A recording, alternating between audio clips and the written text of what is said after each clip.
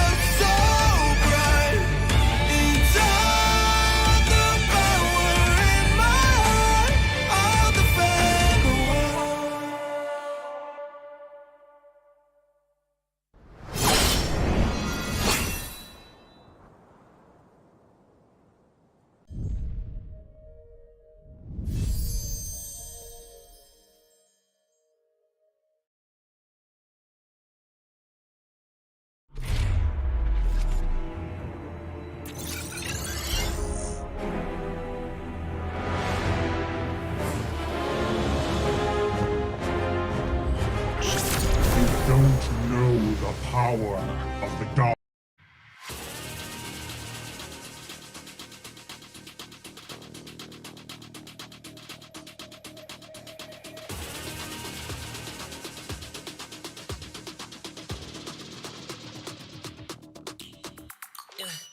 Hit me like I might kick over, but you can keep me in no corner. I know I can make a comeback. Ace this round and finish this game now. Got the power on my shoulders. Yeah, you know that I'm a soldier.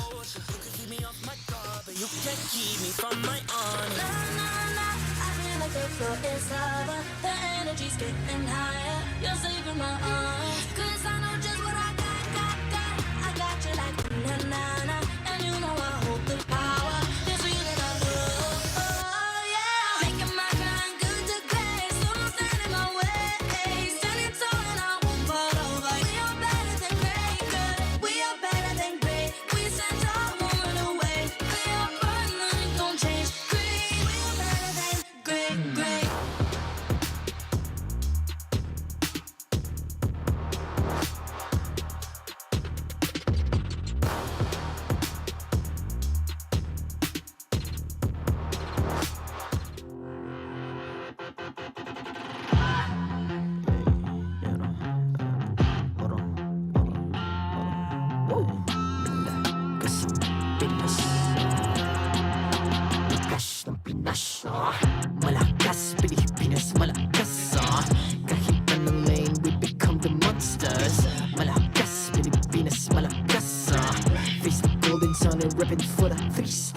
cut us to the top, no ifs, no buts. Winning any game, para to sa PIN na yes.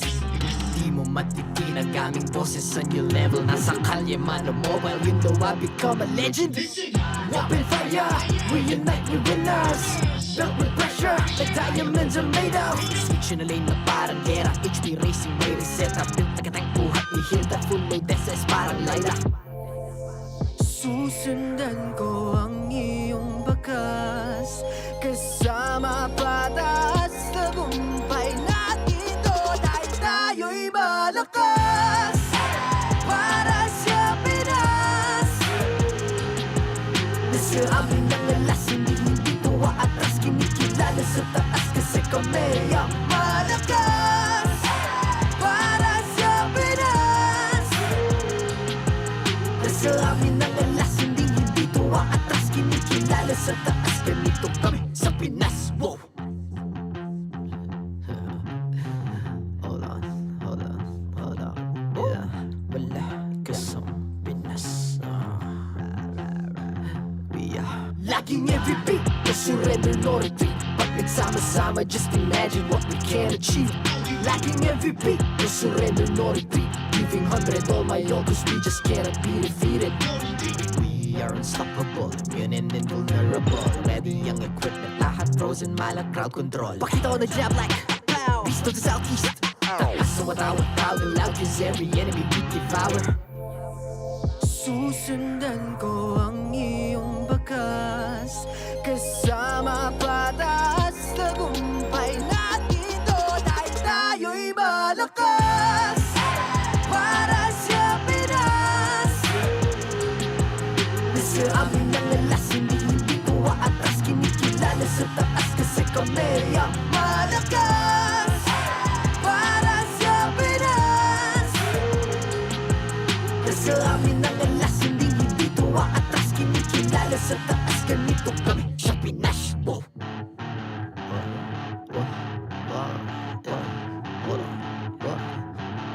Malakas, Pilipinas, malakas. Kahit anong lane, we become the monsters. Malakas, Pilipinas, malakas. Face the golden sun and repping for the 3 stars.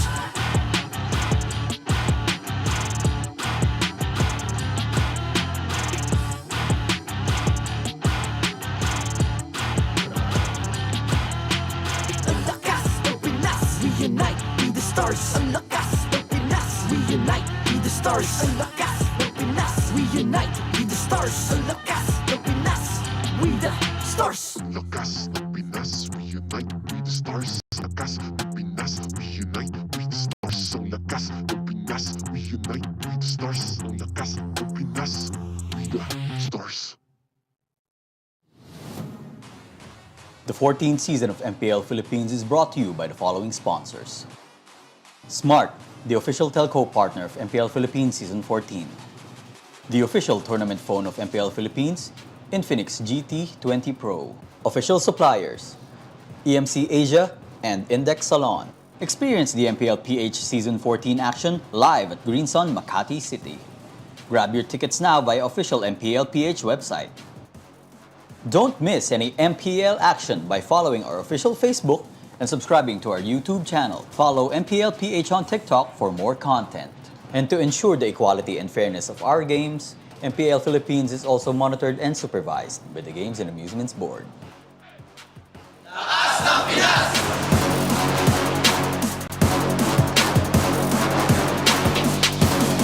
Lakas ng Pinas!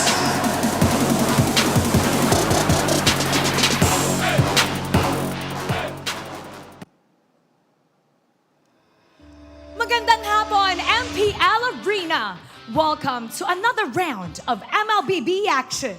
Today marks the opening of the second half of the season. Crucial matches, more heated rivalries, and exciting plays are all waiting within the Lanadon. This is a pivotal moment leading up to the playoffs.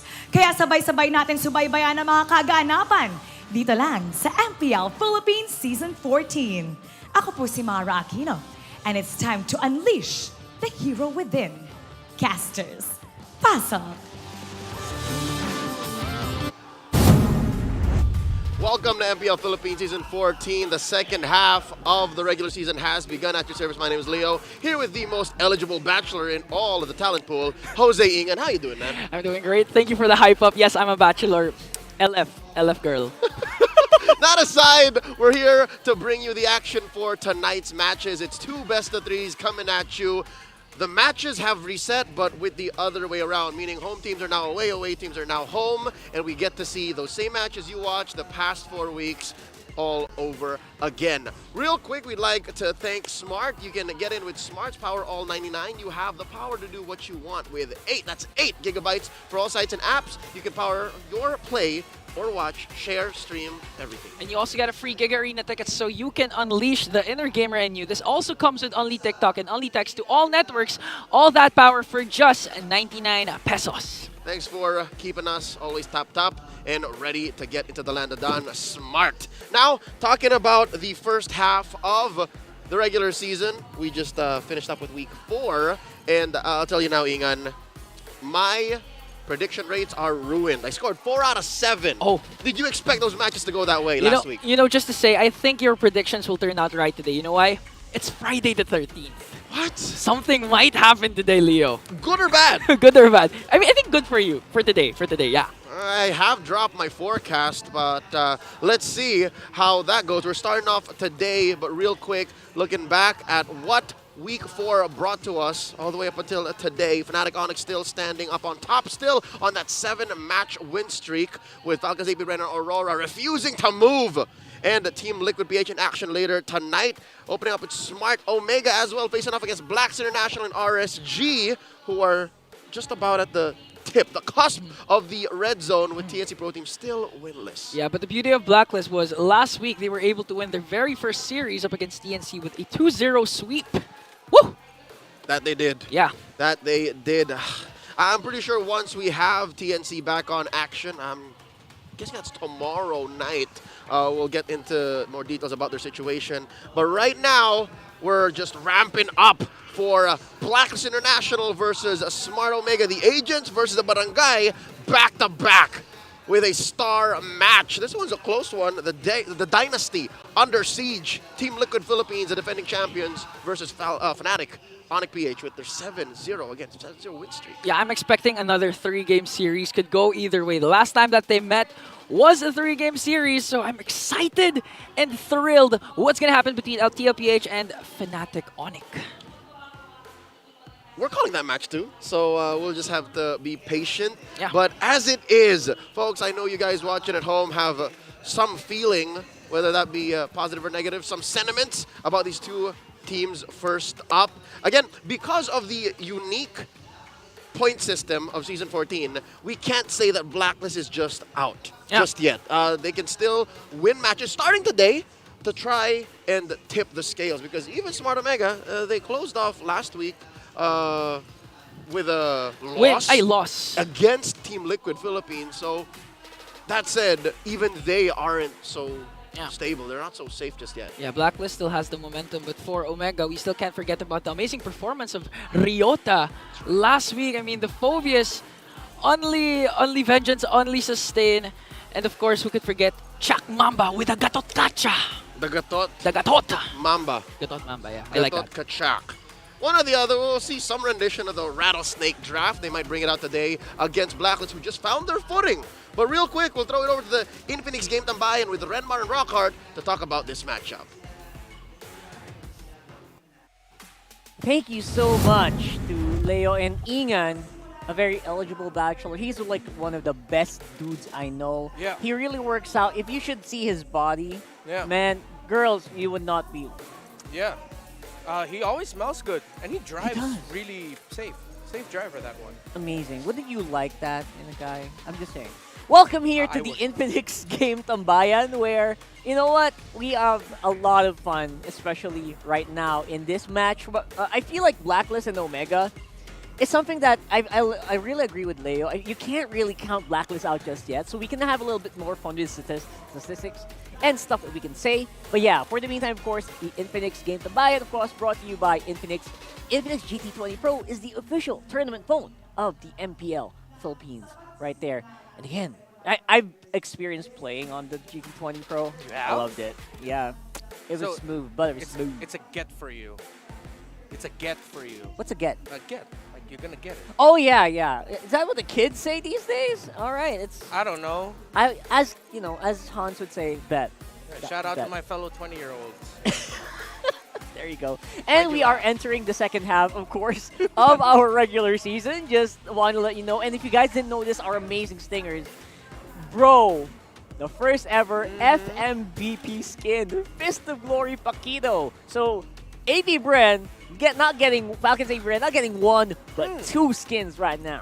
The only country broadcast that you could say the skins that we're showing and that we're highlighting for our weeks of broadcast are ours. It's ours, yo. World Championship skin, the first ever Finals MVP skin, only in the Philippines. Whew. Feels good to say. Feels good. Right there, want get both. him. I like it. Can I just... Do we I get? w- I Direct, wish. do we get? No, I don't think we're going to get. get But that. we're going to buy it for sure. Yeah, for sure. So, yeah, for the meantime, though, it is going to be Black versus Omega on this one. Sorry, we just had to celebrate a little bit there. For Black versus Omega, the theme here is trust the process. Oh, yeah. I mean, Blacklist International, they have a process to trust. It was mentioned that they already got their first series win last week, and they were able to take a game away from Fnatic Onic Philippines earlier in the season. And it's perfect that now they're going to be going up against a team that has trusted the process. So for Blacklist International, it seems like they already have their idea of their main five. They have Oheb, MP, The King, Haji, Lord JM, and Perks. Yeah, finally, this iteration, this is the... I mean, Blacklist, if you've been following MPL Philippines, they have been trying so many combinations of their players week after week after week, and finally in week 4, they got it. They got their first dub, and that's something you have to really think about. But on the other side, it will be the Doctor walking out. It's Rebo going out, and the Bornok coming in. Bit of a mid-season roster update we got for you guys. So, not sure what happened with the Doc, of course, of MPL Philippines Season 1 champ. But definitely wish him well, whatever he's going to do next after this one. Yeah, and the one coming in his slot is Bornok, who is actually the brother of Chaknu. Yeah. So, you know, it's in the blood, you know, the MLBB genes are in him. But the interesting thing about Bornok is that he has no prior MDL or MPL appearances. So it brings us back to the old days. Well, back when we didn't have the illustrious MDL Philippines. Right. When we just have to hear rumors about, yo, there's this guy who's really strong with RG. Yo, trust me. We've seen him play. He has so many stars and he's really good. I think we can mold him into a pro. I feel like this movement brings us back to a time like that for the movement of Borno. Yeah, literally pluck him out of the what do you call that? The rooster hen or something. The coop. Pluck him out of the coop.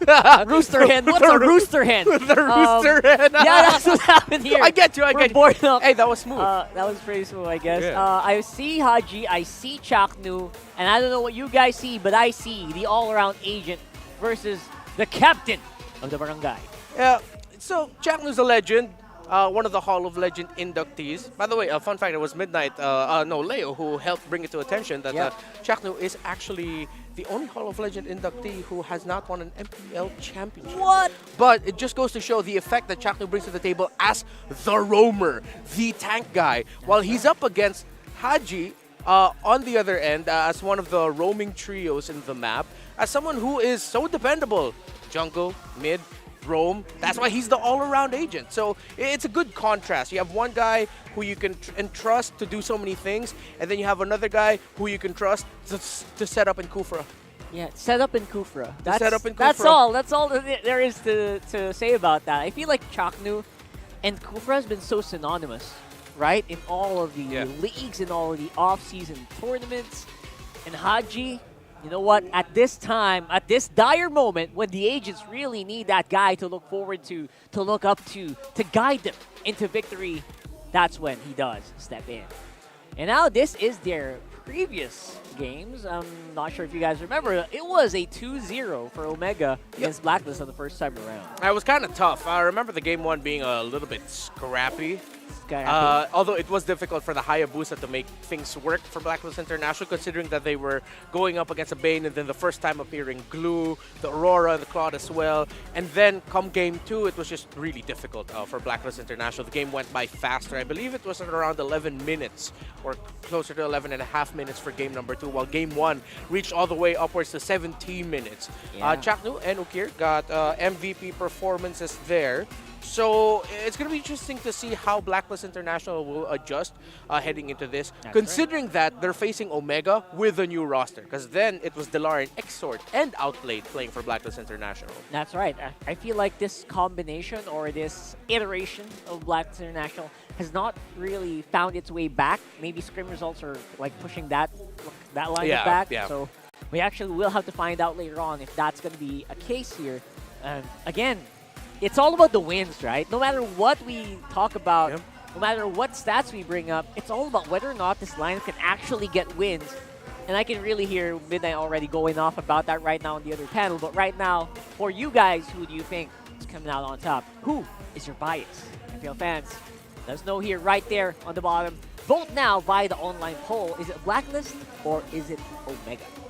Well, you can make a strong case for Omega, but personally, it's easy to make a strong case for Omega for this series, considering that they've had a better season so far. But for Blacklist International, you can't take away that factor of teams in the Philippines and MLBB pros around the world love that idea of momentum. You get that first win, the next one's gonna come. You get the second win, you get the third one potentially. So I feel like Blacklist International is riding in that spirit. You mentioned results.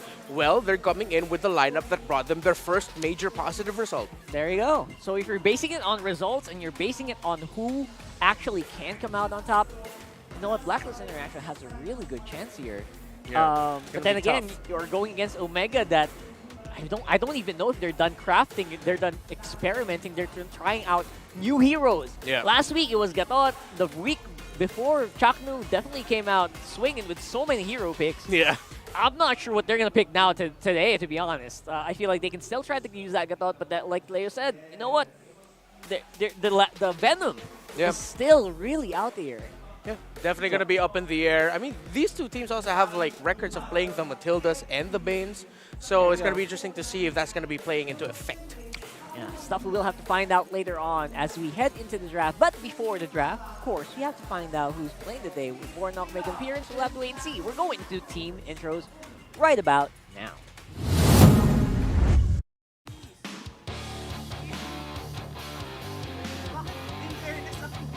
To officiate our match, please welcome Jeff, Chico, Pat, and Wilbert.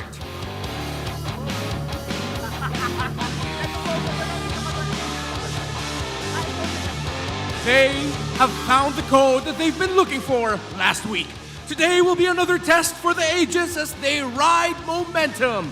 Let's welcome truly top tier, it's Blacklist International!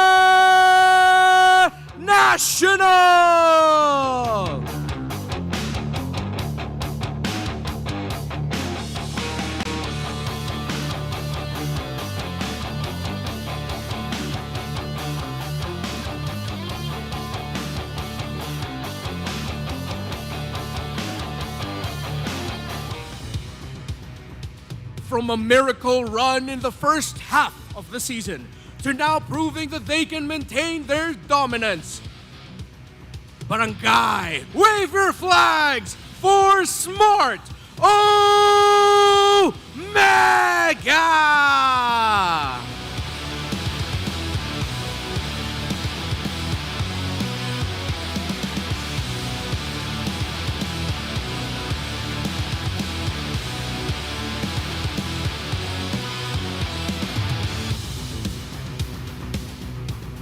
And their coaches for Blacklist International, Coach Bonchan. And for Smart Omega, Coach Lambot.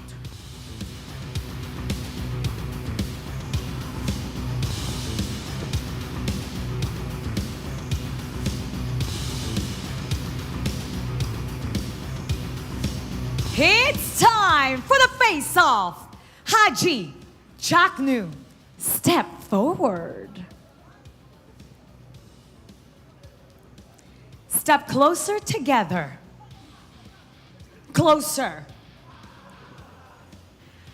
Haji, paano ka babawi kay Chaknu at sa Barangay Omega? Ano ang palag mo? Hindi ko po alam eh.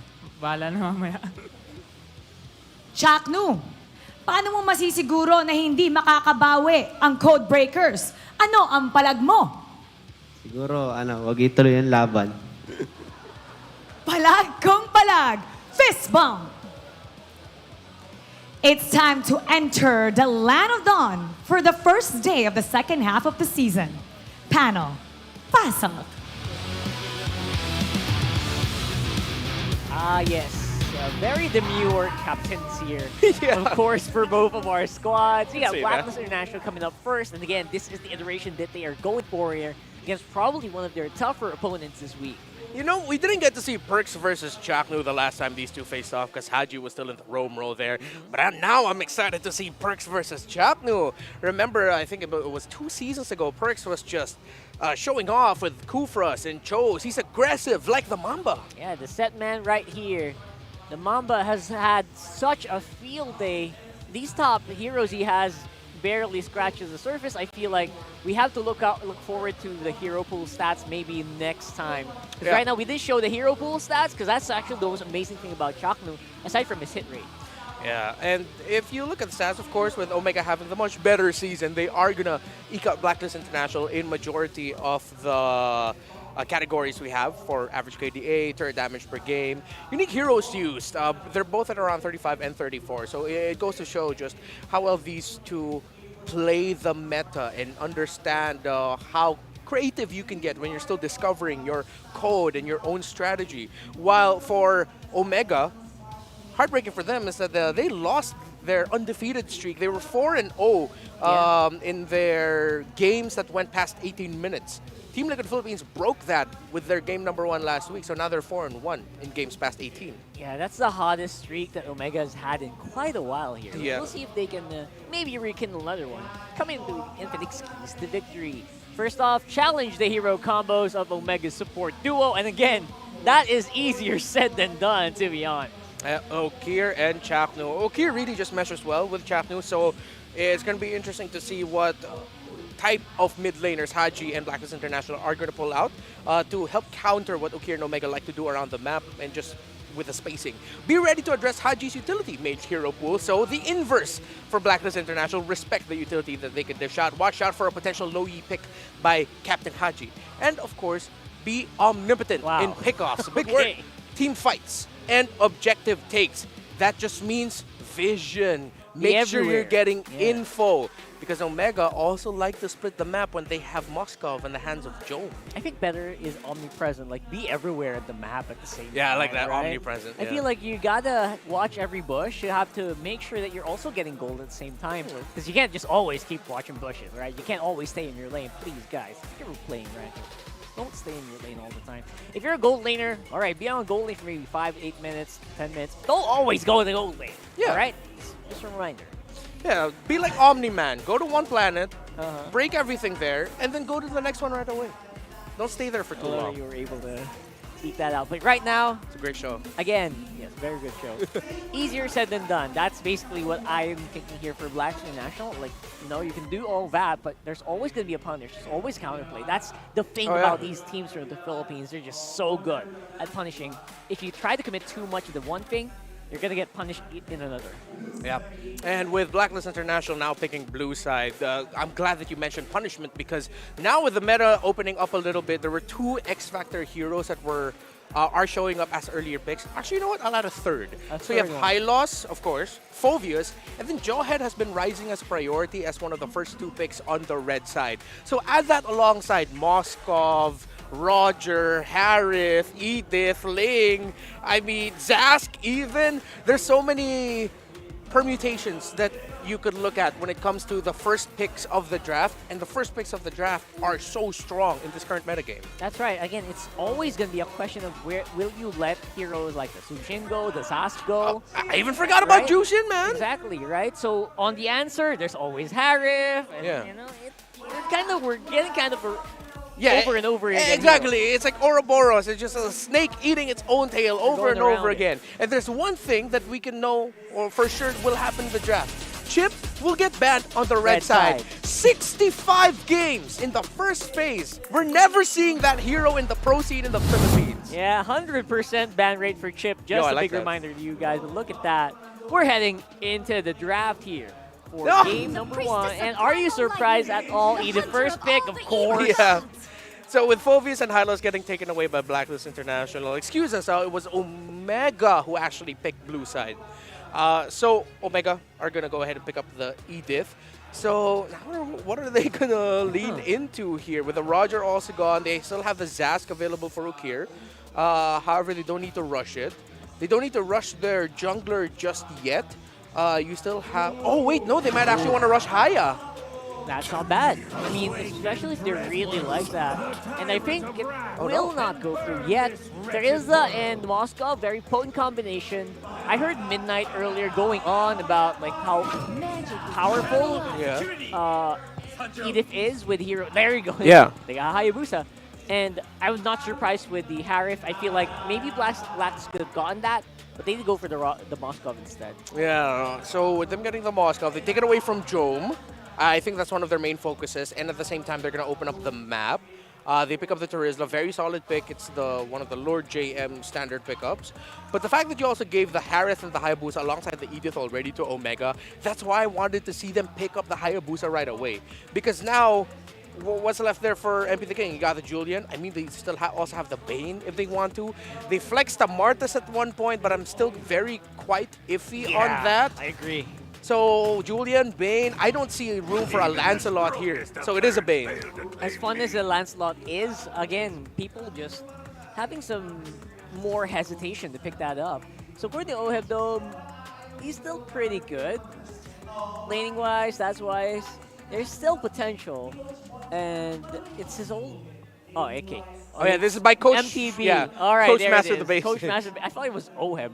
All right, so MTB is kind of just reminding us how good Oheb is still.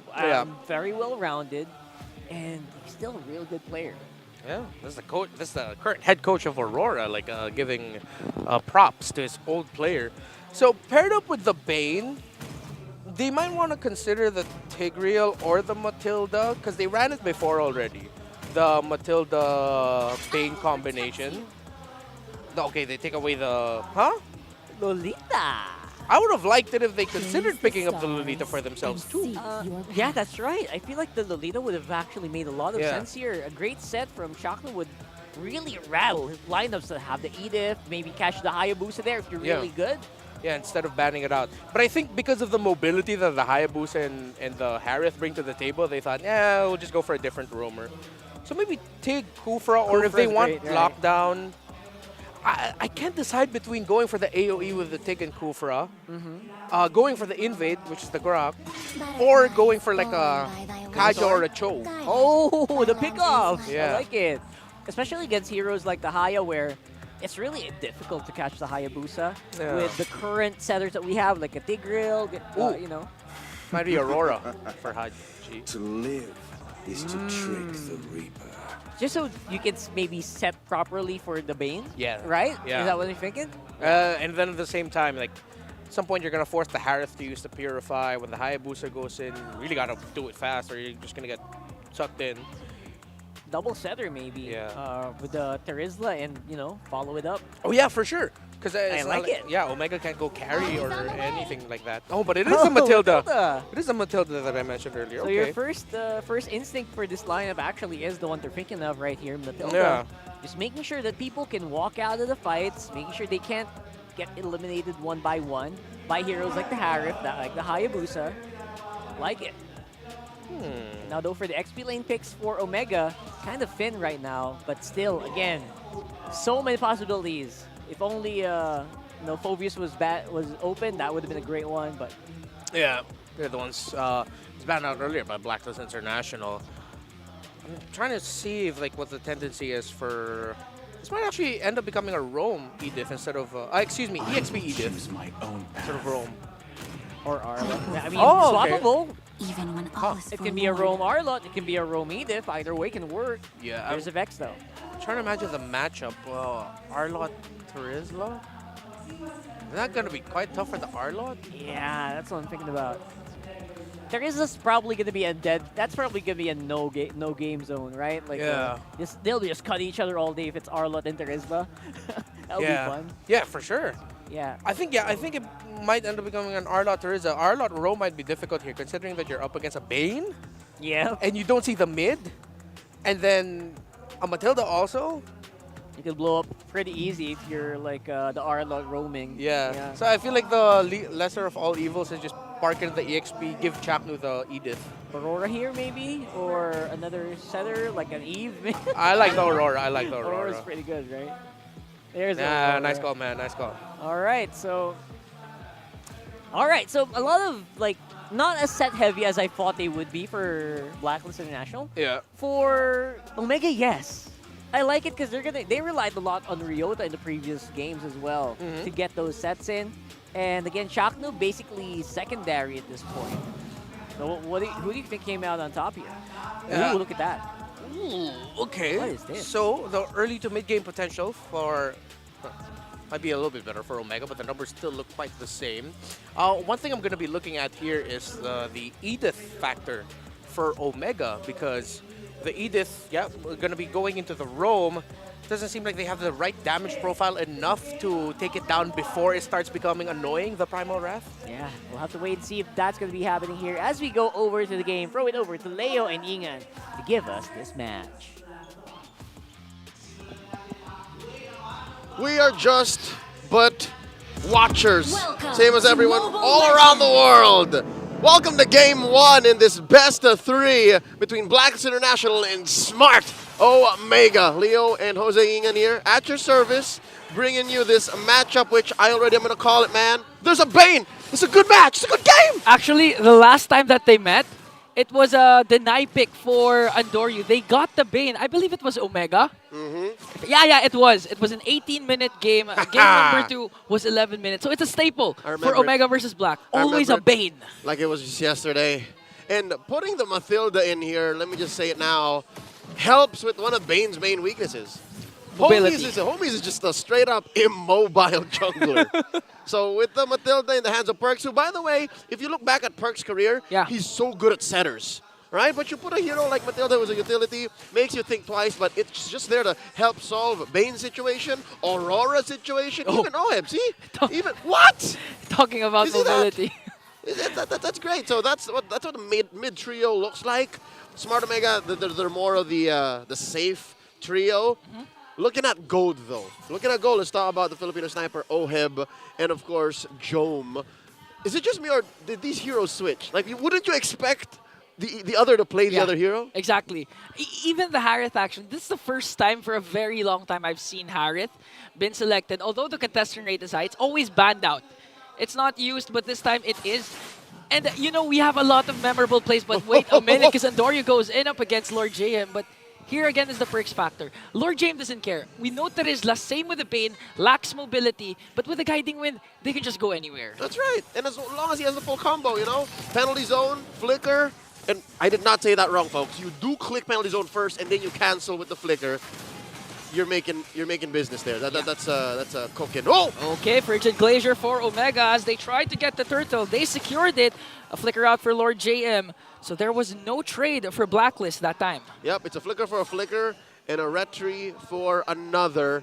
And so far, because of how, I'd say, slightly tighter Smart Omega's movements are in the early game, that'll allow for them to go up maybe 300, 400 gold on the first turtle alone. 2.5 minutes in, Blacklist International. Again, I'm going to talk about how great their synergies are, but on a hero-per-hero basis, Ingan, I'm going to be honest with y'all. Folks watching at home, I'm going to have to side with the barangay. Yeah. Like, when everything goes well, especially if Smart Omega continues to snowball, bring this lead up to 1,000. Oh, no, here we go! Oh, but they pick off Haji there as he escapes with the Guiding Wind. Again, the Perks factor with the Matilda will take into effect there. But looking at the Blacklist side, for their for their side, I believe the X Factor will be Haji. Not just because Haji is the captain, but again, the Aurora. We've seen this during Fnatic Onic versus FCAP, wherein when Few casts the Frigid Glacier and it connects onto at least 2 or 3, the counter attack of FCAP is just immense. So Blacklist right now needs to make sure that the Frigid Glacier will always connect. Even Lord JM and MP the King, they don't have to start the clashes. Nope. It's the counter-attack strat for Blacklist. That's right. And count me up into this 76% for Smart Omega, because leading up to day 1 of week 5, I also called it. I said Omega's going to win this. But look at that. Off camera, Haji put down about a 10th of his health, courtesy of Andoryu. And this is unfamiliar territory for me, Ingan. It's been a while since we've seen a 4-minute, 5-minute game with no first bloods. Yeah, especially for Omega. Omega's been playing very well. I remember when they compared Omega and TLPH stats, Omega had the faster game and a fastest, longer game compared to TLPH. But technically, they're not the comeback kings because they've been dominating the early game. The Barangay has been working towards a better start. And I'm not just talking about in-game, but even their Season 14 has been on fire, holding a streak up until the 2nd week. Now, Second Turtle's already spawned up, about 500 gold between Omega and Blacklist. Andoryu just working on his small camps. Might even go for the orange first, as it's Blacklist circling the pit. This is such a passive game, but again, it favors Blacklist lineup. They have Oheb with the Moskov, so if ever this game extends to the 18-minute mark, 20-minute mark, Blacklist can actually win this, but Omega starting things off. Look at Ryota!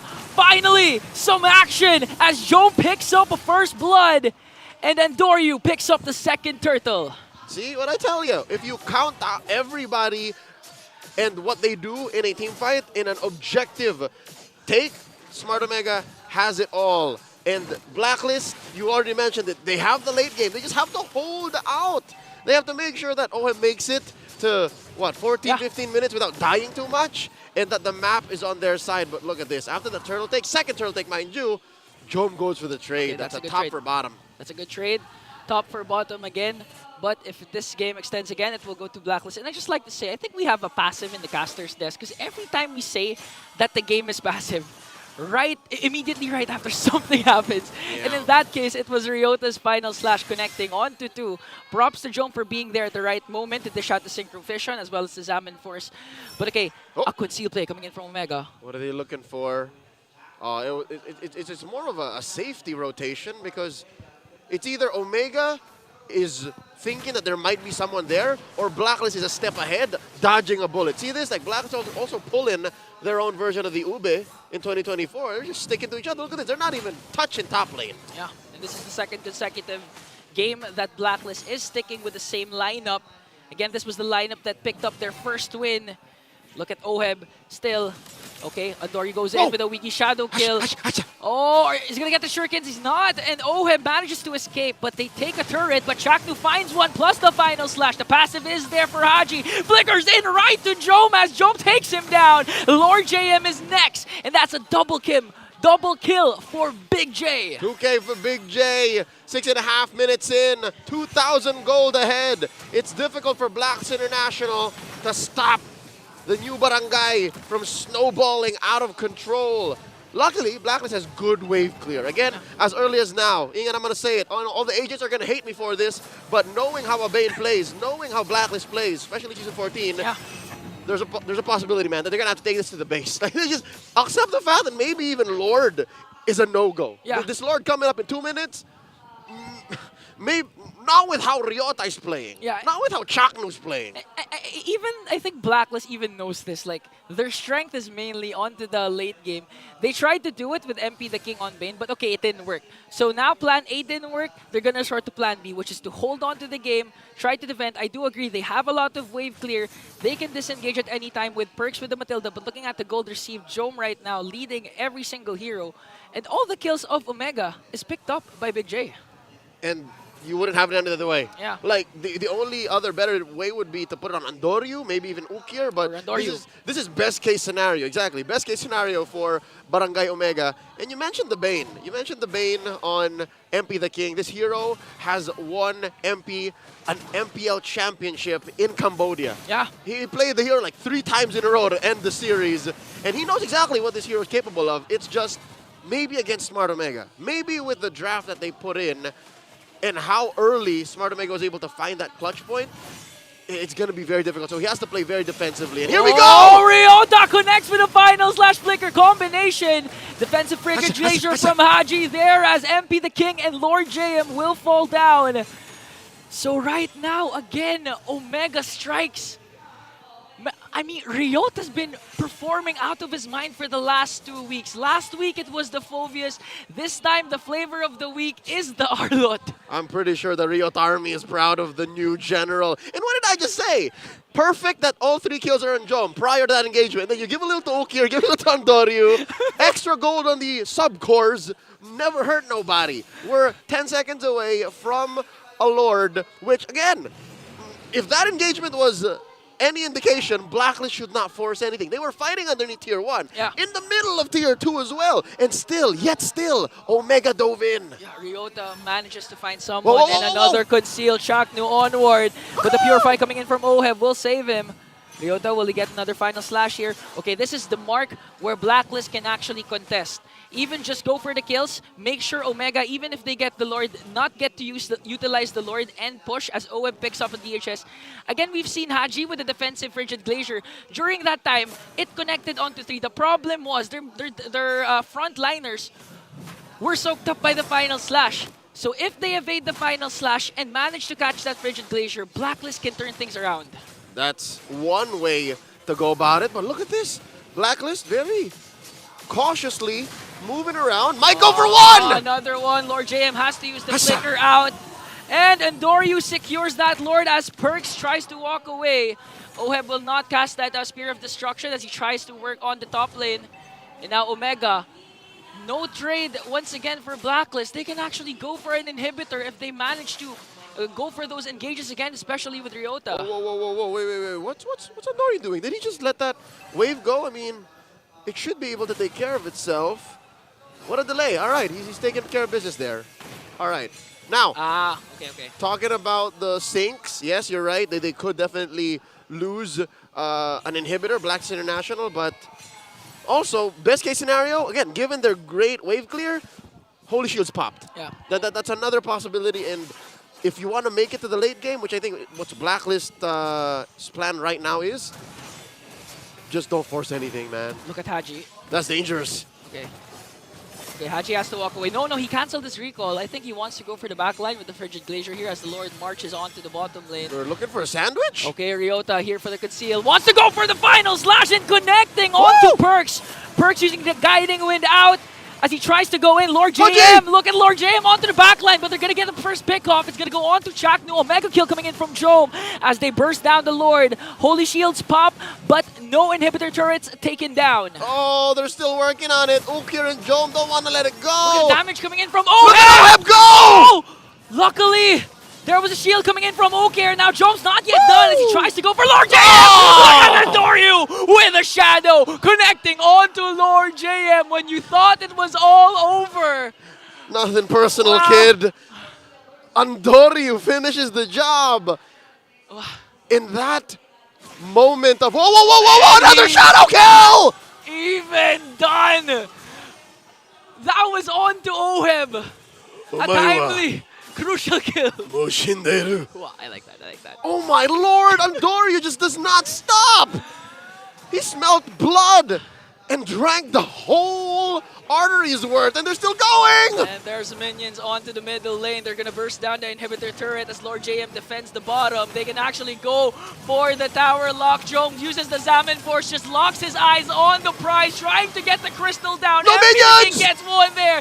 No more minions. Chaknu's the first man down as well as Ukir, but it's Oheb left up against 3, and Omega secures game number 1. This one pesky siege minion. If only, say all the ages, but Blacklist fans, I get you. Smart Omega has played better. Game 1 goes over to the Barangay. Very clean. All the damage dealers got the necessary kills that they wanted. What a performance from Barangay.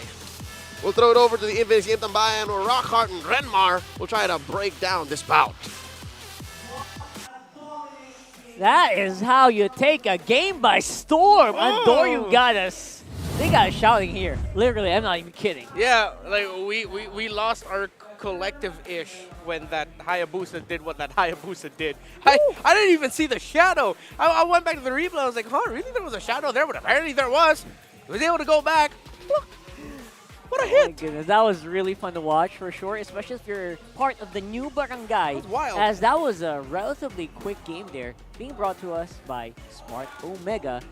And again, I'm actually gonna preface this a little bit by we were not super convinced with the lineup when the draft after the draft started. We're talking about like how this could be like kind of 50-50 here for the barangay. But you know what? They showed up, and of course, Big J showing that even if you take that Moscow away from him, you can't take the Big J away from the game. This man has had 3 MVP performances for Smart Omega this season, and all of them have been with Harith.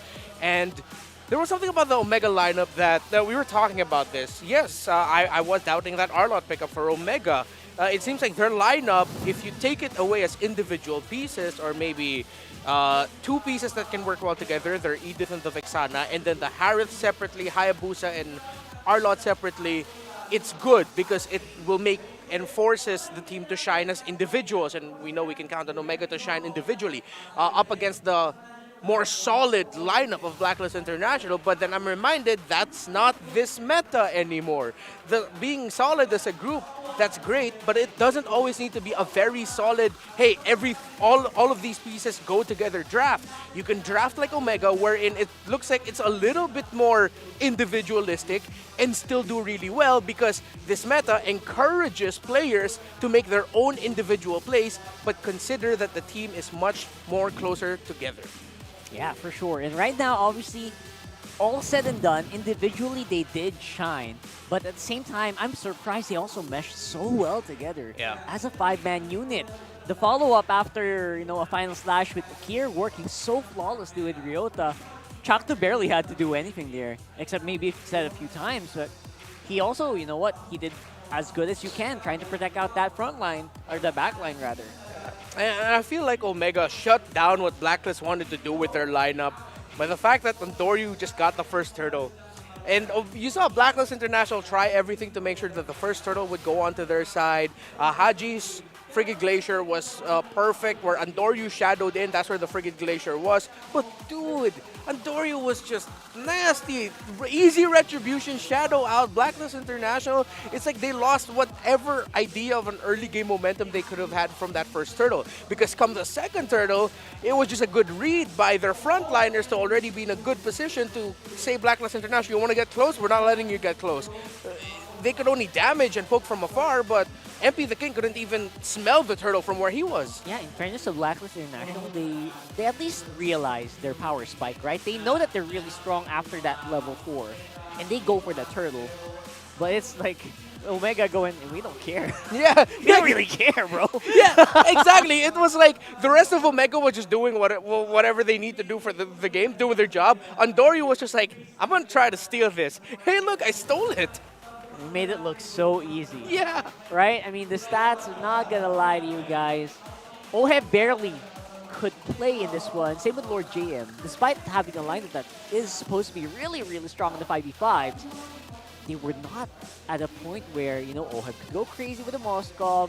I mean, MP the King was trying really hard to set some of these things up, but then again, the limitations of a Bane in a scenario where people are free to kind of shadow out, he can dash out, Primal Wrath out, it's really difficult. Yeah, and because of Omega setting the tempo, Blacklist International readjusted. They were thinking, okay, let's just go for counter punch. Because we saw some team fights where we were wondering, whoa, where did the health of the Omega members suddenly go? Why are so many key players suddenly low? Is because they still had to respect the damage that the Bane could dish out. Haji's Frigid Glaciers, we gotta give it to him, were on point. When Oheb, the very few times where he got the free hit, we got a bit of a teaser of what this Moskov could have been. But ultimately, Omega just played way too fast. Omega just played with much more conviction to take control of the game early, that up against a lineup that wants to control the early, they just really couldn't. I think that's the name of the game there. You gotta play with conviction, right? And I think that Blacklist was a little half-hearted in some of these engagements. Yeah. Like if you're going to go all in with a lineup, just go all in, right? Don't try to beat him out with the skirmishes. And I think that did happen a little bit there. They were trying to do a little bit of skirmishing here and there, which I don't blame them. You got to try. Yeah. But they just got overwhelmed, and they were trying to hold on to a point where Oheb could do like that Moscow thing, where you're almost unkillable, you're almost untouchable, but we didn't get there. They ended it at 12 minutes. It was like farm, protect, MP the King, farm, protect. Oh, we'll try to fight for the second turtle. Oheb, just do what we've been doing for years. We're in second or third turtle. We send our gold laner opposite and then just farm up. That's what they did. I wish we saw more attempts from Blacklist International to force those pickoffs, 3v1, 2v1 style pickoffs, and then get out of there. But maybe we could also attribute it to Omega just not giving them any room to actually do that and playing the map in such a way that Blacklist International's only choice was to face Omega around the objectives where they're stronger at, but Omega were just more in the groove today, it looked like. That's also part of their, I guess, genius. Yeah. Is that they knew what Blacklist was up to. So, you know what? Let's finish this early. Let's not give them time, right? So, right now, though, after that game, we have to ask you guys as well, which match should be the Week 6 star matchup? Ooh. Right? We got some spicy ones here. RSG for Blacklist, TLPH versus Aurora. Man, TNC versus FNOP. Oh! And, of course, TLPH versus Omega. I feel like I'm leaning a little bit more towards B. But I feel like we already did B as a star match. Did we? Week 3? Maybe? It feels like it. Week 3, It feels right? but then again, like give a credit to the Auroras. Every time their team's playing, it feels like a star match. Again, always sold out when it's Aurora. So of course, gotta give them the credit for Again, that. big fans to you guys for making that possible, right? Oh, yes. Big, very solid Aurora fans, always wanting to watch them on the venue. Yeah. Same goes for the Cavalry though. For sure. And again, maybe you want to see TNC do something against the win streak of FNOP. Let us know, right? Maybe. A, B, C, or D, comment it. I'm gonna read the YouTube comments later on. We want to tally that a little bit. But for now, guys, we want you to maybe experience something else, right? Catch the biggest Clash of Legends every Monday with We Are Legends. Also get a chance to win 10,000 in-game diamonds just by liking and supporting that show. And more details about that on the WeTrends official Facebook page. I was actually there last Monday. They literally gave the diamonds right after before the stream ended. Oh yeah? So you can actually get the diamonds right after. So check out WeTrends Facebook page for that. I was surprised. Whoa. So you want 10,000 diamonds? Just check that out. So for now, man oh man, I'm not sure what's gonna happen here in match number 2. I would say if I was a Blacklist fan there, I would be sweating bullets with what I saw there. Yeah. Knowing that Omega could finish the match in 12 minutes. Not give Oheb a chance to shine. Again, I go back to the idea of, they went for the Matilda Bane that we expected. And yes, they've gotten a game win from that. Bane is, as Leo mentioned, the hero where MP the King was able to get a championship in Cambodia with. But I'm still thinking, if they can get the Hayabusa, get the Hayabusa to MP the King. Yeah, make it look good. Yeah. Just like maybe our Index Salon beauties right there. So maybe you want to look good, you want to show it off, go over here to the venue. Maybe you could get chosen as one of our Index Salon beauties. I heard they're giving away some stuff later on to whoever that is going to be. We got the cameraman doing the snipes over here today, and I think could have had one, but who is it gonna be? So all you gotta do is just flex your natural beauty here. That's something that Index Salon has always been focused on here. And someone hit him from the back, and he's going for the Riz, and the clutch Riz. He rizzed us. That was, I think that's all you can ask for right there. What a plot twist. And hey, the man was ready.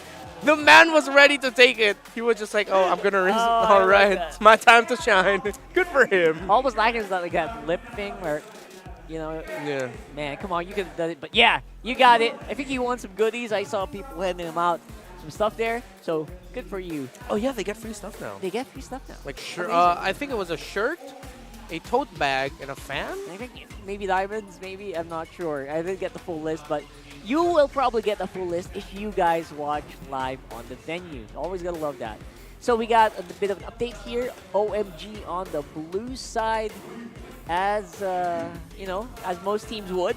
Most Yeah. teams, right? Not all teams would pick blue side, but most teams would definitely love that. And last game, they also kind of showcased that with the Edith first pick. Yeah. Again, we saw it in the draft earlier. The meta's like just revolving around those priorities onto Phovius, Hylos, Edith, Ling, Harith, Roger. Even Zask was snubbed though. Snubbed in the today, the yeah. last one. So I feel like teams are a little bit more selective with the Zask. So yeah, I feel like we're just gonna be seeing different versions and permutations of that, unless they really surprise us with a super out of nowhere first pick. But I don't think it's gonna Yeah, happen. I want to ask the viewers, who do you think is first pick material? Like, who's the best first pick? If you were playing for your life, ML game for your life, who is your first pick material? Who would you want? Pretty sure someone already commented Zilong or Alucard. No. Are you sure? Hey, Are you hey, sure? throughout For your the life. Okay, throughout the years where we've played ranked games before our broadcast starts, Right. there have been times where we've been destroyed by a really good Alucard and Zilong. I feel like there's something about those heroes, man. Not gonna lie, that did happen. Yeah. Yes, that did happen, Plus, guys. let's say it's a Philippine team that will have to save the world from aliens Right. from an MLBB game. I feel like we're just going to end up picking Zilong, dude. Because maybe they don't know. Maybe they don't Maybe know the they power. don't know. What about you guys? Is Zilong your first pick material? Comment down below. It can happen for your life and for saving the whole. If all the fate of the universe relied on one MLBB game, who's your first pick? And do you want to go red side? Who's your two picks? So there you go. At least in this patch. Type heroes. Patch something right now. Yeah. Whatever patch we're on right now. So let us know. I'm gonna check that right now. Maybe look for later. it?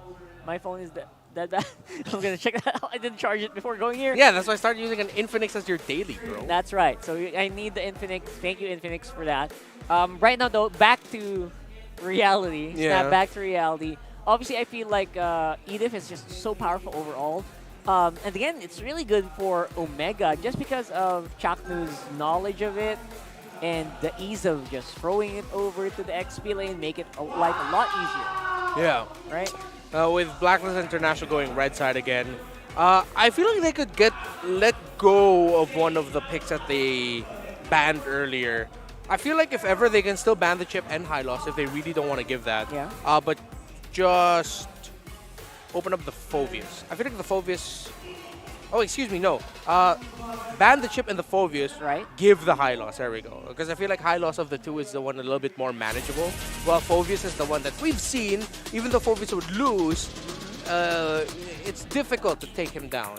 Yeah, Phovius has been making an uptrend if you guys have not been watching the past few weeks. So here we go. Looking forward to this. I'm not sure if Phovius is like first pick material. Probably bannable here. Maybe a red side ban. There you go. Oh no, they're still banning it both. Banning it out. Yep. Still the same bans. I think we're just gonna see a reiteration. They'll still go Edith. Maybe that's a different thing. Pick Hayabusa this time, and then maybe pick the Terizla later. There it is. Oh no, but it's still the Terizla. Okay, fast. There's the adjustment. I like it. I like this adjustment. This is not bad. And you know what? It's the question is it enough though?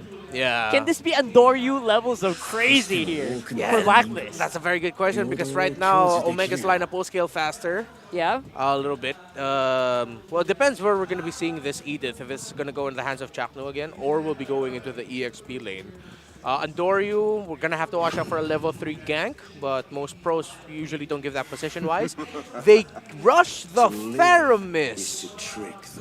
Ukir has a lot in the tank to give that difficulty. The Faramis I actually honestly really like. And again, this is a very old school Blacklist, isn't it? Right? The old school reliance on keeping everyone together. Yeah. Making sure that everyone can survive a big clash. And I guess they're kind of expecting that Omega's going to hammer onto them very quickly. That's usually when you want to pick up the Faramis early on. Okay, so they'll take away the R-Lot from Ryota. That I agree with. They are playing a Faramis comp. Could be tough. Take away the best gold laners in the scene are off now. He's gonna end up with a man. mark. Blacklist International are going to end up with a traditional marksman, which will most probably be the Nathan, knowing Oheb and the tendencies of Coach Claude? Bonchan. Claude, maybe. Claude or Nathan? Claude's going to be too slow. Claude slow here? It is in You think? And that's why they ban it. Oh, no. Very smart for Omega here. So what, just a Bruno? Because they need something that can scale fast. It worked before. It worked before, right? Yeah. And right now, I just want to go back real quick while we're kind of waiting in very high tense situation. They say Mia is their first pick material, and I get it. Hanabi. yeah, they're Hanabi Mia. Hanabi Lolita. To save the world. Yes, to save the world. Hell yes. That's really funny. But What's this gonna be, dude? It's so tough. Is it possible here? Can they go Hanabi Lolita here? Oh. If you have a Faramis on mid, get the Lolita. Can they? Oh, It's great against Moscow. You know what? I'm not gonna knock it. Sure. Okay.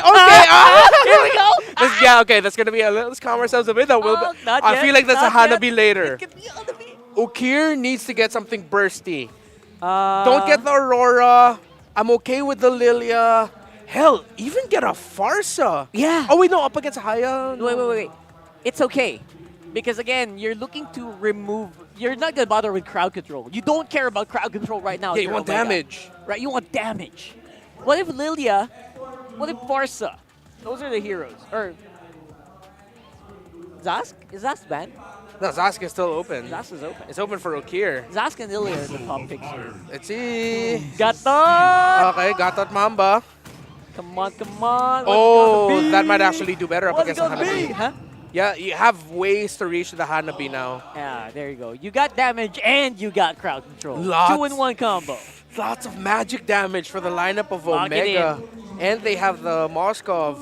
Lock it in, bro. You know you want to. You know you want to. You pull that trigger right now. If it's not the Hanabi, it might be... Okay. If it's not the Hanabi, might be a Melissa? Meli or an Iksha. But although against the Gatot Kacha, the Iksha might cry. Yes. The Meli might be a little bit better because you can push people away. I've been waiting for too long. And a carry. Oh, we didn't see that. I mean, it makes sense. Makes sense. One of the strongest marksmen right now. You need something to take down the Edith and the Gatot Kacha. Yeah, exactly. It takes the conditions. But I think it's fair to say we're both quite disappointed. I think all the We both even the English, the Filipino panel looks very disappointed with that one. We all wanted the I saw Hanabi. Midnight. We all wanted the Hanabi and Lolita.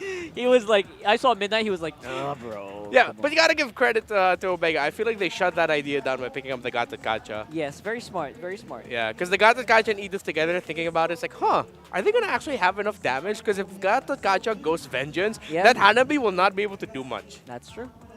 And again, you're probably just gonna take out your own life with with hits. So I don't know. If you guys agree, let us know in the comment section. We'll read that later on.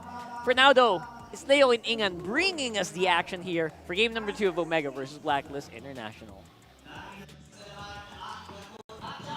We are also slightly upset, given that the potential for Lolita Hanabi showed itself. A little tease, but instead we have here Old Reliable. Welcome to game number 2. Blacklist International versus Smart Omega and the Barangay are at match point. Ingan, how do you reckon? Is this the right call? Would you have picked the carry instead? Yeah, for me, the Gatot Kacha answers the Hanabi situation for Omega. And considering Ohem with the carry, he can actually tear down Edith and Gatot Kacha easily, especially if you reach the mid to the late game. So for me, this is a safer route. Ironically, it's a safer route compared to a Hanabi-Lolita combination. Which I think ran its course. Despite how many of us want to see it happen, it being the nightmare of many ranked game players, this is the truth of the matter. Again, Smart Omega almost single-handedly found a solution to the shenanigans by picking up the Gatot, which, again, now shows it doesn't have to be part of that whole rattlesnake, I can hit you from anywhere, Phovius Lilia, Gatot kind of combo. It's just, I mean, we haven't seen it. It hasn't won yet, but it's a good pick. It's just a solid pick. Yeah, and actually, I think it complements well the Frigid Glacier. Because imagine Frigid Glacier plus AOG combination. Although you have to do it during immense team fights like the Lord fights, but they do have a lot of pickup potential. Because again, they still have Edith with with Ryota. And I think, what was Andori using again? Was it the Hayabusa? Andori's pick? That was Yeah. Julian. Julian. So Hayabusa went over to MB the King this okay, time. okay. So in terms of pick-off, Omega still has control. Not control, but an edge. But at the same time, in terms of clashes, oh my gosh. Gatot plus Aurora. Yeah, just talking about it now, I can already see in my head the massive amount of AoE they're controlling, right? Yeah. It's not just a box. It's a circle, it's a triangle, it's geometry. Just a lot of different things that affect the tide of battle that Blacklist have to consider. The carry is gonna use a baby friend alert. There's two cute puppies on. Got distracted. There's a lot that OHEB has to consider, and that explains why Blacklist International rocks so much green. And I'm not just talking about the Revitalize on the Lolita, but the Purifies. Yeah, I mean they have to. Again, we've seen Chaknu perform with the Gatot.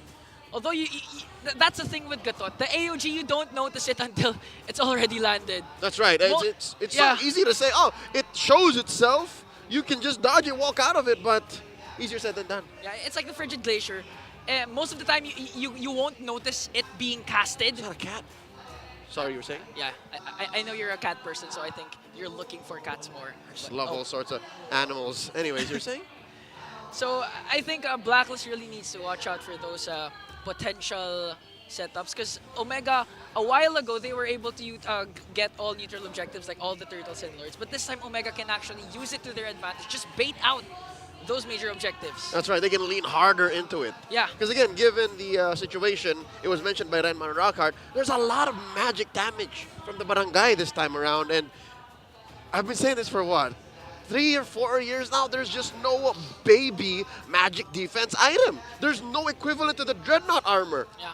The cloak doesn't do it. You have to build a shield right away or radiant armor. Exactly. It's just one of those things that's just too expensive when you're so economically down. When you're in your poverty area, you can't afford that.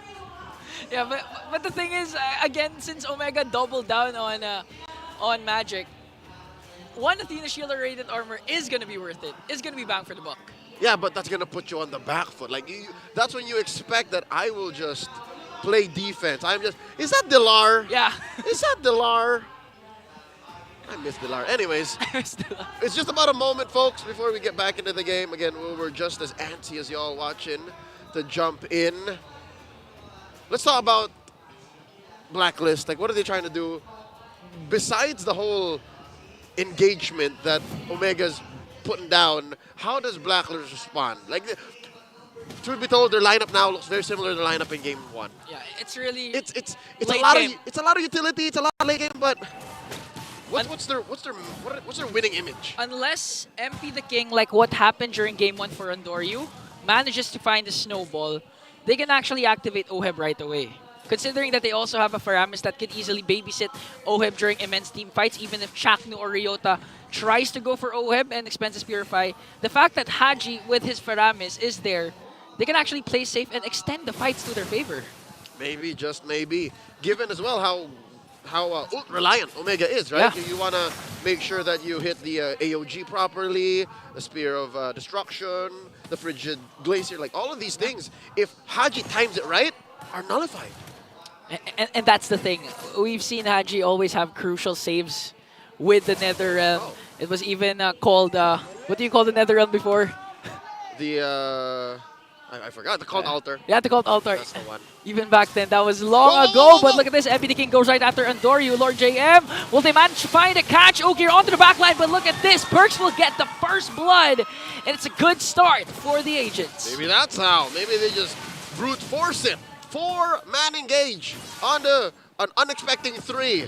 Chano trying to spread them out, pulling out the turtle slightly over to the barangay. And look at this, Andoryu rushing in. Can he make it? I think he's gonna make. I think he's not gonna make it anymore because Perks trying to zone out Omega as Blacklist picks up a turtle. So this time, Omega's the one without the trade. Great start for the Agents. Again, we asked how. There it is. You know, give MP a good start. Pick off Omega when they're least expecting. And I stand corrected, folks. It's Perks. On the Lolita with a flicker. So here in this basic situation, I would assume that the reason why it's a flicker instead of Revitalize. a Revitalize is because you want to reposition. Given, again, how we spoke so highly of Smart Omega's AOE, CC, and damage, you want to be able to, you know, affect the tides of battle. Like, all right, we want to Dominate over here, bonk over here, flicker. And you also have Agi, again with the Nether Realm. So in terms of sustain, Blacklist isn't gonna lack the Omega doesn't have a Valentina, so they can't steal a Nether Realm. And again, Perks, you've been saying this a while ago that Perks, we all know Perks as a setter. Oh yeah, he is. And with this flicker, you can expect Perks to be aggressive like this as Ohem manages to escape AOG. He's not gonna connect onto Ohem, but Ukir manages to find the Filipino sniper with a kill. Ukir means business. If it was anybody but Oheb, wouldn't have done that. Not worth the flicker, not worth the engage. But since it's Oheb, that's a good way to equalize. And look at this. Blacklist responding. They won't let these plates go for free. Okay, FPT. Oh, a 5-man rotation for Omega here. Are they going to be able to defend the turret? Yes, they will, but they're not going to pick up a kill. But Ryota has his eyes on Agi. Onward combination. He pops his Purify, but this time OM is in the picture as MPT King goes in with an Oigi Shadow kill. Ryota has to pop the Primal Wrath. Goes out. And look, the damage coming in from Omega. The Virgin Laser is also there. And Haji with a clutch Nether Realm, but Ryota wants to go in with the Primal Wrath. Haji Perks will fall down. The next man is Haji. And the amazing start of Blacklist. Omega just erased it. Talk to me about sustainability. What if we just outlast? What if we just keep going? What if we push forward? That's what Smart Omega did. Turtle spawns, lower quarter of the map. Amazing engagement, amazing sequence, all in all. How long did that take? How are you still standing? How are you still breathing? I'm actually shocked. That was a minute? Now, ideally, you know, technically, in terms of long team fights, extended team fights, you'd expect Blacklist to win because, again, they have the Nether Realm. But the advantage of Omega there was Ryota decided all the way from the XP lane to help onto the top lane, leaving Lord JM to push. But again, this is a Terizla. It's not going to be able to push fast enough. Nothing. Oddly enough, that hammer's not very good for breaking things down. It's good for fights, but not for turrets. Speaking of, a turtle for a turret trade. Second turtle traded out for a top lane. Haji's in trouble. Does not have Cult Altar nor the Purify. Does walk away with just barely enough life to survive. And again, look at this amazing map control by Smart Omega. Despite losing out on all of the turtles so far, they're able to maintain this bottom lane. Gonna lose up on top since OM is opened up. Oh wait, look at this. Okay. Are you trying to take down Lord JM as well as the turtle? A turret? Oh, ganging up on Lord JM. Spear of Destruction for Jom is there. Spear of Misery as well, forcing him to use the penalty zone just to walk away. Haji is there on time. But their turret is not going to sustain the damage of, again, 4 members of Omega. Literally, we say Blacklist is brute forcing Ube. That's what Omega's doing also with a Wiki Shadow kill coming in from MP and brings down Big J. MP the K gets down Big J. Oh, nothing comes for free. That was quite pricey for Smart Omega. Again, the fact that they didn't kill Lord JM and Jom actually fell. Yeah. I mean, the turret did fall eventually, but Smart Omega, look at their lead, shrank. It was bordering 1,500, almost 2,000 about 2 minutes ago. Now the final turtle spawning, upper quarter. Both turrets taken down there, 10 seconds in. I'd reckon Smart Omega won't let this go for free. They did so. They chose to do so for the first 2. But this time around, I'd say even if there's an Ube pulled through by Blacklist, I think it shouldn't be free. They're going to give the turtle, but they're going to go in for the kills. They can turn. They can turn. Yeah. Look at this, Andoryu surveying the scene. AOG is going to be not going to connect onto anyone, but Andoryu manages to get the turtle. And look at Perks with the flicker. Numinum Blast connecting onto 4 as Oheb goes in with the damages. Ryota going to fall down. MP on the other hand, nothing comes for free. A 1-for-1 trade. Spear of Destruction from Big J. Look at this. Perks has to walk away. Oh, Haji is the only member left. He walks away. But at what cost? The turtle, the mid lane tier 1, Smart Omega snaps into aggression. And they take everything, all at the cost of Ryota. Oh my lord, ever since the new general is on fire, the Ryota army is going wild worldwide. Imagine your first death resulted to 4 counter Here it kills is. for Omega. Check it out. Perks with an amazing Numenon Blast. Again, I don't think there's any other way that could have gone better for them. But here, I think this is a major turning point. Chain CC onto MP the King. Yeah. When he fell and when Oheb fell, Lord JM was going to fall regardless. When those two fell, the cores, that's when it just looked grim, all dark and black for Black. And then the 4-for-1, you mentioned it. think Amazing. What happened was after MP the King picked off Ryota, Chakna used the taunt onto Andoryu. That's why the chain CC is there. Lord JM walks in with the penalty zone, but the Bridge and Glacier are coming in from Oki. There's just too much for them to handle. Andoryu onto the backline. He's gonna go in, but he's not gonna continue. Oh! AOG connecting onto 3. And Jay just cleaning up the mess that Omega made. And again, Haji is the only one left. Oh, he's got mad case of survivor's guilt. He's just the only one walking away. Does have a Purify, and he's gonna try to waste Smart Omega's time. Gonna call for the back, the recall. Wait, what's he doing? What's this? Wait, Haji, what are you doing? Okay, they know that Andoryu is not here. Oh wait, Andoryu is here. Haji just surveying the scene as Omega gets the Lord. I mean, Omega literally right now is a master of trades. Prior to that clash, it was Ryota's sacrifice that led to 4 kills, and now this time, it's Chaknu's sacrifice. Imagine going in AOG with just a slither of health left, but connecting onto 3. That was more than worth it. Even if he died the second he landed, which I think he did, the fact that he knocked them all up, served up on a silver platter to Andoryu and to Jome. Amazing work. Smart Omega now 5,000 gold ahead. 9.5 minutes in. All the waves crashing through. The perfect sync. Best case scenario, Blacklist keeps their inhibitors with all the shields down. That's what I'm seeing now, Inga. That's what's going to happen. Worst case scenario, another 11-minute game for Blacklist. Not impossible. Not impossible. Again, this is where Omega lives, man. Oh, look at that. Oh, this is where Omega lives. The fact that Blacklist, I don't know what the last item check showed, but I'm pretty sure not everyone's rocking the magic damage they need! Oh, Chaknu goes in with the AOG, but a counterattack coming in from Lord JM. Perks charging in the Numenon Blast, connecting onto her! But is it going to be enough, though? The damage is there, but the Ryota soaking every single thing as the Primal Wrath will be casted. He's going to fall down in the hands of the Filipino Sniper as 2 members of Omega will fall down. So this is the better best case for Blacklist. Oh, for sure. No inhibitor turrets taken down plus 2 kills. Dr. Strange didn't tell me about this possibility. Blacklist taking 2 on the way out, giving nothing over. Ults for sure, but battle spells, forget about it. Maybe Perks needed to relocate himself, you know, reposition with the Numenon Blast. But for 2 kills and to protect your own inhibitors, by all means. This keeps Omega's lead down to 5,000. Look at the gold situation here, 5,000. Almost 2K for nothing. Jome. They don't care. They again, brute force seems to be a key word here. They brute force their way towards the situation. Not a single magic item. Yeah, and now Oheb picks up a DHS. So again, the recipe for this mix lineup for Blacklist is really Lord JM just to cast that penalty zone perfectly, followed up with a charging Numenon Blast. And again, Oheb, if they can't reach Oheb in the backline, it's just, man, the damage.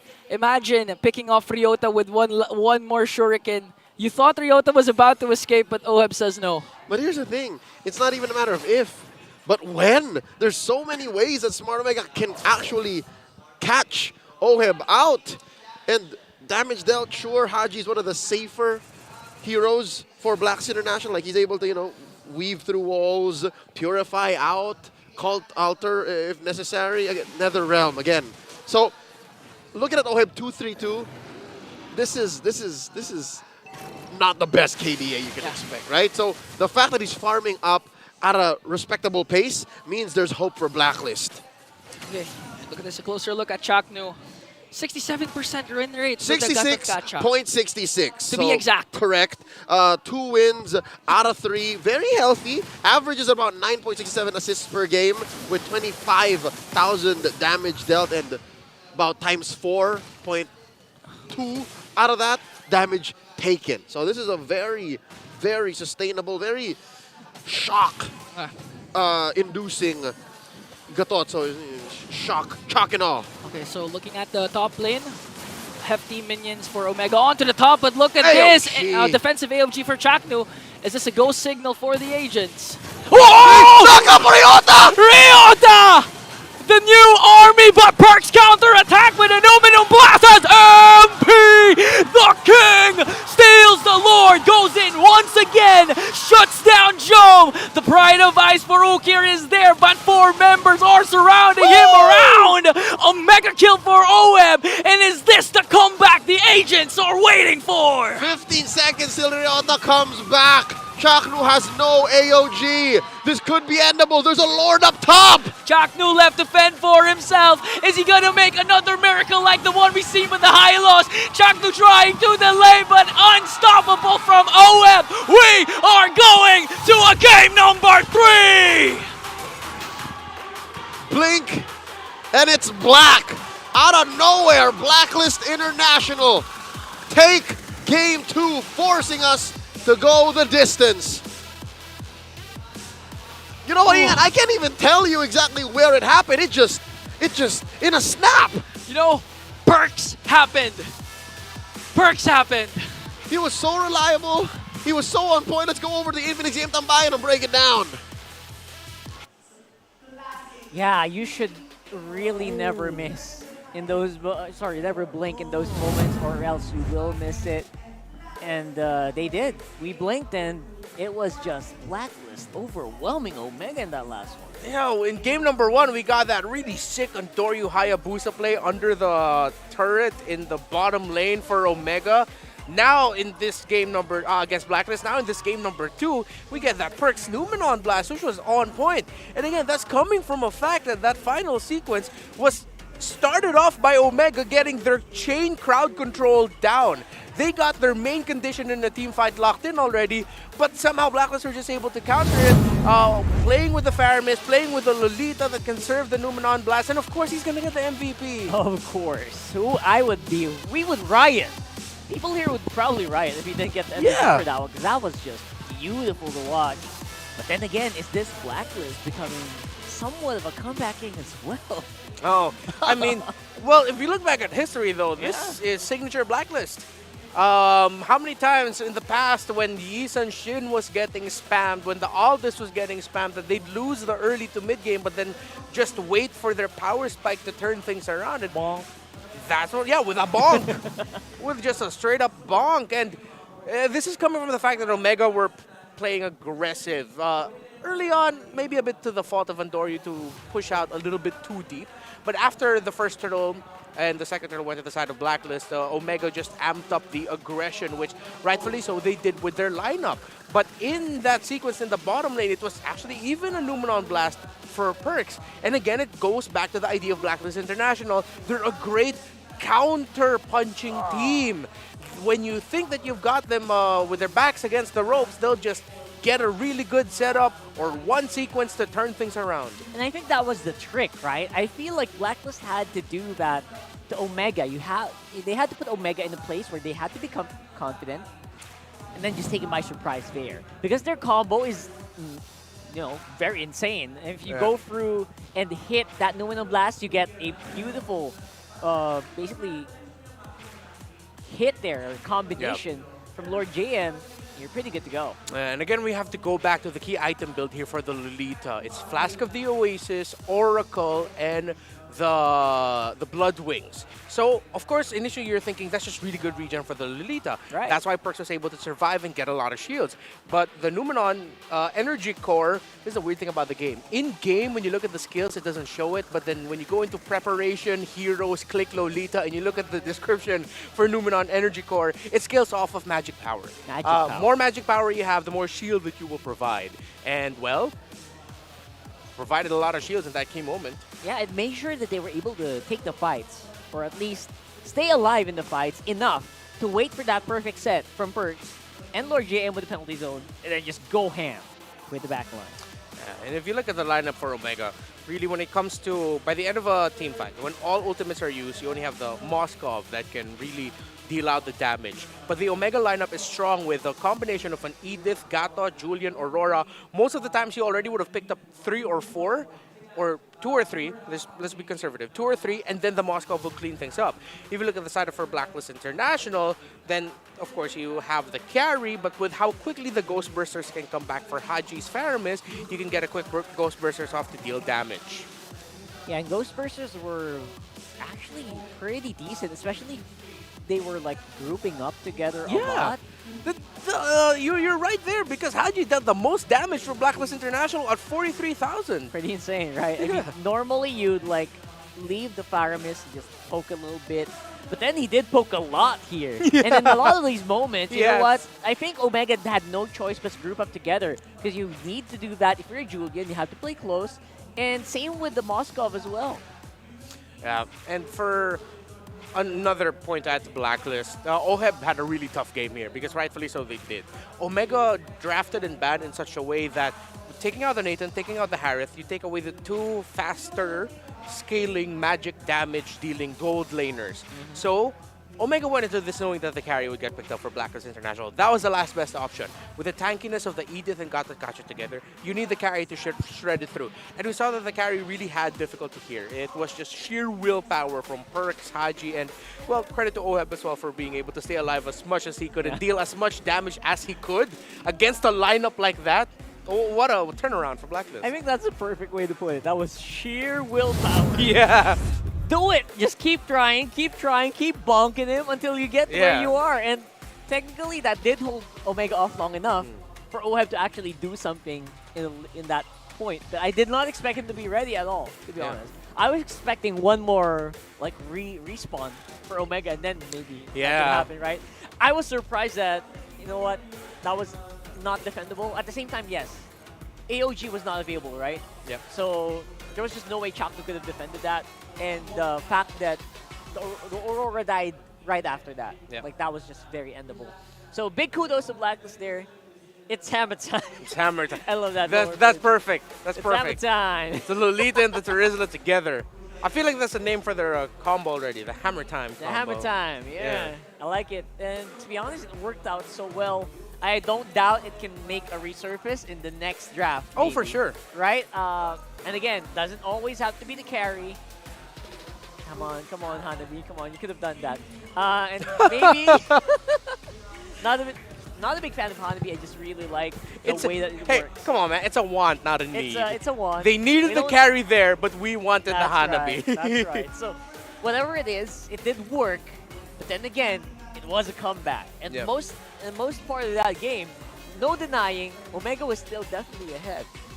For a lot of the big part of the map. Yeah, and I think there's something about how Coach Bon has been drafting here. And, I mean, we can't always just credit Coach Bon and Coach Eson and the rest of the coaching staff of Blacklist International for this because, I mean, the drafts end up the way they do because of the Ling, Roger, Nolan bans as well for Omega. Oh, yeah, but a lot of the power picks, let's look at the power picks for Omega. Aurora, Gatakacha, Julian, and Edith. Bro, they're so ultimate-based.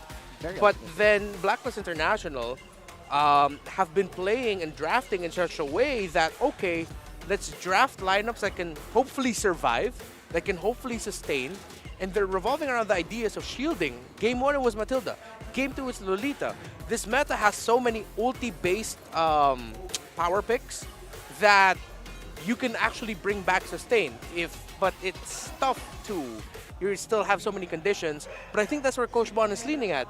It's like, hey, you can bring back Ube, but it's not like before where it was just easy Estes. Yeah, it's not like a one solution. Yeah. You know, one blanket. It's not a blanket solution. Exactly. It's this, but also this, and make sure you have this. Yeah. You know what? We're bringing Ube back. I guess that's what they're trying to do here right now today, and I don't mind it. I don't mind. Especially if you have like, if you can have more confidence to bring out maybe picks like the Iksha, you know, some really big nukers on the back line. Oh, yeah. It could work a lot, but carry was not my top pick in that one, to be honest. I will be honest. They won it, but it was not the flavor. Either way, it was very smart for Omega to ban out Nathan, and maybe we have another one for you guys. Who wins game number 3? Black or Omega? I actually charged up a little bit earlier. Yeah, type it up. It'll be Blacklist. Type it up. And will it be Omega? Look at my... Who's going to win it? Look at the comments here real quick. Who was going to win game 3? Were you convinced by that? because I actually was not super convinced. I feel like that was a pretty interesting comeback. Why, you thought it was just like a little bit of a stroke of luck? It felt like it. You know what? It felt like it was just the perfect storm of like stuff. That I agree with. Right? It was definitely a perfect storm of stuff. Yeah, it was like... No, dude, seriously, I agree. That's what it was. It happened. It just so happened that it was a beautiful Lumina Blast. Again, Yeah. not something that you can hit all the time. And then if you go for a flicker, you have to keep the timers in check. Again, you can't go revitalize. You can't go purify. Exactly. Perks could have been in really bad position there. Yeah. If ever, like, Omega was not super eager to fight. It felt like Omega was always game to fight. You know what? And they become very predictable because of that. Yeah. Ryan Play says Omega magwawagi, which means Omega will win. And Precious Love Ocampo says go Blacklist. Shout out to Ryan and Precious Ryan Love. Precious. Ryan Plays. Feels like that could be a very wholesome start to a budding romance. One know. siding with Omega, the other like, siding with Blacklist. Very Romeo and Juliet kind of thing. But the problem is Ryan been playing too much. Probably, right? He's probably been playing that Gato all day long. And something that, again, we love reading these fan comments. Please keep them coming. We want, maybe give us a reason why. You guys are analysts every time in the comment section, right? Just analyze it a little bit for us as well. I'll try to read some of that later on. That would be cool to see, right? How their thought process happens. Yes. Whenever they're observing. I would love to see that. I'm sure Renmar's looking at me now. Yeah, I would love to read that. I love these analysts every time the match ends. Why do you make it sound like I'm angry, dude? No. Hey, black picks red. Oh, Two okay. picks. Yeah, this feels like, again, this is so Coach Bon. Utility-minded, counter-punching, deciding to draft the red side, which, by the way, again, it has evened out. The whole blue-red, going into this week, it was closer to 55% to 45%. So not as bad as the 60-40% split in terms of blue side winning over red. In the previous weeks, right? Yeah, this one's a little bit healthier. This is better. I feel like it's kind of like not too... It doesn't impact too much. It more depends on like the flavor of the team. And right now, Bon's flavor is counterpunch. So, again, picks like the Paramis, I feel like that's becoming a staple of the Blacklist squad. The last time they picked a Paramis, it was also pretty close to victory, honestly. So this one could be what they want here. And again, just keeping their focus, probably just keeping everyone alive. Guys, don't die, please. And then punching everyone when the enemy's ultimates are on cooldown. Actually, yeah, this is the second Tharamis game for Haji. And it's 100%. Oh, did they win in that one? Really? I remember... Okay, maybe I remember differently. I'm remembering differently too. I might have put something wrong. Oh, wait, no. I think, they used it against TNC, if I'm not mistaken. Oh, there it is. Last week, yeah. Yeah, I feel like Farmers is going to be a big thing to cook here for Blacklist. See if that's going to come through as we head on to the graph for game number 3. Okay. Drafting. Already have picks, and it's the same ones. How are Omega going to adjust the draft this time around? Because in game number 2, in this slot, they drafted the Julian and the Moskov. I feel like they can go Julian again, but maybe take away a Harith. But if that's the case, you go too much magic damage focused. And then you're still going to have to watch out with the Faramis or Lolita. Wow, so that's it's still the fast Moskov draft. and it's still the Julian. Still the same picks. So is Coach Vaughn going to rush the Faramis again? I think you pick it up here, or else it's going to get banned out. Yeah, right? For sure it's going to get banned. To get banned out. So I feel like you have to do it here if you're ever going to do it. If not, maybe they have another plan. Maybe they can go for the gold laner first. Yeah. And you see Captain Haji? Harif is open. Yeah. Harith would be good right now if they're not going to be rushing the Faramis. If the Faramis does get banned, then they're going to have to steal something like the Aurora away from Mokir. They'll still have the Zask available. Oh man, another series Zask is getting snubbed. Oh no, they go Lolita instead. Okay. All right. Apparently Perks is having a day. Yeah. He's having one of those days. Said, you know what, coach? I can do this. I can do this, man. Again. I mean, it was the winning one, and again, momentum. So you get 3 of your core pieces. You can shift out the mid and the gold. I'm okay with Omega just banning out Nathan Harith again. I like it. I like that. That's actually really good. Yeah. Very effective, and it's... they respected the Pharaoh. There it is, though. I think we kind of expected that, didn't we? Yeah, I'm thinking which one they're more willing to give, the Nathan or the Harith. I think the gold laner pick needs to go last for Blacklist International. Pick up your mid first, because you need to see what the Roman EXP is and make sure that you have enough damage for it when it comes up. Again, the carry came up because, well, they were out of picks, but then at the same time, it provided the true damage to shred down the Gatsakachi and Edith in game number 2. Yeah. So, gold laner needs to be 5th. I think you go mid laner here for Haji. You could even go low Yi if you want to split up the map a little bit more, but in terms of the combos... You got both ban. I was thinking maybe you didn't need to ban it. No, they want to make their Nathan or Harith more viable. All right. That's why they take it out. And again, heroes like, you know, those high attack speed heroes, Iksha as well. Maybe a Hanabi, but not showing here today. Again, Nathan is I would say the best pick to maybe duel it out against Moskov compared to the other heroes. Maybe survive better in lane. Yeah. But other than that, Where there is light, there are Oh, also good call. as well. Good call and banning it out. It would have been such a great pickup for Blacklist International. So instead of opening up the map and coming from unique angles, I mean, Blacklist International got their first series win over TNC on the back of an MVP performance from the low Yi of Captain Haji. So, So it's like a lesser evil, right? Instead of opening up the map, open up the gold lane picks. Not bad here for Omega. I think Steel Aurora. I mean, you already have a lot of crowd control. You have a lot of options for gold. Go for mid. Zask, I feel like, is too aggressive for the profile of Haji and how they want to play into this. Yeah. Again, probably Nathan. wouldn't be Nathan is maybe later, right? Yeah, But yeah. Mid lane is a mid pick, right? That's a mid pick. Hopefully. In despair that I No, see yeah, the they picked the Early Nathan Nathan. first.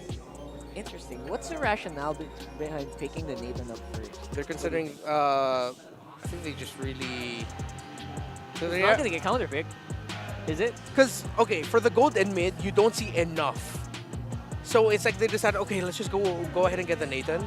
Plus the scaling of the Nathan, we know how much he hurts.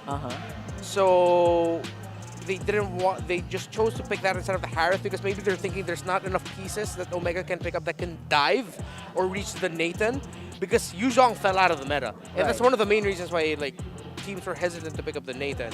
You take out the Terizla Flicker ult combo. even when all is So they pick up the Vexana, they take one away from Haji. Take a possible. What's gonna be a Ruby or a Grok? Oh no, Mino. Okay. Finish off what was left All right. Core team, I like it. They go heal, then they can go Valentina. I guess they can go very flexible on the mid. That's what they're trying to do. That's why they picked up the gold first. They want to basically counter punch with the mid. Yeah. And if you want strong counter punch, you pick up the Valentina if you want to take away the ultimate of the Minotaur. With the Vexana gone, Varia fell out. You get EG, you get Minoan Fury. Oh, Not bad. hey! Yeah. Jushin is still open, but it might be a bit slow. Butterflies. Oh no, it's still Apparently they don't Jushin. think Okay, so. okay. They don't think so. They go for Zushin. All right. All right. Interesting. This is pretty good. I like the draft for both teams, man. I don't know. Especially that last powerful pick here from Blacklist International. Yeah, the only risk of fielding the Jushin with a Lolita frontline up against a Minotaur. Well, Minotaur might struggle a bit against a Jushin.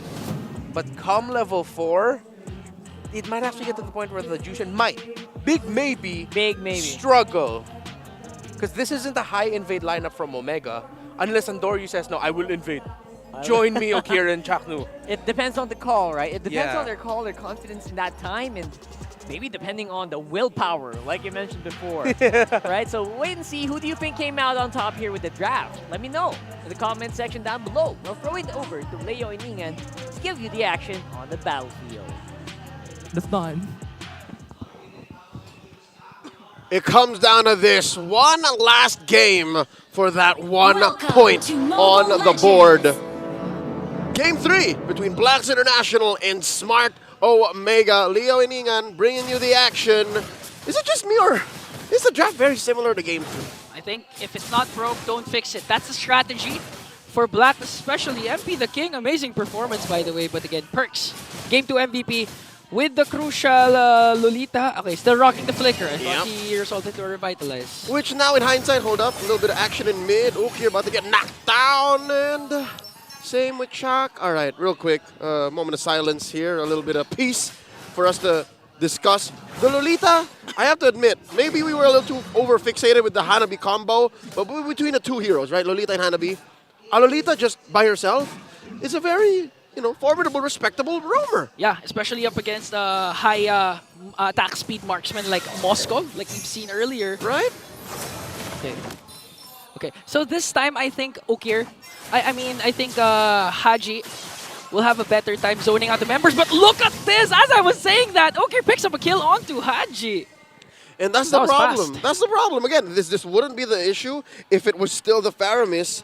But looking at Smart Omega, that last minute ban, right? And the last phase, Loyi and Faramis, they know what they were working with. So this Jushin, as powerful as she is, isn't the answer Blacklist needs to, get the reverse sweep. Yeah, and it's honestly... Not yet. We don't know. But, first blast. It's honestly ideal to have a Minotaur up against a Zushin, because even if the Lantern Flare is there and you get picked up, it actually is a free flicker for Chaknu if the Minoan Fury is up. At best, you want to bring him sideways, but even then, you're just another one! But Ryota didn't bring Lord James sideways. He brought him backwards, feeding him, serving him in a silver platter to his teammates. It's a 2-0 start for Omega. And this is going to lead to a free turtle, the freest we've seen possibly all series long, as MP works on his purple. Ryota checking in. There it is, a big ticket delicacy, a objective for the barangay. Okay, this time Chaknu has a flicker plus Minoan Fury combination, so you can expect him to be more aggressive and not be afraid of Haji's Lantern Flare. And at the same time, in terms of sustain, there's still the motivational roar coming in from Chaknu, so they can actually have a reset. If ever Blacklist, manages to find a penalty zone coming in from Lord JM, like we've seen during game number 2, they can just reset and then counterattack at any time. That's all for the barangay. I'm still wondering where Blacklist comes in, because between these two teams, right, it's Omega who has the benefit of wisdom. Like, they learned so much from Game 2, and what could possibly be an amazing comeback from out of nowhere, again, courtesy of Perks and the rest of Blacklist. But now Blacklist is trying to work on that same formula. It's an iteration of what happened in Game 2, and if I may say, unless it happens, unless proven otherwise, I don't like it as much. It's coming from different angles with many different pacing, a little there's lag and burst. Can I just say that? Yeah, like literally out of nowhere. Honestly, if you look back at game number 2, you wouldn't realize it's a 12-minute game, because it started out so slow, but right now Perks will be able to evade that, as Endorio and Chaknu working on 2 members. Here comes the setup coming in from Chaknu. Gets a kill onto Hoeb. Okay, so this is what happened during game number 2. The very first kill of Omega. The same. Was onto the top lane, the gold lane, the Hoeb. Almost the same. Real quick, folks. Smart Omega ranked first among all teams in Season 14. Going into the second half as the team with the highest average crowd control time per game. Wow. At about a minute. Perks in trouble. Dorio. Okay, uses the retribution! Jome! Wow, Jome, I mean, you could compile a lot of Spear of Destruction plays from Jome for this season alone, halfway mark. I think it would reach around 5 minutes. I wouldn't be off if I think I said Jome, half his games in Season 14 were all Moskov. Yeah. A good half of his games in Season 14, there's no Moskov. That was why you were wondering why Game 1, Oheb has the Moskov and he had the Harry. That was a little uncanny for us. But now second turtle spawning. Upper quarter, no one down bottom. Mid, barely controlled. Haji here knocked up, still has his Purify in control. Both teams playing footsies. This is the second turtle, folks. Honestly, the series just boils down to the jungle matchup, but Ryota onward, Earth Shatter combination. Perks using the Numinum Blast, connecting onto 3. Just to zone out the remaining members of Blacklist, and Doryu gets a free turtle once again. You see that? Even if Jome went all the way down to try and get an early start at pushing this tier 1. Omega still had 5 bodies. The Eternal Guard helped out. And now, this is not the same rotation earlier? Was this not take moments from game 2? Literally step-by-step a rotation for Omega. After taking a tower up top, working on the turtle, let's every single one of us go down to the bottom lane and get another turret. This is weird. It's like deja vu, but like minutes apart. Yeah, but I think the main difference between game 2 and like now was that MP was activated early on, early game. I think he had a couple of kills with the Hayabusa. By about this time. Yeah, by about this time. So he was like actually the anchor for early to mid game for Blacklist, but this time he's not activated. And even Oheb 0-1-0. And this is, for me, much more harder hero to activate than Natan compared to Akari. Uh-oh. All right. Oheb keeping himself scarce, popping that Purify. And I'm going to have to double down on what you said, Ingan. Off of MP the King's early aggression and, pickoffs at, the first 5 minutes, first 10, maybe that's what allowed for Blacklist to, stay the course and threaten a comeback, which they did. And they leveraged, took advantage of, got away with game 2, forced us here. But now, again, the wisdom of Smart Omega picking up from what happened in game 2, almost instantly, on a dime, executing. Black can't do anything. Yeah, basically they're not letting Blacklist have trades because game number 2, Blacklist always seems to find the trade. Even if it's not a favorable trade, at least it's something. But looking at the kill scoreboard, 4-0, no kills yet, no turrets taken down, not a single turtle. And eventually, if Omega snowball just continues, eventually MP's not going to have a purple buff. And not to mention, look at that, Haji used the Purify there in a single take. Oh no, up top! Okay, there's the trade we're all been waiting for. Jom, although he had the flicker, the chain crowd control from Blacklist was just there. Too much. Burst damage coming in from Oheb, but the trade from Omega is again the turtle. Moments like that, you just feel miserable. Yeah. I've been hit with a couple of chain CCs in my day. Oh. My day being yesterday. Actually what Jom did was actually good because before he died, he was able to clear the minions. That's why even if he died against the 3-man rotation from Turret Blacklist, safe. the turret's safe. Yeah. Again, Big J things.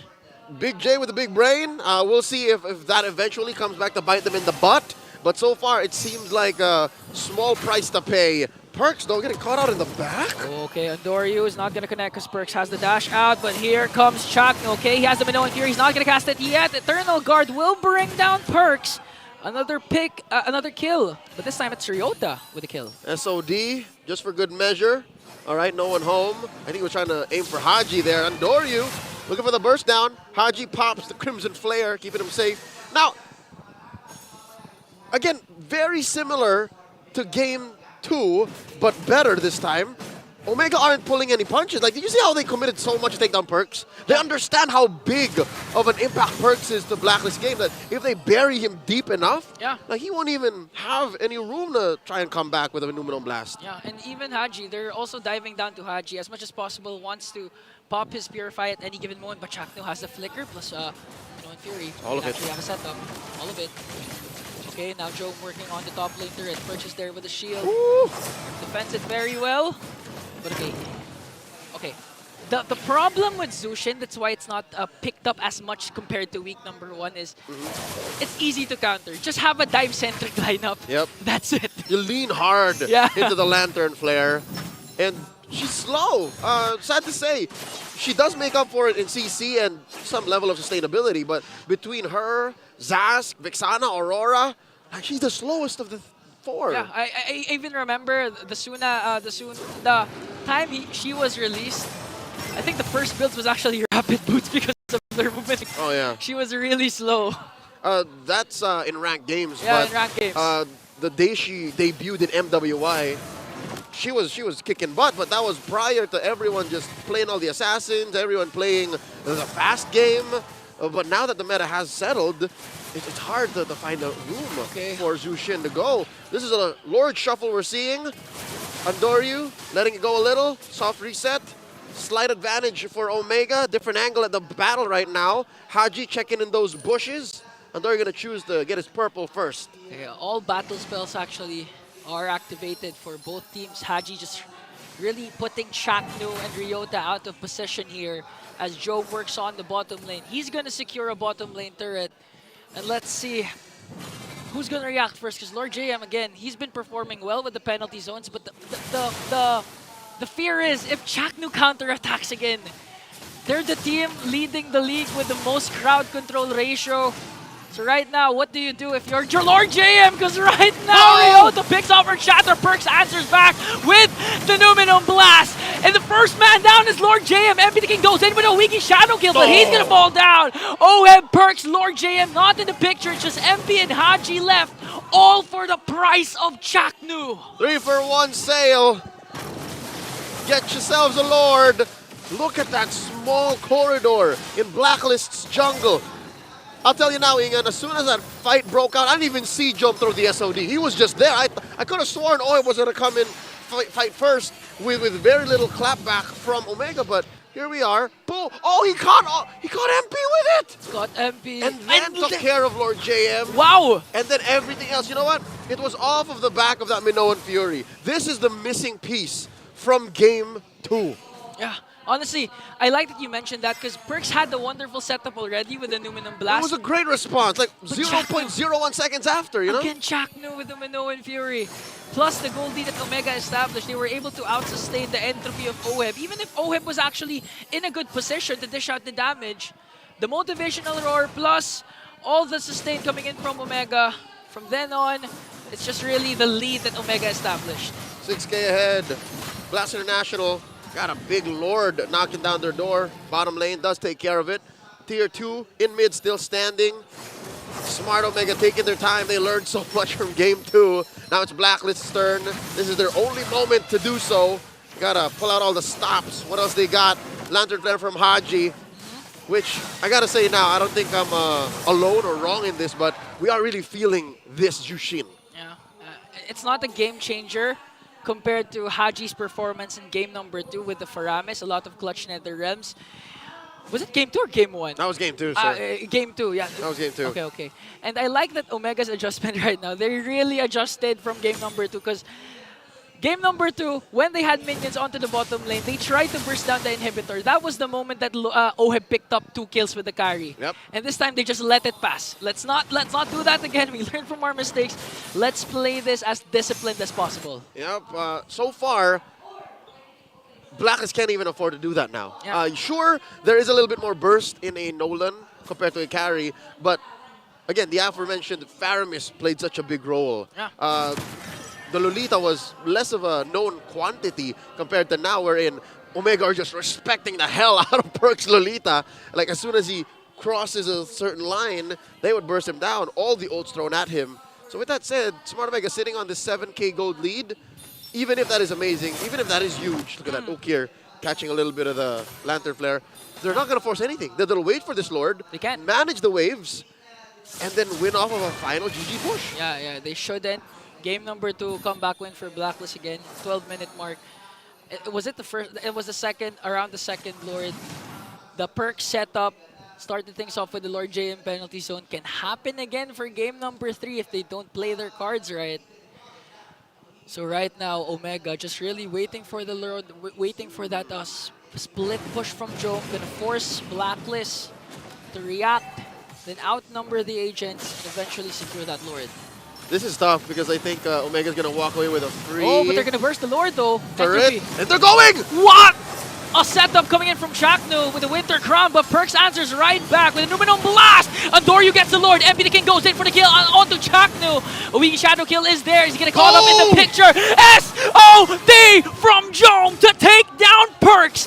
A 2-for-1 trade for Omega, but they secure the Lord.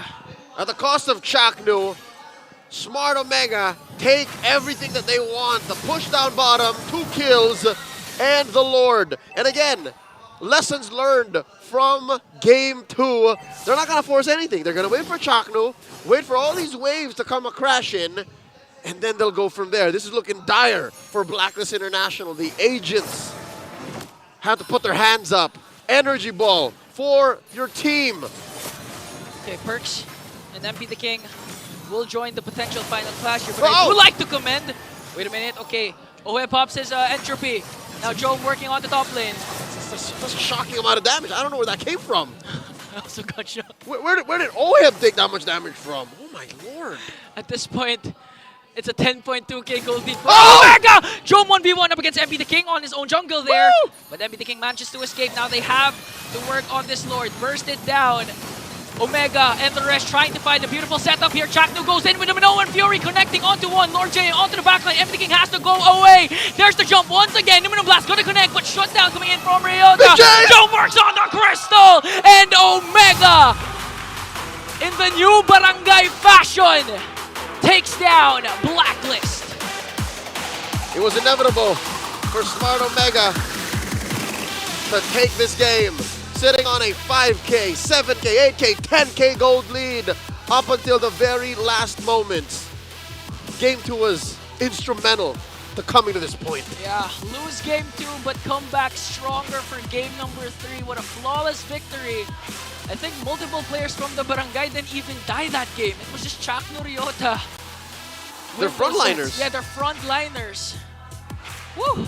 Show of sportsmanship from the Barangay. Blacklist International fought with all their heart, and there was definitely some theory there. There was a working equation, a formula that they used in game 2 that they got much success from, but not enough to close out the series. Yeah. Safe to say, this is the lineup. This is the lineup that works. Yeah, I think Blacklist still, even if they're going on through this process, just trust it because so far they're showing glimpses of hope. Picking up a win up against Omega, still, that's a good sign for Blacklist. Signs of life. Again, folks, especially the agents, I'm talking to y'all. It's not impossible for Blacklist to still make it through into a playoffs berth, given our point system. But given that point, it's ending up with Barangay Omega.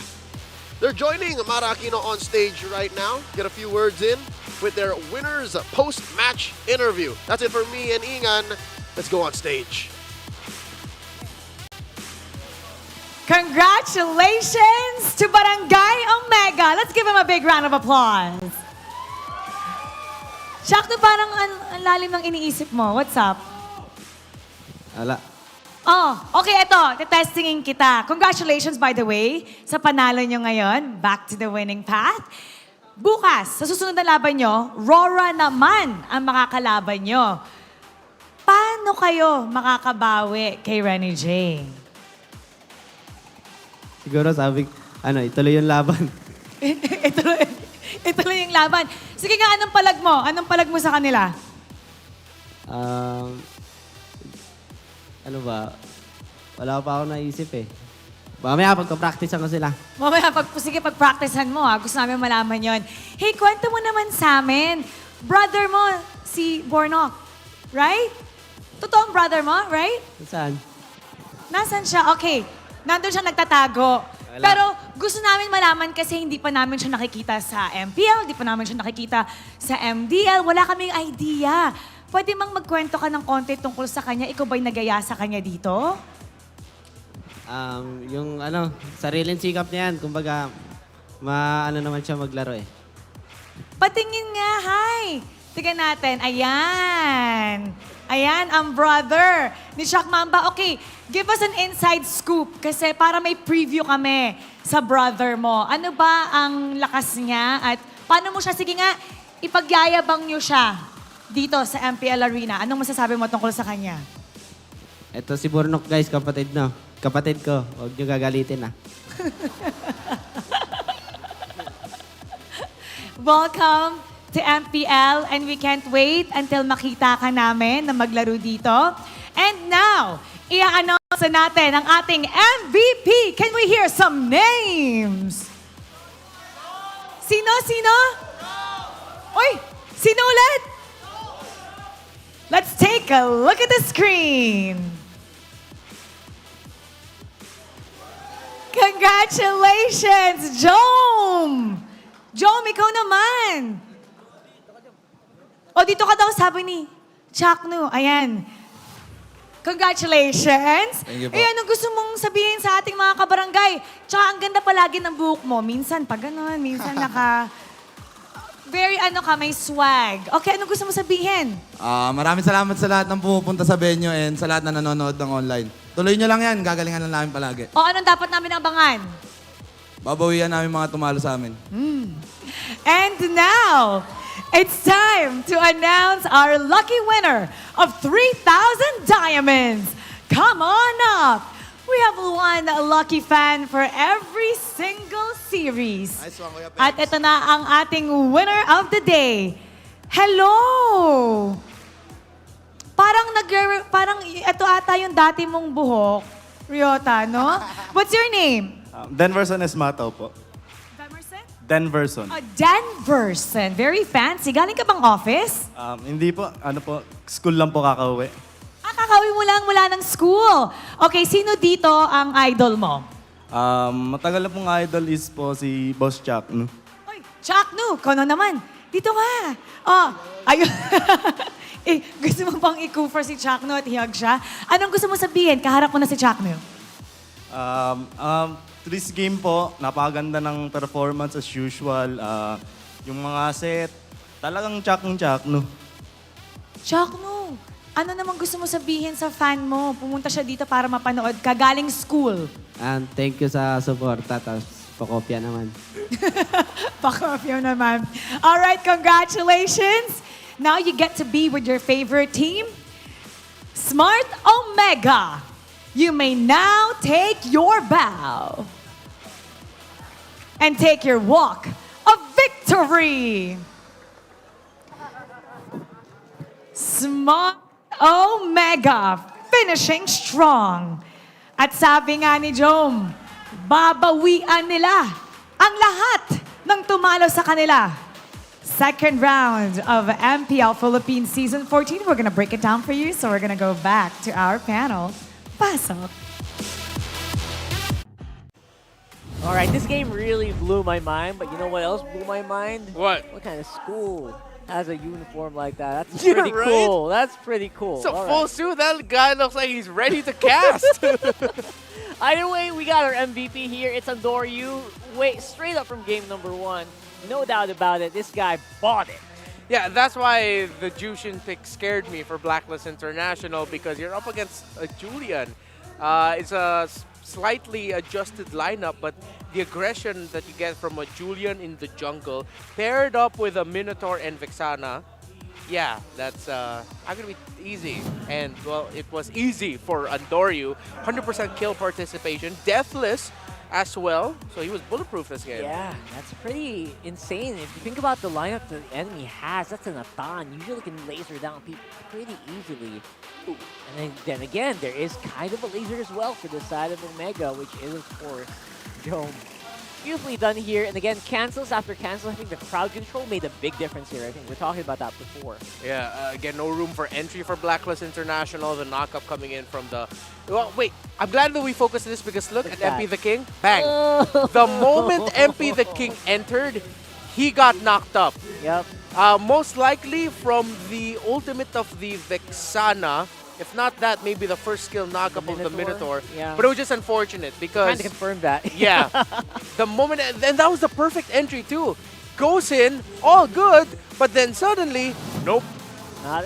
Nice try. Nice try, airborne retribution, and yeah, that's just sad. It's pretty insane how, you know what, this draft actually did what it did here in this one. I would think that, you know, it was... If maybe MP got that Lord, it could have been a different story, honestly, right? Even though Omega was ahead by like 7.5k gold at that point. Yeah, it would have been a nice reprieve for Blacklist International if they were able to get that Lord. But even if they got it, I still feel like they would have gotten into that scenario where they would still end up losing to. I mean, the Moskov still wasn't there, was really waiting for his Spear of Destruction to hit. So yeah, still would have been tough. Yeah, the power levels of Omega were off the roof after that point, right? So maybe they could have lasted a minute longer. They got that Lord either way. I think Ukir was like a hidden MVP there with that hit. If ever he did use that Eternal Guard to knock up MP the King, or if it was like the Minotaur, the Stomp, well, we'll find out later. You guys let us know who you think stunned that perfect, picture-perfect stun to stop that Lord Steal. But right now, obviously, I feel like Jome did a great job here. His GPM is through the roof. Yeah, I mean, it was just easy going for Jome, just farming up all throughout. Especially like again, if you win both sides, your cores are happy, your jungle's happy, your gold's happy. If you win the center of the map too, and again with Blacklist International, with that front three or middle three with the Juice and the Haya, the Lolita, you're not gonna find a good early momentum builder against a Vexana, Minotaur, and then a Julian as well. So it was expected the snowball that Omega ended up getting. That's right. And they snowballed beautifully here with this one. And Doryu making less errors today in this one compared to the last one. I feel like he really did pivot this whole team into the position where it is right now. And of course, Chaknu being Chaknu. I guess there's no better way to have him today. And yeah, Zushin, maybe we could have substituted that for something else earlier. That was something I was, yeah. I still wish it was a Valentina, man. Right? Valentina would have been great. So many options. But then again, they made the decision. They got to deal with the consequences. Yeah, and rough on the tower damage there. It was really just mostly the Moskov for Omega. A few hits from Andoryu too, but now Blacklist just... when you see the tower damage like that, you could tell that something went wrong in the center of the map, that you just couldn't get any hits on the towers and the sides or in the middle. Yeah, and Andoryu taking it as well, like taking the brunt of the damage most of the times. I'm surprised he didn't die as much. I don't think he died here in this game. Yeah, it was deathless, dude. Yeah, so I feel like they did beautifully, they executed beautifully, and they did it so snappy.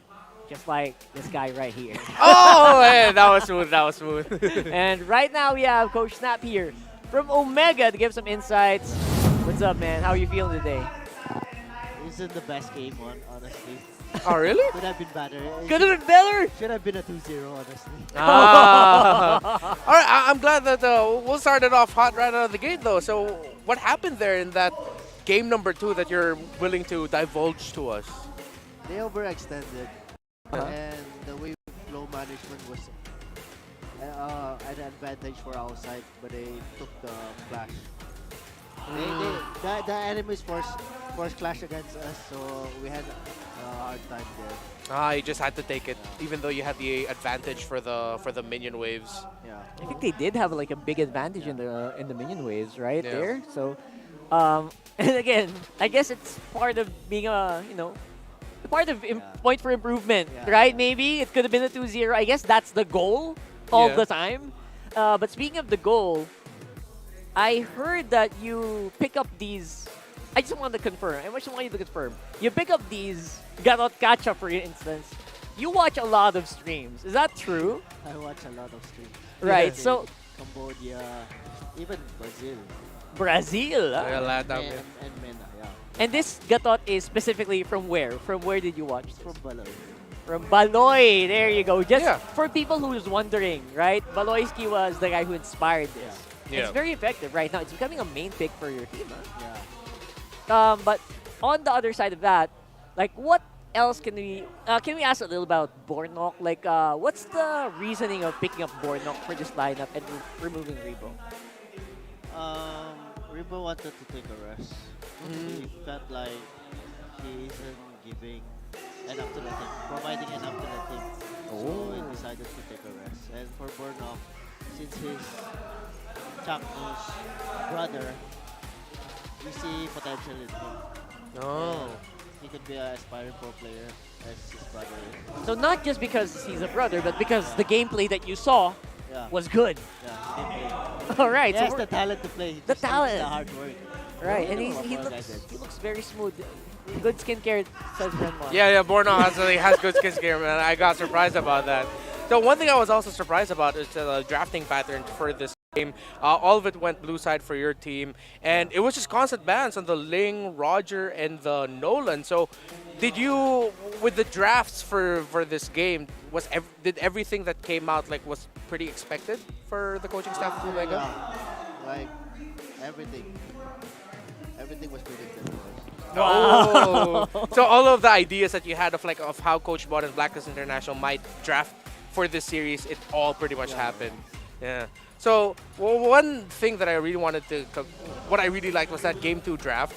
Again, unfortunately you lost that one, but you banned out the Harith and then the Nathan.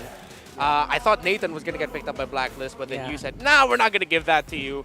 So, with the carry pickup, because Rockart and I have different views about it. What do you think about the carry pickup for Blacklist in that game too? Since they lack magic damage and we took off both the gold, Yep. magical damage, carry was the best choice. Really was. Damage. Okay. So you were not expecting Lolita to make an appearance there? Yeah, actually. You didn't So the Lolita was a surprise for you guys. Okay. But we had a Gata to cancel the shield. And in case the Hanabi arrive. Yeah. Right. So you were also watching out for the Hanabi. That's why the Gatot. I was scared of the Hanabi. All right, so it just wasn't us. Yeah, we were thinking the same way. Anyway, Coach Nap, last thoughts to the viewers. Thank you for watching on Smart Omega and keep supporting us. And we have a match tomorrow against Aurora. Keep supporting our team. We will show a better game. All right. Thanks, Coach. That's me and Coach Nap and Renmar. See you guys later. We're going to go in a break. Don't go away. Good. Thank you, Coach. Congrats.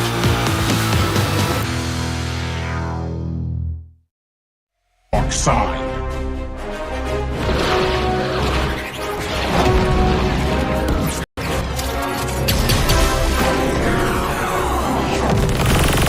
Target on the move. Prepare to engage.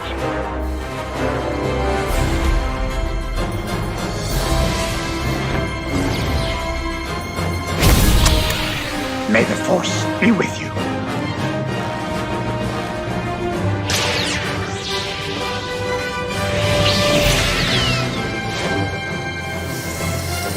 I will do what I must.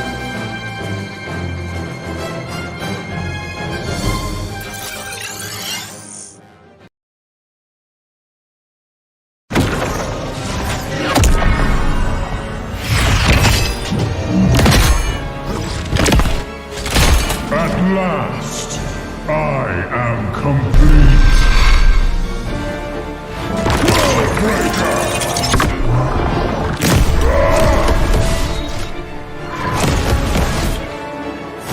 Come in fairness.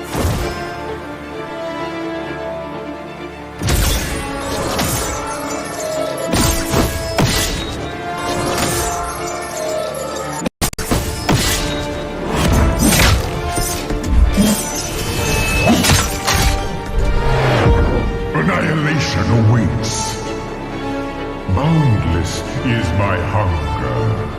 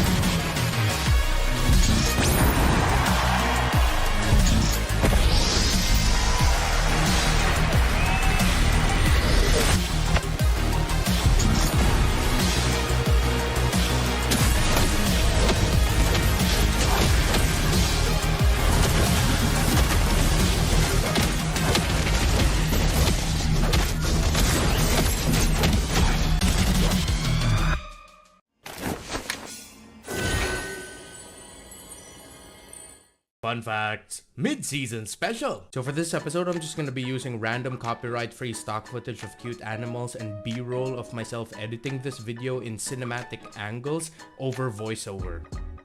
Let's start things off with the bulletproof leaderboard. At the mid-season point, King Kong leads with 9 bulletproof games. Kelra and Super Marco are tied with 8, and Benny Cutie and Doming are tied with 7. By the way, important thing to note, Super Marco actually leads the league in least deaths per game. Now let's look at the Maniacs. Demon Kite has 2 recorded Maniacs so far in Season 14, while Kelra and Super Marco has 1. And hey Demon Kite fans, he's also the multi-kill leader for Season 14 so far, with 2 Maniacs, 5 triple kills, and 10 double kills. There have been 65 games so far with an average game time of 16 minutes and 21 seconds. The longest and shortest games of the season were both won by Falcons AP Bren. So there's actually also this really cool fact where 66% of the teams that got the first blood in a game and 63% of the teams that got the first turtle eventually won the game. That's pretty cool. Hey RG boys and girls, let's look at the most picked hero per role. In the jungle we have Nolan. In the gold lane, Moskov. For the roam, Jawhead. EXP lane is dominated by Edith, and in the mid lane we have Aurora and Valentina. Go read the numbers, I'm not saying all that again. Let's look at the highest win rate heroes among heroes that were picked 15 times or more. Tigreal, Edith, and Roger. Read the numbers again. You can do it, I believe in you. So here's another cool thing that I want to share. It's the win rate of the most used hero pairings in Season 14. So that's all of that there on your screen. Look at Roger and Zask. 11 times picked, 82%. Look at those 2 little overachievers. And then there are the others. Yeah, I'll just move on to the next one now so that I can finish this video.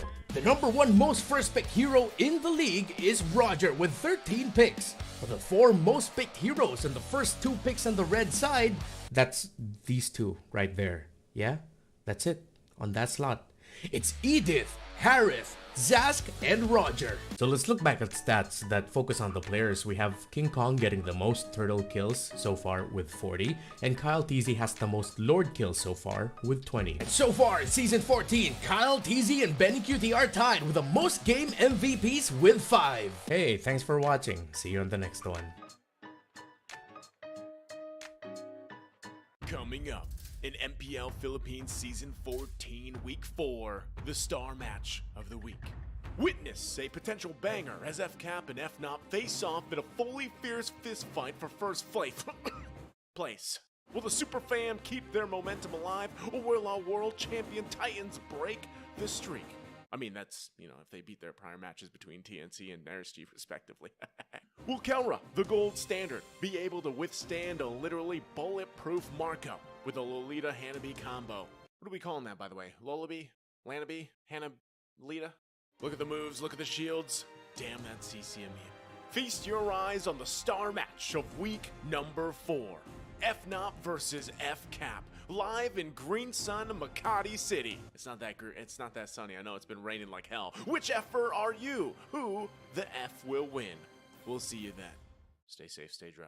Get 8 gigabytes of all-access power. To do it all. Plus only TikTok to scroll and share non-stop. Power, work, life, and more. With Smart Power All-access data now up to 90 days. Load now. No signal, no fun. If only you could switch in an instant. But wait, you can with the Smart eSIM. Backed up by nationwide coverage. Get your Smart eSIM now.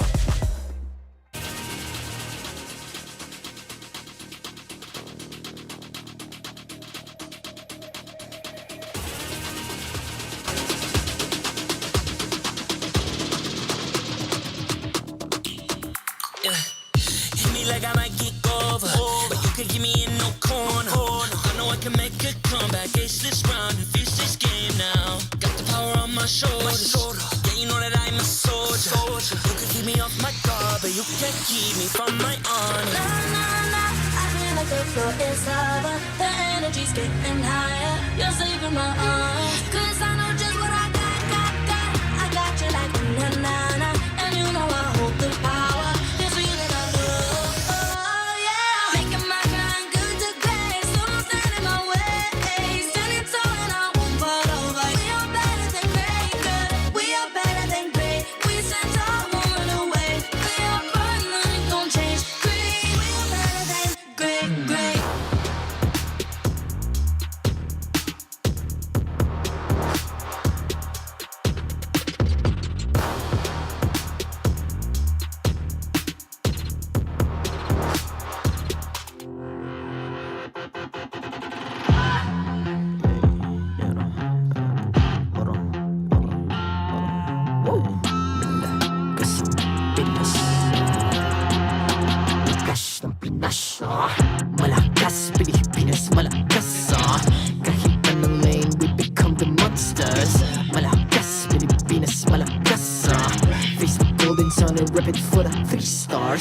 progress to the top, no ifs, no buts. Winning any game, para to sa PINAS.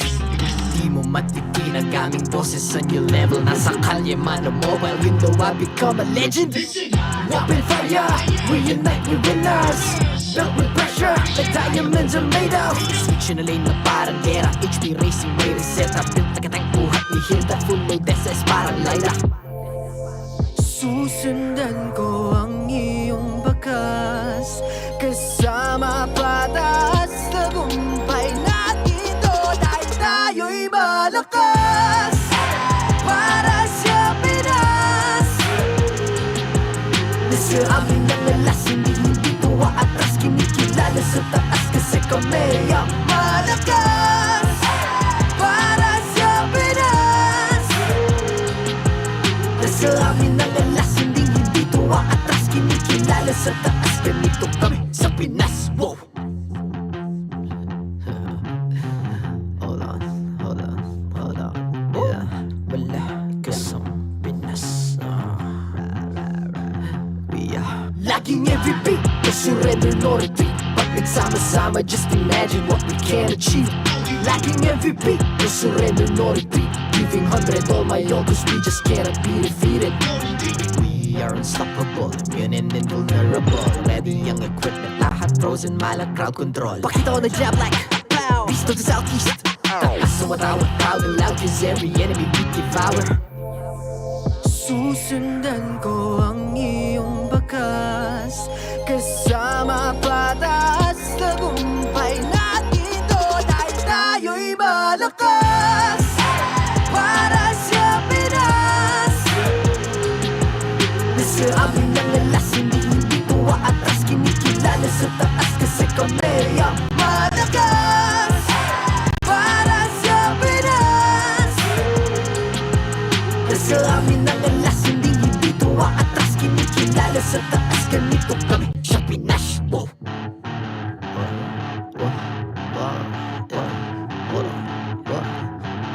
Malakas, Pilipinas, malakas. Kahit anong lane, we become the monsters. Malakas, Pilipinas, malakas. Face the golden sun and repping for the 3 stars.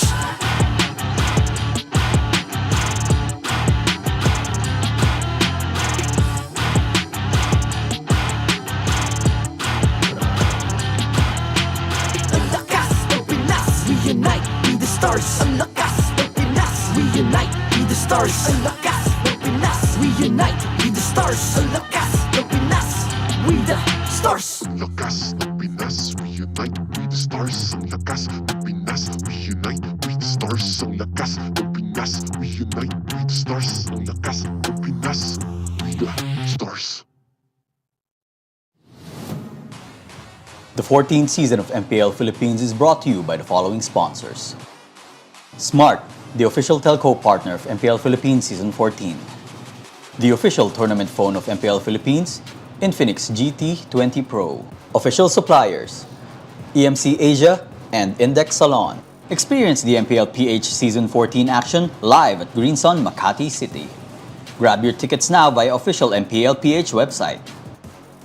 Don't miss any MPL action by following our official Facebook and subscribing to our YouTube channel. Follow MPLPH on TikTok for more content.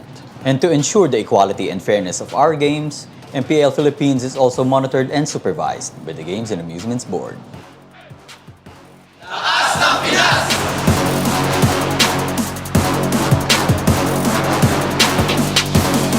Lakas ng Pinas!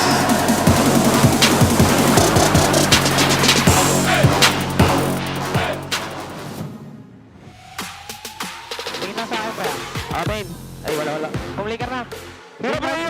Ate ako dalawa, Jom. Sama sa akin. Galang. Baskot, mabubuhay. Sige, ayun ang prayer nyo. Tower lock na, bro. Tower lock lang. Nice, boys. Jom. Knock. Ayan, nahuli ka, bro. Dalawa. Cancel ka. Wait lang, huwag mo pare, ha. Tower lock. Welcome back. You're watching MPL Philippines Season 14. At your service, my name is Leo here with Jose Ingan. And can I just say, that's some of the most calm end game shot calling I've seen in a while. One of the cleanest That's why, you know, they performed exceptionally well during game number 3 especially. It was amazing. Again, even at the peak of a finish, they're just tower lock. All right, wait. Let me get a kill. Let me respawn, and we're good.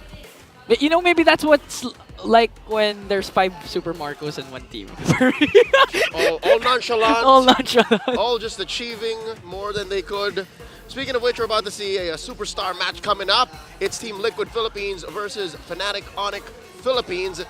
We'll talk about that in just a bit. Real quick, let's look back at what happened with Blacklist International versus Omega. That's that moment you saw earlier. It's a 2-1. I actually expected that to be a sweep, but this is what that led to. Smart Omega barreling forward from the defending champions, now at 5 points. And look at this team. Liquid PH actually has the opportunity once again to regain back their 4th seed over Omega up against one of their familiar foes, Fnatic Onic. They've already met, and that went 3 games as well, with Fnatic Onic winning, obviously. You see here that they're still at 7-0. Not a single match loss for Fnatic, but talking about game losses, Liquid handed him one. The aforementioned Blacklist also handed him one. So you know that there's a fight in Blacklist despite them being this low in the standings. So for these 3 teams, RSG, Blacklist, and TNC, it's not over till it's over. Yeah, and actually it's going to be interesting because I believe one loss of Fnatic Onic was actually with TLPH, as you mentioned, but it was Kelra Ruby. So you know TLPH can really go head-to-head up against Fnatic Onic. And with with TLPH, you know they're also eager to break down and tear down the streak of Fnatic Onic. If there's any team that could do it, it's got to be the defending champions. They've got to do it here and now while their dynasty is under siege. Real quick, let me tell y'all about Smart. It's Powerall 99 where you can get 8 gigs of only TikTok and only all net tech, so that's 8 gigs for all apps. Yeah. And you can power your play or watch, share, and stream everything. Yeah, and you also got a free Giga Arena ticket, so you can unleash the inner gamer in you. This also comes with only all net text, TikTok as well, for only 99 pesos, Leo. 99. That's right. I got a question for y'all. Are you feeling bored with the usual ranked matches? Spice up things with Snapdragon Pro Series Mobile Legends Back Season 6. It's the time of your game and face off against the best signups open for all qualifiers. Just head on to esl.gg/SPS MLBB. Made sure that I got that fast enough so it doesn't move forward. Once again, join in last SPS season. 5 was won by Falcons AP Bren. Our very own going 7 games against Team Liquid Philippines. They won it in Quill City Mall in Kuala Lumpur, Malaysia. Who knows where this next season's gonna be at? But hey, join in. Maybe you'll be the ones flying out. Maybe you'll be the next star, even for MPLPH or even other regions as well. It's an international event. You don't want to miss out on that. Yeah, it's really big. With that said, let's throw it over to the Infinix game Tambayan. We got Renmar and Rockhart waiting at the wings to break this bout down.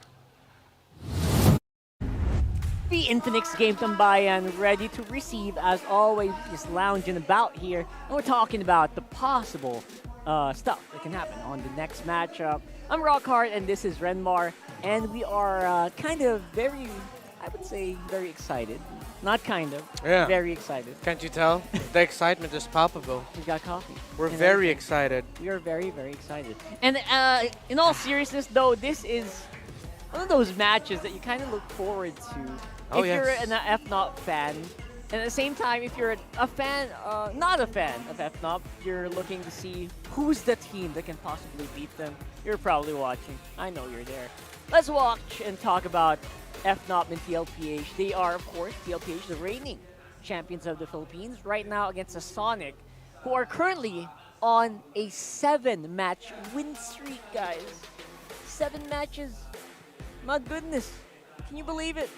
And again, they're going to go against the Cavalry here. Again, the current MPLBA champions. I wonder how that's going to look like. Yeah, the last time we saw this, it went into 3 games. Yeah, that's right. Fnatic Onic Philippines, they were able to surprise Team Liquid Philippines. It went to, in game number 1, it was Fnatic. Game number 2 was Team Liquid. And then game number 3, surprise, Fnatic Onic just took over. That's right. And in interviews, of course, Super Friends and Kelra, they mentioned how they are looking forward to facing TLPH among the rest of the teams right now for the second round. And Can you wonder why? Are you even wondering why? Stats right here are happening for the Golden Standoff. Yeah, this is the unique thing about Fnatic Onic Philippines. They're the team that relies a lot on the Ruby Gold lane pickup. An 83% win rate, if I'm not mistaken. That's 5 for 6 for Kelra. In the gold role, if you look at all the stats, Kelra actually beats Benecutie, except for the game MVPs gotten. It's just separated by one. There's also another interesting stat. The bulletproof leaderboard that we have, wherein the amount of games that players have won without suffering a death. Kelra is second there, only behind his teammate King Kong. He's tied with Super Marco, while Benecutie and Doming are at 7th, tied at 3rd. So really, things have just gotten way better, so much better for Kelra so far this season. But it's undeniable because of the sheer amount of MVP performances he's had. Benecutie even got one in their last meetup. Benecutie's been a monster for Team Liquid. Yeah, it's super neck and neck, by the way, in terms of stats. If you didn't notice, you will see it right here, where FNOP will be ahead in terms of the matchup from week 2, day number 2. They're ahead of KDA as well, but in terms of objectives, TLPH knows how to get things done. Yeah, kind of hoping we don't see a carry pickup again here. Excuse me, not carry, Clint pickup. I feel like it would be very difficult to do that, especially with the sheer amount of picks available for Fnatic Onic Philippines, one of the most flexible. By the way, fun fact about Kirk. He got to pull off a Grok EXP lane up against Sanford, and we know Sanford is a hell of a Grok EXP lane because he did that in game number 2, and that's the game that they won. Kirk can do that too, and more, because he's the only EXP laner that's in the top 10 of most unique heroes used in MPL Philippines Season 14. And to add to that, he's top 1. He's used 11 different heroes. 11 heroes! That's 11 different heroes this season for Kirk in the EXP lane. That's just difficult to draft against, man. This guy. And again, it's kind of not a mystery anymore why he's such a heartthrob, not just for girls, but also for guys. Man, I want to be an XP laner like Kirk, right? Yeah. With that long flowing hair, again. Yeah, there's something up with Fnatic Onic, man. Like, they need to tell us what shampoo they use. All of them. It's a running joke now. Even other countries are picking up on the joke that Fnatic Onic Philippines just has great hair. They have great hair. I guess it helps when you're team fighting. You don't have to worry about your hair too much. Yeah. Right? And just brush it off like that. It's a big buff. Really? We're getting to the point where analytics is saying, yeah, because they have great hair. It's like, right. Yeah, I agree with you, man. I get you. I get you. Yeah, but if we're talking FNOP, you know what? They've been very vocal about them wanting to beat TLPH. Yeah. And again, this is one of the steps to prove that they're definitely legendary. But who do you think is legendary in this matchup, guys? We want you guys to tell us who you think is going to come out on top here. Is it TLPH? Or do you think it's an 8-game win streak for FNOP? Yeah. For this one, I predicted Fnatic Onic Philippines. Yeah, for this one, I predicted TLPH. Honestly, it's... I said, you know, we can toss a coin. We can probably toss a coin. Yeah. Despite, you know, the changes for TLPH, Yep. there's literally so many factors. Not just, like, the gold laners, not just XP laners. So many factors here to consider. Benecutie is still on a rampage, I think, recently. Oh, yeah. Definitely has been. Oh, hey, look at that. Oh, look at that. It's the new recall effects for them. That's a nice little thing. I wonder if I can do it so that... Do it. So I'm just going to mess with myself a little bit. If you recall. Yeah. Recall. Just wanted to cover my face up with it. If you're going to tap recall over and over again, what are you going to do? I'll be honest, that Team Liquid one, though, Yeah, that's pretty sick. it's fire. It's like- Just a big buff horse. It's like, if I'm recalling, I'm pressing that. You're dabbing? Yeah. No, but that's my recall effect. That flexes. Oh, you're talking about the actual recall The animation. recall animation. Alright. Like, if you were a hero, what do you do? I would just Jump, lie jump, down jump, and jump. cry. Oh, lie down. Yeah, I'll lie down and cry. Okay. It's a weird animation of just constantly falling to Yeah. the ground. It's like you gotta do what the song. Is this Onic with Super Saiyan mode? Yeah. It is, right? Supersonic electric Onic mode. Oh my goodness. All right, so Pretty cool. if you want the recall effects, guys, you can support your favorite teams by getting these on the in-game shop. That's going to be available on September 19. All right, so you can represent your teams inside the game with this swag. And again, you can use that to kind of, what do you call that? Dab on your opponents in-game. Want to know something kind of sad, Carl? What? That despite that being just there on the screen, what? My forehead's still bigger.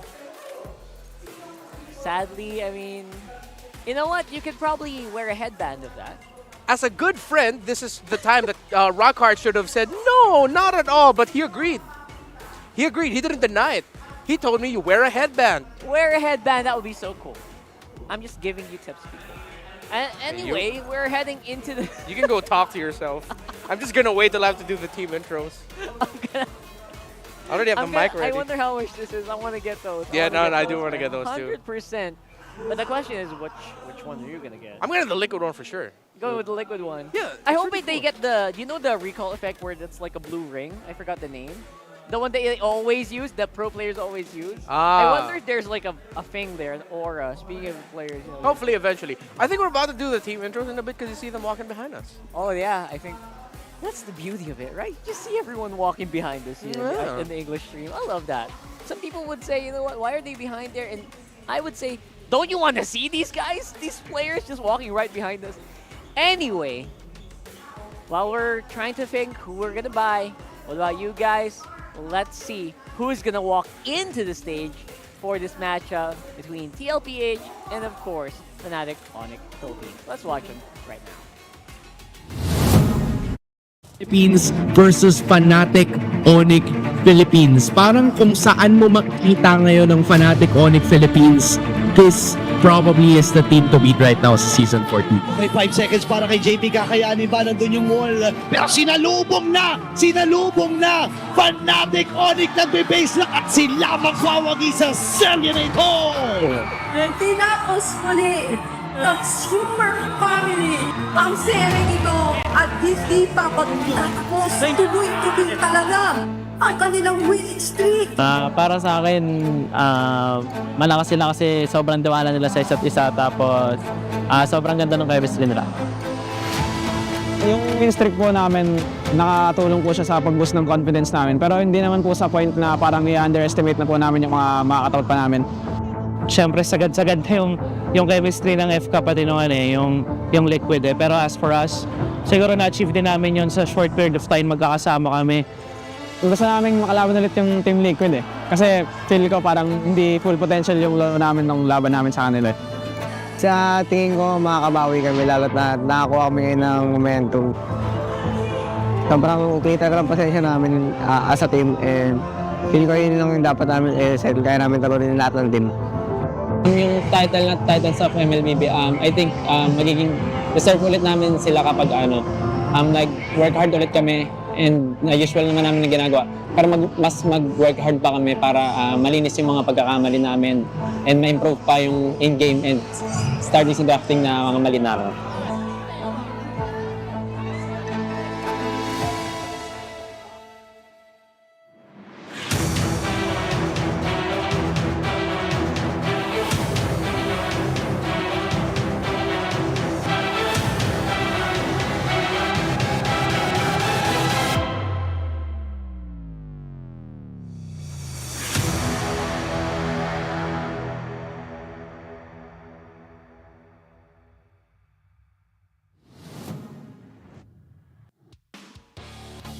MPL Arena, welcome to the Star Match! Introducing our marshals, Jeff, JJ, Joshua, and Wilbert.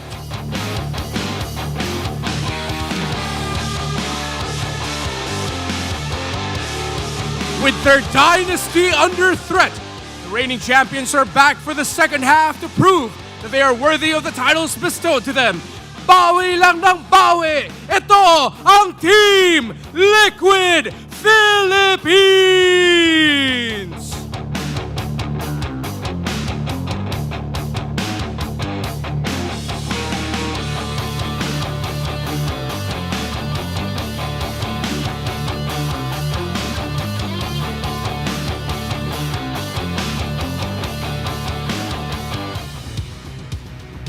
Their ongoing streak has made them one of the most feared teams of the league. Will they continue their run? 7-0. It's Onic time for Fnatic Onic Philippines.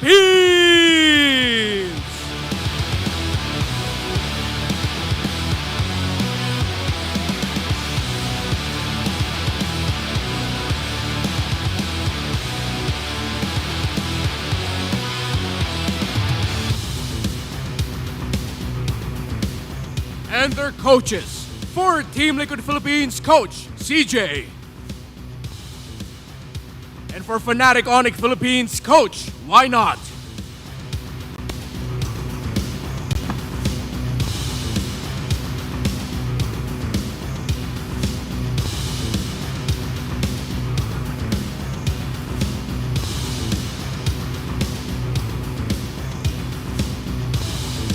It's time for the face-off. Calra, Benny Cutie, step forward. Benny Cutie, paano mo babawian sila Calra at ang Sonics? Ano ang palag mo? Gagawin lang namin yung best namin para patuloy yung streak nila. Calra, paano mo masisiguro na hindi makakabawi ang katapat mo at ang Cavalry? Ano ang palag mo? Sisiguraduhin ko magandang investment ako mamaya sa loob ng game. Palag kung palag, fist bump. This rivalry continues here on stage. Will it be a victory or will the streak continues? We're gonna break it down for you. We're gonna go back to our panel. Pasa. Very, very cold there, as you can see on the stage, not just because of the weather as well. Yeah, Team Liquid PH, who seem to be here for blood. Benny Cutie has the most MVP performances for his team. 2 on the Roger, 2 on the carry, 1 on the Claude. But at the center of the rotation for Team Liquid Philippines is Daddy JP. Highest assists per game in the league. How will they mesh well around JP's rotations? And how will Zyda handle the pressure of yet again fielding for Team Liquid Philippines to potentially be the team to end the streak of the team that beat them earlier this season? And this, of course, the team that beat them, the Sonics, with their Super Saiyan icon recall. Very excited to use that as well later on in the season. This is a team to beat. And like you mentioned, every single team in the MPL right now is basically shuddering against the might of the Onic. Super Prince might be the guy who will be able to temper the rotations of JP and Team Liquid Philippines. 5 first bloods and the highest KDA in the league. Kelra, King Kong, and Super Prince are tied for the least deaths per game at 3rd this season 14. Statistically, Fnatic Onic Philippines are powerhouses and they beat Team Liquid Philippines in that regard this season. However, average damage dealt per game and the average gold for Team Liquid Philippines just a little bit higher. Everything else is Fnatic Onic Philippines. It does feel like even though they don't get the kills, they still join the fights. And I guess if you are trying to outmaneuver a team, trying to distract them, you join those fights and you let Benny Cutie do what he is known to do. One thing. Yeah, so I think that's it, right? Yeah. As we look at the Infinix keys to victory, challenge Zyda's mechanical prowess. One of the things I'm going to be looking out for Rockhart is who's going to get the first blood, Sanji or Super Prince. I feel like either of those two can really set the tempo for their teams. And again, for Team Liquid PH, prepare against the Sonic's versatility. This is not like a generic thing. They're literally, their hero pool is insane. And the way that they actually drafted out is also catching a lot of teams by surprise. Yeah. And of course, 4 turrets. You know turrets are in danger in this matchup. Each and every single team. Kelra very angry, and Benny Cutie trying to go for that backdoor again. Yeah.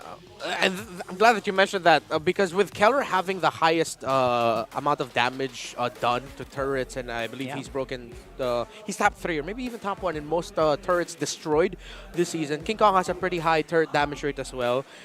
Team Liquid Philippines are surgical when it comes to that. Yeah, they'll break your turrets, but if you're not careful, then Benny Cutie is just going to go ahead and break your base. That's right. So I wonder with the arrival of Zyda, will there be someone to contest the Fanny against King Kong, which a lot of teams really are just trying to guard against. It's probably the only team left that you permaban a Fanny if you can.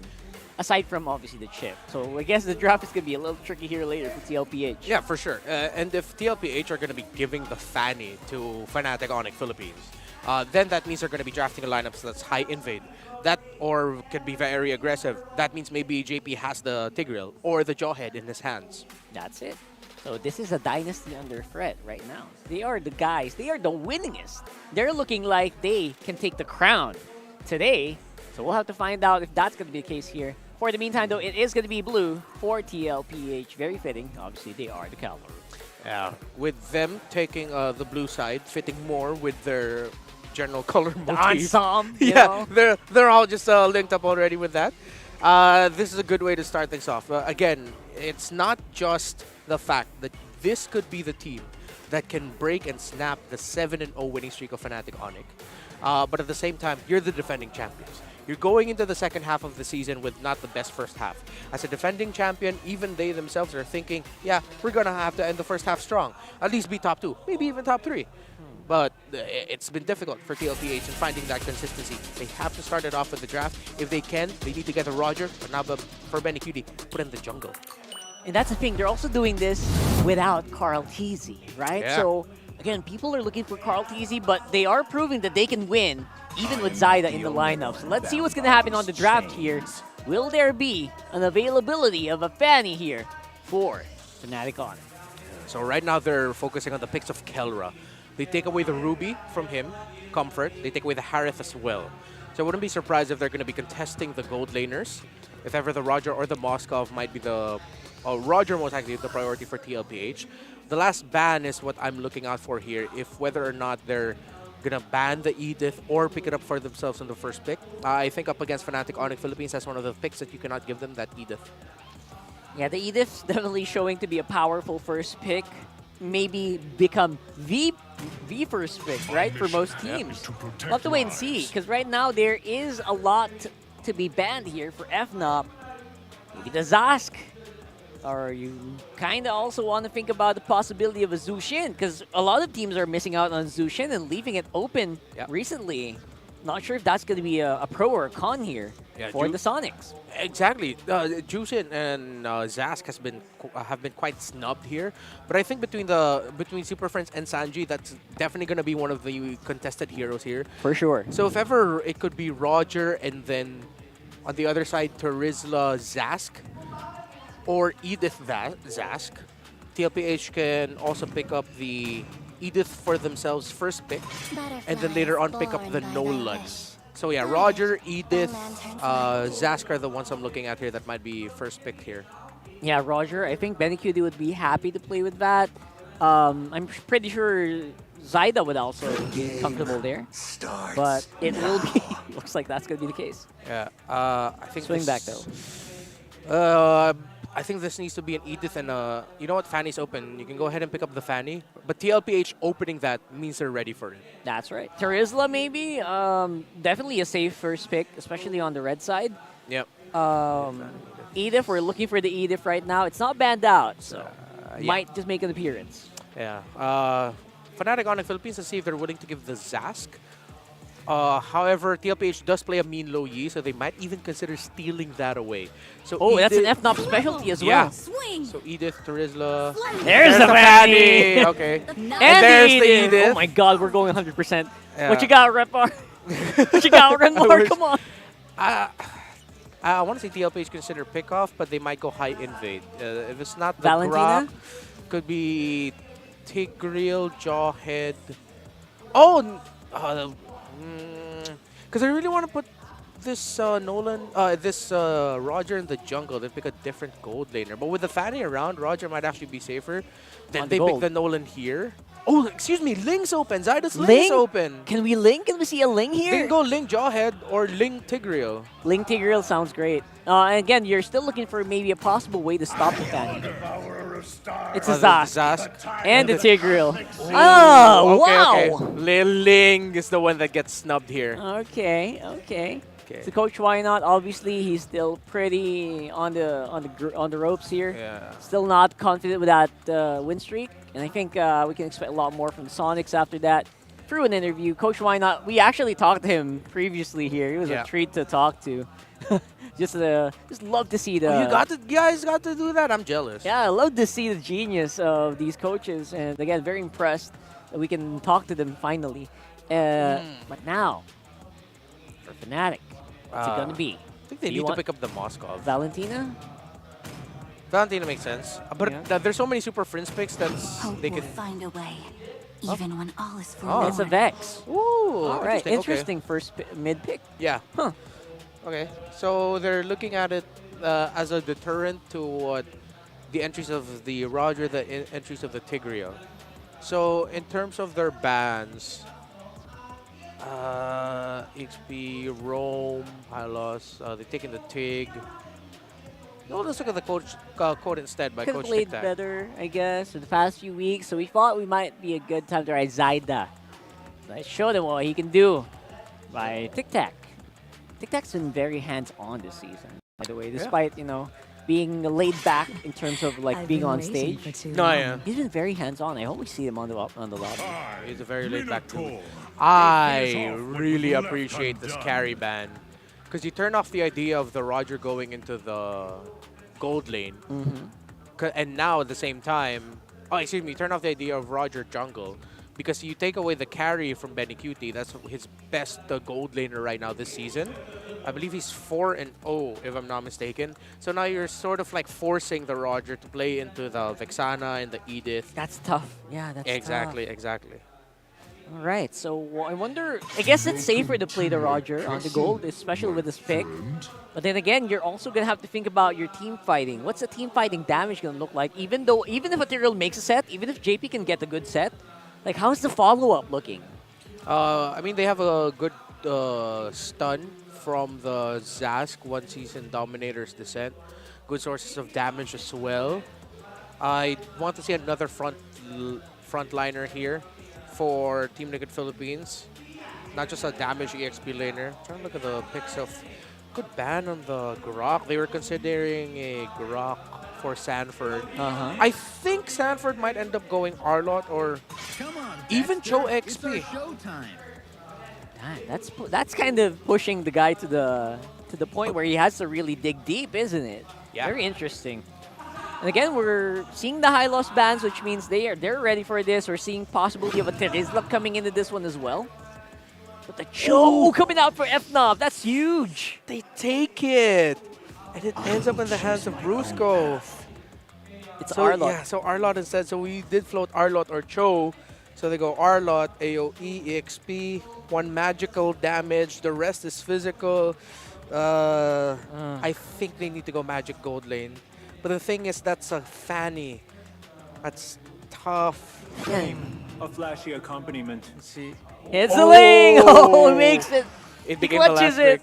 pick. Yeah. All right. What do you think about that Ling? Well, how's the Ling versus Fanny so far? Has it been more Fanny-sided or Ling-sided? That's a funny thing. That's a matchup we do not see a lot. Yeah, we've only seen, I think, once. And I think most of the time it's the Ling one on that one. I think that was last week. I have to refresh my memory on that one. Yeah, I'm going to have to revisit that as well. There's a lot of permutations in my head. I can't keep track of all. Yeah, it's true. But for the gold laner here, what's the gold laner pick looking like? Huh. Carry? It'll be so funny if this is just a gold lane Cho, dude. Ruby's banned out. So, Moscow, yeah. all right. I mean, Nothing special. Yeah, we did mention, hey, Moscow thinks he's special. I mean nothing out of the, like, unsurprising. Nothing surprising, rather. There you go. Moscow thinks, I'm kidding. No, yeah, Moscow can be a surprise. Yeah, we did float the idea of the Moscow earlier. So, yeah, everything checks out draft-wise. I'd like to consider that maybe Fnatic Onic won this draft here. Again, I feel like a lot of it's going to happen around the mid. Who's more active, JP or Brusco? Who's getting poked down more, the row mid of TLPH or the row mid or Fnatic Onic Philippines? It'll really all start there. And who's going to get invaded more? Is it King Kong or is Yes. it Ling? Yes. King Kong or Zyda, hope you're ready. You know it's going to be action-packed. You know it's going to be high-octane. Coming into this one, TLPH versus FNOP. Man, what a coin toss of a draft. What does Leo and Ingan think about this one? I'll tell you now, Team Liquid Philippines ain't gonna make that streak any easier to achieve. 8-0, still pending. Welcome to Game 1 in this week's star match. Dynasty under threat, Team Liquid Philippines versus Fnatic Onic Philippines. The defending champions versus Streak. Right off the bat, a lot of mobile heroes in the battlefield. I mean, even down to the XP lane, there's an Arlot, Brusco rocking the Cho. Again, we've seen Zyda use the Ling. So for the 3 games we've seen Zyda, it was all Ling. Just 2 games. Yeah, this is the 3rd one. I was going to say 100%. He's won both games on the Ling since his debut last week in Season 14. And now, Fnatic Onic looking to stop that with King Kong's specialty Fanny and, of course, Brusco's show. It's been debate whether or not this was worth it to be put in the XP lane. If you guys were talking about it on chat, then it's just me and my alter ego. But it's possible, right? Because even of all the teams in Season 14, it's Team Liquid BH who knows the strength of a side lane Cho. Plus, if anyone's gonna flex something like that, it's gonna be Kirk. Because Kirk, again, 11 unique heroes used. The most, I'm not sure if the most for all players or for just XP lane. It's still 11 heroes. 11 heroes, you know what? I'll call it now. I think that's just everyone. Yeah. He's just For he's just so diverse. He's so unique. No wonder all the ladies love him. All right, looking at the battle spells real quick. Take note, this is a Warcry Edith. It's not the first time we've seen it, but again, imagine the unique take on such an XP laner who has all the things you need. Sustain, CC, damage output. Yeah, and last week Kirk was used the Alpha Revitalize for the XP lane, so another Kirk thing. A very specific pick, by the way, that Coach Why Not used. And again, even their opponents did not expect to see that. So with that said, we're looking at some early action. Again, Brusco has been in Liquid's jungle since minute 0. Yeah, minute 0. Just making sure to provide vision for Fnatic. But look at this, Sanford goes in! Once again, Kirk has to use the flicker out. Now TLPH in full control for this turtle, but Brusco still there, forcing Tempest of Blades. Here comes King Kong, but Zyda picks up the turtle. First blood kill onto Brusco, but Sanford and JP will also fall down.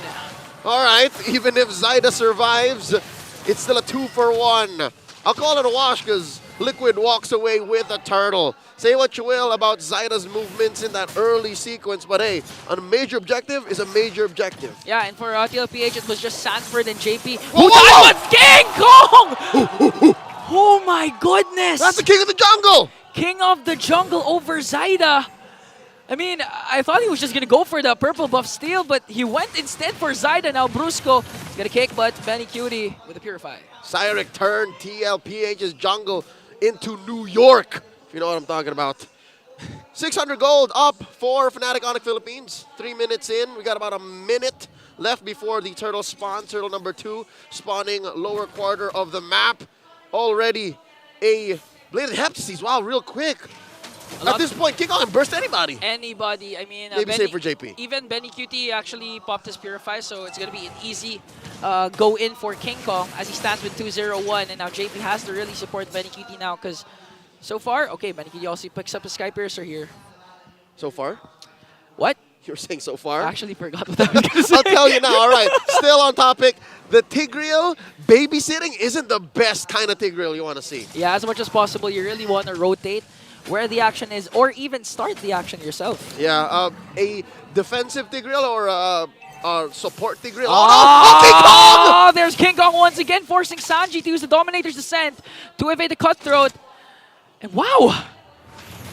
Cyric, let me finish my sentence. All right, here we go. SOD thrown out. All right, you let it go. All right, here's what I'm saying. That wasn't SOD, it was just a random spear. Yeah. Look how deep Brusco is. A Tigreal that's babysitting is almost just as bad as a Jawhead on the defense. Yeah, on the defensive end, not being able to use those unpredictable ejectors. But for JP's case, we still can't forget what he did last time. I mean, the amazing implosion play he did onto their very last series. Is that a 4-man, a 5-man? I think that was a 4-man, but okay, Sanji here pops his flicker out, and now Brusco as well. JP goes in! This is what we were waiting for! SOD's gonna connect, Tempest of Blades will connect as well, but here comes Kirk with the Earth Shatter. Now the turns up tide for Fnatic. Onic, look at Kelra, just giving JP everything he's got, and he's gonna bring down Daddy JP. Whether you call him the Filipino Savage or the gold standard, King Kong coming up! Cyric, let me finish my sentence! He has killer instinct like no other in the gold lane. Not just killer instinct, they have the hair, they have the skills, they have the streak. Now Kelra has the tower up top. I mean, they're just doing everything. The Kelra King Kong connection, not to mention, it was Kirk who actually did the counter-engage with the Earth Shatter. That's 3Ks, man. I mean, despite JP's implosion play, that was connecting onto 2. It was good again. It was good. A great tempo breaker, but Fnatic Onic had plans on plans, like Batman. And that's a little wonder scored here by Zyda, but merely a consolation prize for what Fnatic TLPH have done in the past 6 minutes. 2,500 gold up, and look, Brusco's not stopping. Brusco is relentless. And that's hard. If you're a Ling, as much as possible, you want your rotation not known. You don't want to give the opposing team information on where you're gonna rotate next, what buffer you're trying to get. And for Brusco, man, info overload. He just knows where. Oh, even evades the ult coming in from Sanford, kicks him there. As Kelra picks up another turret plus the golden staff. All right, is that big ticket item number 2? Is he 1 away from a Trinity? At this point, we're gonna see. Oh, okay. That's a DD. That's a DD. Okay, forces dominate on descent once again. King Kong's really cooking something here, and that's crucial because there's a third turtle up for grabs and no dominator's descent for Sanji. And that's definitely a go signal for Fnatic Onic to just lean in. I don't think this is a turtle that's worth contesting. Yeah, it's gonna be hard. They don't have the kit, but Benny QT already picks up another core item here as Fnatic Onic just surveying the scene. Brusco has the flicker, has the way of the dragon. What? I could have sworn he just... What? What happened? What happened? I could have sworn he doesn't have it! King Kong gets one! Goes in once again when you thought he was going to go out. King Kong just dishes the damage to bring down Sanji. SOD's not going to hit onto JP. Now the chase is on. Zyda wants to contest for this turtle, but Fnatic on it hasn't started it. Brusco still has the way of the dragon, just zoning out Zyda. That's got to be tough being Zyda. There's 2 men able to just turn you around, flip you over, kick you out of Kingdom Come. Oh. And that's all she wrote. Fnatic Onic walks away with the final turtle. You know, at this point, since week 1, when we started MPL PHS 14, there was a ranking of the top 3 junglers. Consensus was Kyle TZ. JP goes in with a conceal, but he's gonna get disrupted there by Fnatic Onic. Now, no rotation for TLPH. Now, going back to my point, the top 3 consensus, top 1 was Kyle. And it's either Irad or Carl TZ. This time, I mean... King Kong has to be one. For me, has to be one. King Kong reminding us why he should be part of that list. JP, Sacred Hammer out of range. And he's doing his best, right? JP's always setting up these amazing turnarounds. But I don't think Team Liquid is ready just yet. Sanji's just threatened to get popped too quickly, so he's used DD defensively. When is Benny ready? That's the question. When does Benny come in? Yeah, technically, Benny's supposed to be ready first compared to the Moskov, compared to Kelra. But at this rate, Kelra's just performing phenomenal. Going back to the stats of their previous game, TLPH actually dominated almost all stats, but Fnatic Onic was #1 in terms of average gold lead per game win. And right now, their gold lead is 4.1k. If you're talking about gold leads, you're talking about stats, you know who else is #1? Who? Super Prince so far in KDA alone. 9.82 across the board. Across the board. This is a low-key Prince, not a king, he's a Prince. Super Prince. I mean, 0-0-3 right now. Picks up a Blood Wings for the additional defense. I mean, you wouldn't wonder why. Super Prince has been performing very well. Plus, having Brusco as your roamer, your mid-trio combination just really enables Super Prince to, you know, play at the highest level. So good. There's a trinity on both Kelra and King Kong. Okay. You just mentioned 3 superstars. An up-and-coming one in Kirk, the lover boy, and then the Philippine, the gold standard. Team Liquid PH, not to take away from their dynasty, their championships, but right now, this is all Fnatic Onic. 4,500 gold. Lord spawning up in the upper corner. You know what? I'm never.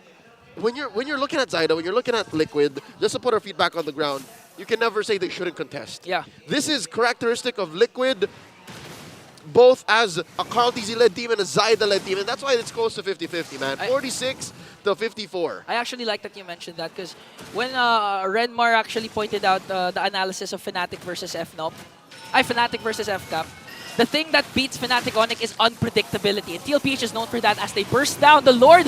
Plus, look at Kelra. 2 Two birds with one stone. I mean, and even forcing the Tempest of Blades, Keller has to walk away here because Benny Cutie coming in. 2v1! Look at the Lack and Pounce, 2v1. But look, pops the Purify. He's going up against 4, but here comes King Kong. Picks up the first kill, still alive. JP goes in with the implosion.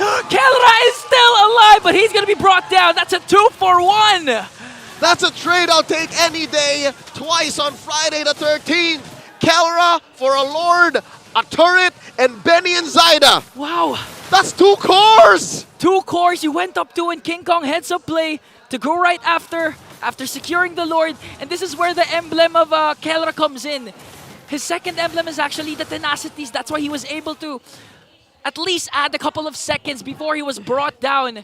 And the best part is JP, he used up his implosion. That's everything thrown out by Team Liquid PH, and yet still, Keller was able to hold his ground.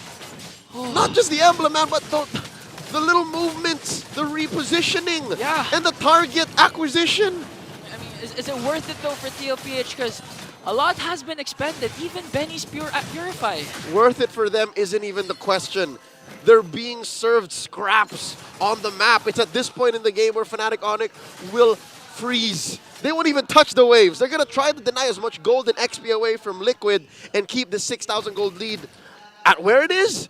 Or worse, grow it even further, especially if they get the kick. Oh, another kick onto JP. He has to walk away here. King Kong picks him up. And Sanji with the Dominator's Descent. They're going to finally shut down King Kong. So that's a good play coming in from TLPH. You had to do it to Daddy JP. Again, as early as 2 or 3 minutes, or as soon as King Kong picked up the Heptases, I said you could burst down everybody. Anybody save for Daddy JP. Yeah. That passive on the Tigreal, acting like a little baby Twilight armor, is definitely going to stop anything that Fnatic Onic bring to him, and that's why King Kong got shut down. And now, Keller got stunned here! Is he going to be able to escape? They're trying to go for him. Zyda, will he make it in time? Gonna walk away. And you have, at this point, you really have to respect the damage that TLPH is capable of. This is still Benny Cutie. This is still the Roger. Zyda at any given moment could also do what King Kong's been doing. Kelra with the initial damage, Zyda for the final blow. Now, Fnatic Onic, you've been saying that they have to maintain this lead, but right now it's slowly dwindling down, 3.8k. A snap right in the middle. 3,500 up at 13 minutes. There's a Lord spawning in the lower quarter. And real quick, a throwback to last Sunday's bout. Team Liquid Philippines versus Omega. The first game of that series, despite them sweeping, went the distance. Team Liquid PH has slowly been racking up these late-game comeback victories. So Fnatic Onic better not forget that they're still facing off against a championship caliber squad that can turn things on a dime. Yeah, and looking at the crowd control, TLPH has more compared to Fnatic Onic. So in terms of game-changing or game-altering plays, plus Daddy JP, you know something can happen once TLPH finds their groove, but right now they're gonna deprive Zyda of his purple buff. Or they're gonna try. Keyword, they're gonna try. Even Fnatic Onic are thinking twice about committing that retribution since the Lord has already spawned! Oh, Sandberg goes in!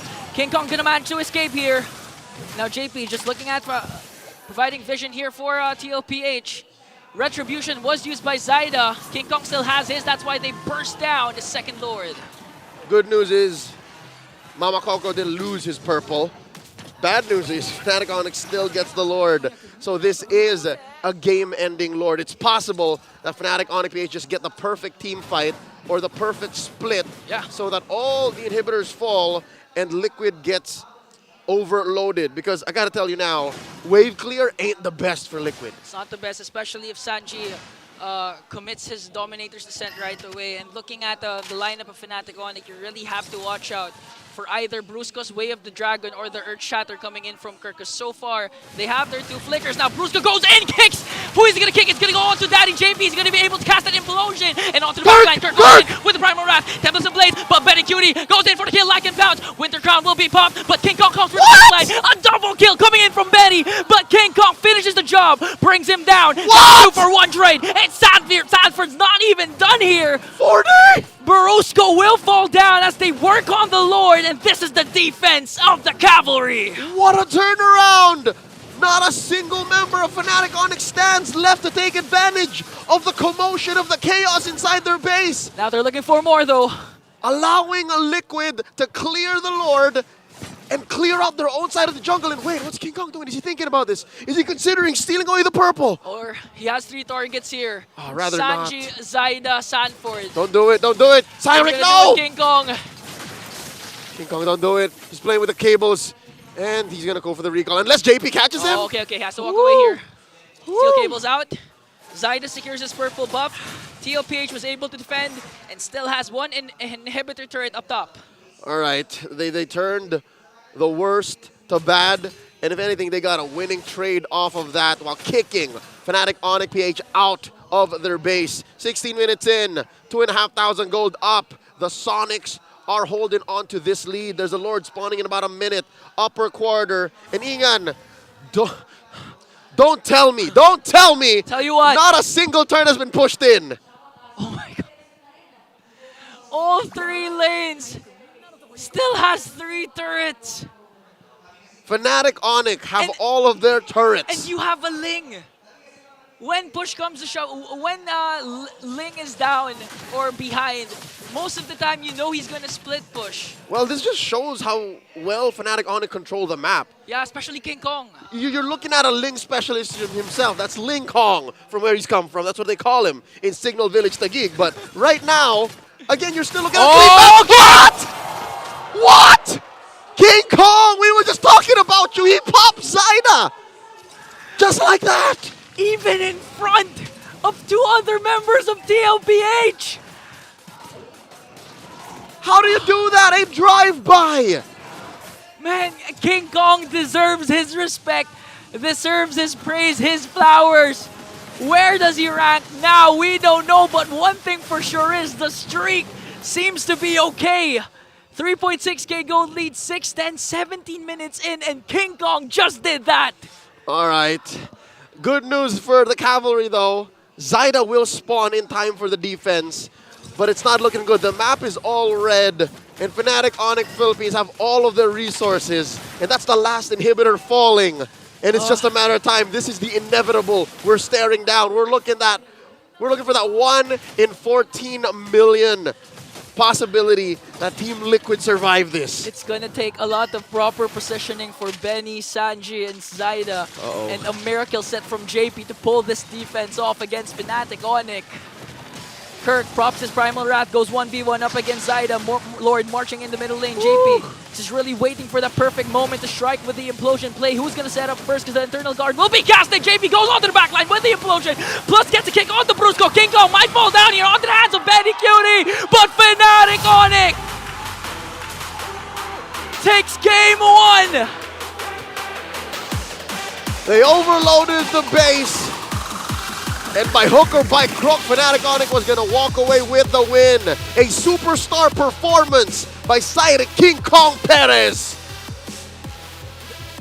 Wow, I mean, 2 already fell for Fnatic. King Kong was 1 hit away, but manages to break the crystal and take game 1. We'll throw it over to Renmar and Rockhart at the Infinix Game Tambayan to break it down. Unbelievable performance here.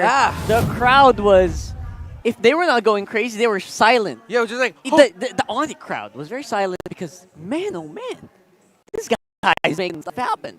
King Kong might as well add Sky before his name, because with how he's playing all the assassins, he's definitely that guy. That guy.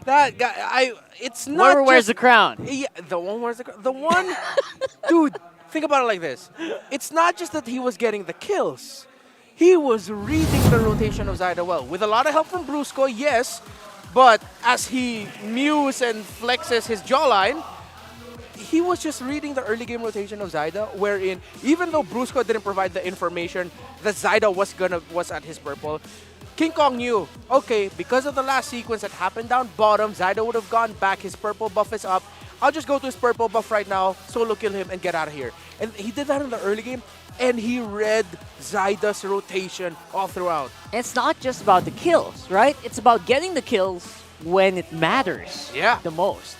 And that's the impressive thing. Not just the 1v1s, not just the solo kills, not just out of nowhere plays. Yes. And despite the counter plays that they've been trying to do against him, it's just he's able to get in, get out, get the job done. and then there's just no punchback. There's no counterplay. You, let's be real. Like, yeah, he doesn't have the championships to flex just yet. Yeah. He has the king in his name. He doesn't have the crown to prove it, but he doesn't need the crown right now. He's just showing up week in, week out. I can get MVPs. This team can count on me. I can make the plays, read rotations, get the kills, and smother my opponents. King Kong. In the game, not literally. Not literally, of course. That would be a crime. That would be a crime. But there it goes. As close as it was in the stats, I mean, I would still think that TLPH had a fighting chance. Yeah. Despite King Kong making these things happen, despite Kelra with almost 1v4 there at the bottom side of the map. Oh, that was sick. That was sick. I mean, I was literally standing on my feet when that was happening. Despite it not, obviously, Kelra still dying there, it's a show of force. It's a show of force. The possibilities are there where Kelra and King Kong working together alongside everyone else, the Ks, makes you proud to be a K. Yeah. As well. Like Carl. Carl, but, yeah. you know, Ks are very powerful. What are you getting at? Yeah, nothing. I get you. I'm not getting anywhere. I'm not getting anywhere. I'm not. That doesn't mean anything. I wish I had a K in my name. I wish I was a Krenmar. I'd be okay with that. Okay. All right. All right. But You yeah, got me there. You got I mean, me there. it's a good day for Ks. Good day for Ks. FNOP are just getting Ws all throughout with Brusco's Cho. Again, reading the rotations of JP, Sanji, and Zyda so well. They controlled the early game from that. That TLPH, yes, impressive by the way that Zyda got the first turtle. He was able to retribution that away. Over time, though, again, that's one of the difficulties going up against an Edith that's active in the map and a Vexana as well. So for TLPH, the wins that they would get, FNOP would always get something. TLPH would win a little skirmish, Kelra's pushing down bottom. Oh, you want to take down Kelra? He can 4 versus 1 you. Kelra has been relentless on that bottom lane. Even before that 1v4, he was pushing that lane. He got the tower while his team was taking the Lord. Exactly, and that's one of the strengths of Kelra that we talked about earlier in terms of his stats. He's dealt the most damage to turrets, and if I'm not mistaken, he's also broken the most turrets so far in MPL Philippines Season 14. TLPH, I already had my doubts about this draft. Not that it's a bad draft, but just up against what Fnatic Onic Philippines already did. The fact that they fourth-picked the Cho, taking it away from Team Liquid Philippines, and then making it so that whatever you decide to put in the jungle would have been struggling, and they took away picks from Benecutie, Fnatic Onic Philippines. What a beautiful draft sequencing. They took away the carry, they took away the Grok, so they took away 1 pick from Benecutie, 1 pick from Sanford, pick up what could have been a great pick for Benecutie with the for Sanford on the Cho, forced the Arlot onto Sanford, losing up against the Edith, and then at the same time, they get the comfort on the Fanny with the early picks, and they prioritize the Edith. That's why a Roger over Edith at this point in our metagame, I would rather take Edith. And mark my words, that Edith going to be first pick later on, or probably just banned out completely, just like this Fanny.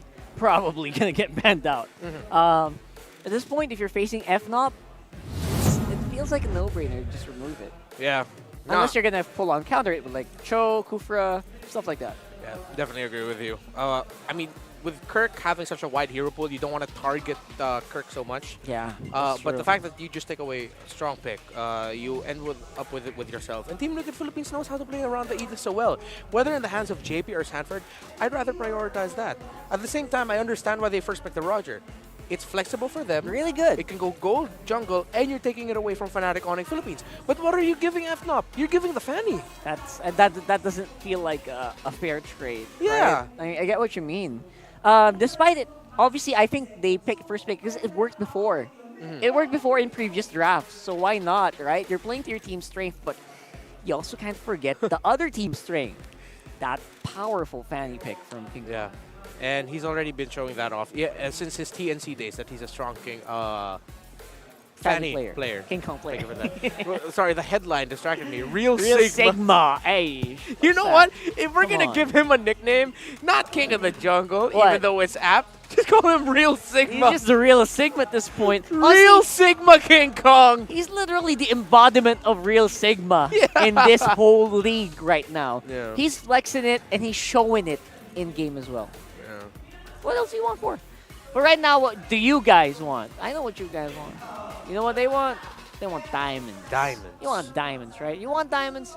Go ahead and flex as well here in the MPL arena by posting on Facebook and TikTok with the hashtag MPL S14 live experience. Do that right there. And win up to 9,000 diamonds. Just flex it. If you drop by here, even if you're outside, I don't know. Just kidding. I don't know if that's allowed. But even if you're outside, say that, you know, I've been here so many days. I've been camping out. Maybe that could be a great story. Post it on Facebook or TikTok. And maybe, just maybe, they'll notice you give you 90,000 diamonds. 90,000. That's not a typo, by the way. That's almost 100,000. That's a lot of diamonds. That's a lot of diamonds. That can get you a lot of popularity. Not gonna lie. You're like, you want a skin? I can give you a skin. Just wait 7 days. Wait 7 days. Yeah, wait 7 days if I just added you in my friends list. You want to be a real Sigma with the maximum charisma? Use your diamonds for charisma. Exactly. Well, okay, no, I'm not. If I'm just gonna be using my diamonds for charisma, I feel like I'm wasting my diamonds. Get skins. Get real life charisma. No, get your skins. Make friends by giving them stuff that they can't get. That'll be nice. But you know what they can get? They can't get this gameplay pose because the Riz and the aura in this gameplay pose is gonna be difficult to duplicate, right? That Kirk aura. You're not supposed to smile. Don't smile. The Just guy don't with the cap smile. behind him needs to get it.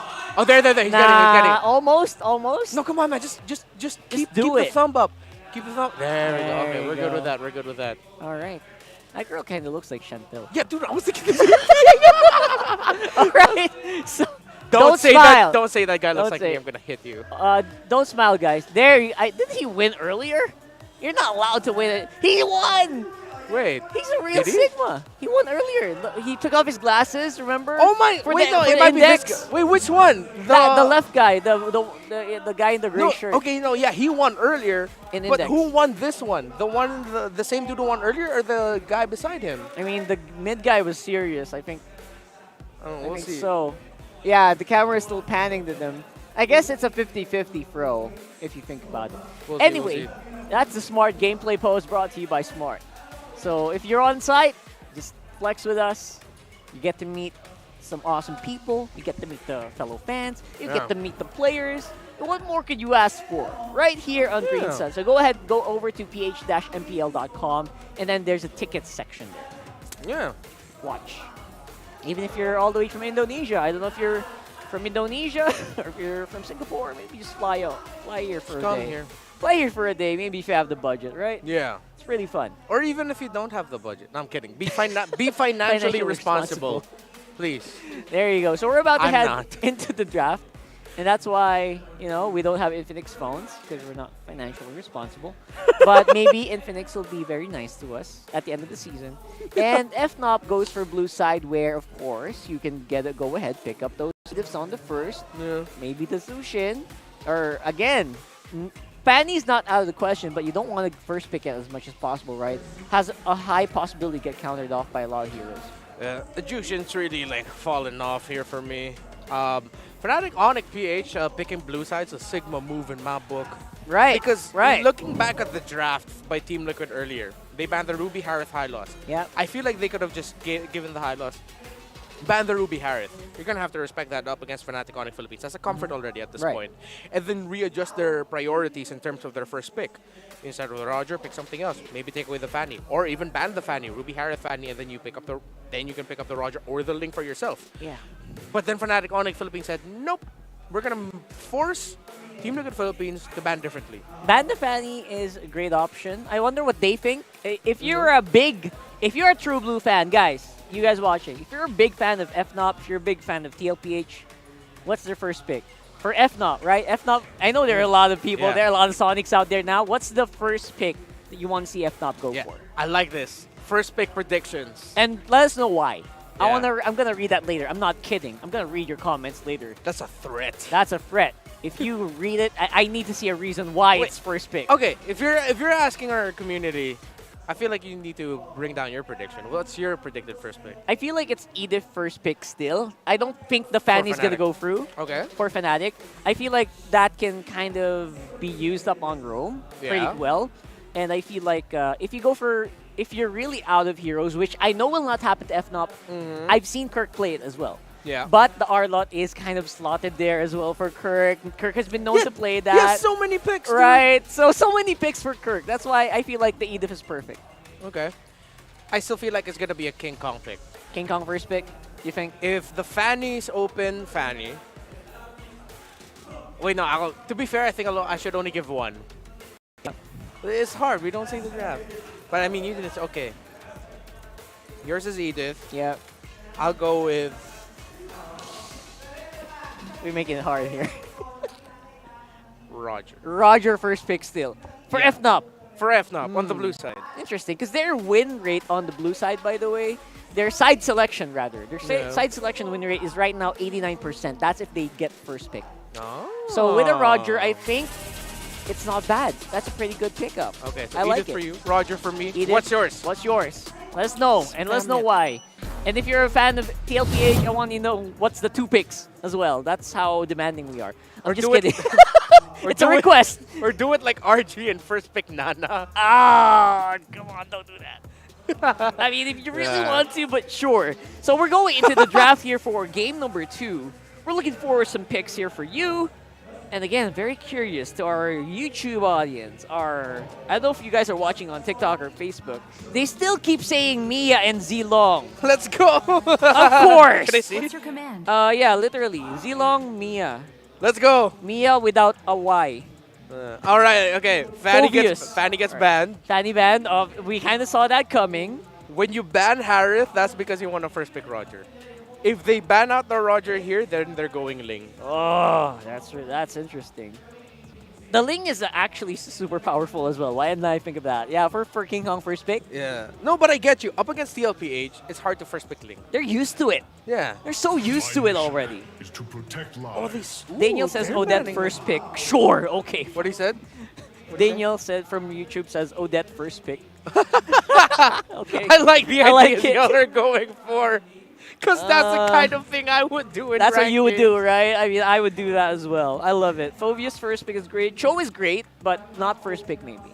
So thank you for your YouTube comments. Love you guys out there in the comments. Give me the Roger. Oh, but Link's open.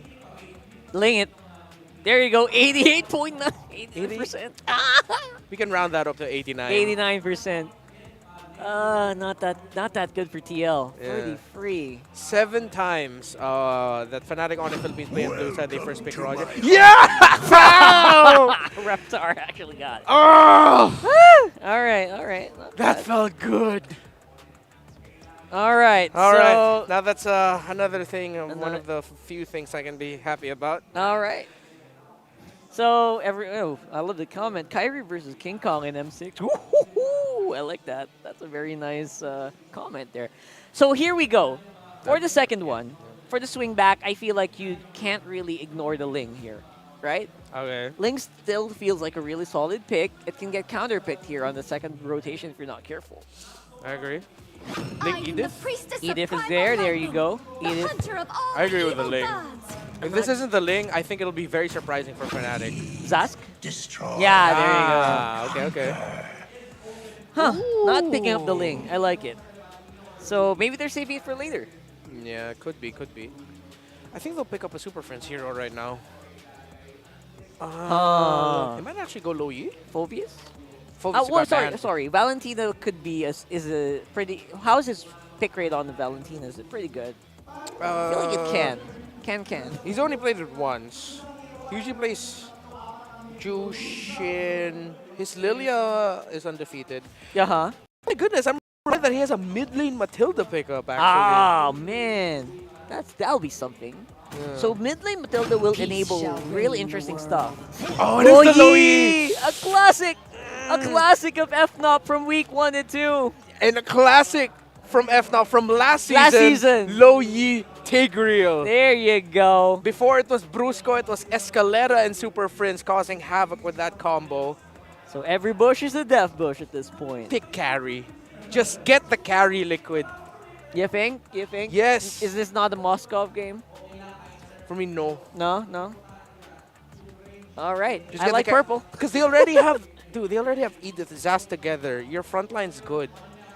The Moskov will still have to watch out he could get ganked soloing with low Yi. Oh, that's a good point. So you can't do that 4-1 split that Moscov's doing objectives. Just pick the carry. Come on! There it is. Renmar's stats are on fire today.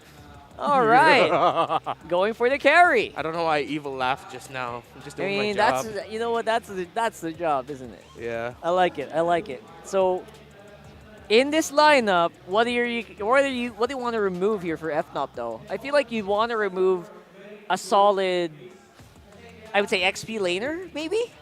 Is the XP more the threat here, Yeah. or is it more the jungle? What do you think? They can take away Terizla, because I think Liquid, if it's not the Link, they might consider Nolan. Nolan, Edith, Zaz together are fearsome. Plus, you get already the burst that you will need. Choose my own. Huh? Oh, Arlot. Sorry. I mixed up the voice of Nolan and Arlot. All right, there you go. There you go. Yeah. So you're right. They're actually taking away EXP laners. Are they? Oh, then they might just be willing to give the Terizla since they already have the carry. Unless... That's a bit tricky, isn't it? Because I'm trying to decide whether it's best for Edith to go roam here or just go jungle. Excuse me, EXP lane. Ooh, Fnatic Onic bans the Nolan. They read it. Nolan, again, actually super good here. If we're talking about maybe just trying to get attention from your enemy while the carry is farming, Nolan's really good with that, to be honest. Yeah. So I see why. They need a bridge. Zyna might go Julian if it's available for him. Oh, this might be Ling. Because you banned out the Ruby. Again, you're still just respecting the pick of Kelra. But if you take out the Ruby, it's easier for the Ling. But you still have to worry about the Tigreal. And the Terizla still might get picked up. I'm leaning more towards Julian for Liquid more than Ling in terms of like what I think they should pick. The Ling, actually, if it gets banned out, I am the power oh, of light and current. ballsy. All right. Huh. Kaja ban means they're kind of... I don't think this is a Roger jungle for FNOP. I don't think it's a Roger jungle. It could be. But a Kaja ban is very specific, right? Yeah. For me, I think this is Roger Jungle. Then I think it's going to be Kelra getting the Claude. Or Because Claude Moscow. Low Yi, that's their typical thing. Claude Low Yi, and then they can get the Terizla for their EXP. Then this one, if that's the case, if they're splitting, just get the Julian. Oh, the global BMI Claude. Yeah, the right, global right, BMI. right. Oh, okay, it's the Ling. It's the Ling. I mean, There's the Ling. I think they are watching out for... Just go Claude Terizla. This is kind of predictable, right? This is very predictable. But Claude Terizla can. I feel like we can swap out the Terizla a little bit, maybe, but you're right. Looks good already, especially if you're trying to maximize or capitalize on the global presence of Aloy.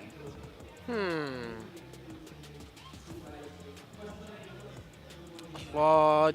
I wonder if they're considering CC if not the Terizla. But CC doesn't have the Angela, and it might be tough for her. Oh, they go Joe. Oh my god, and they go Clint? Dude, what a flex. What the hell? I'm sorry, that's all I can say. Like, damn. I mean, you can say damn here, because against it could have been the Claude. And they go pick off Clint. All right. There is against the Ling, and they still can go for another diver here.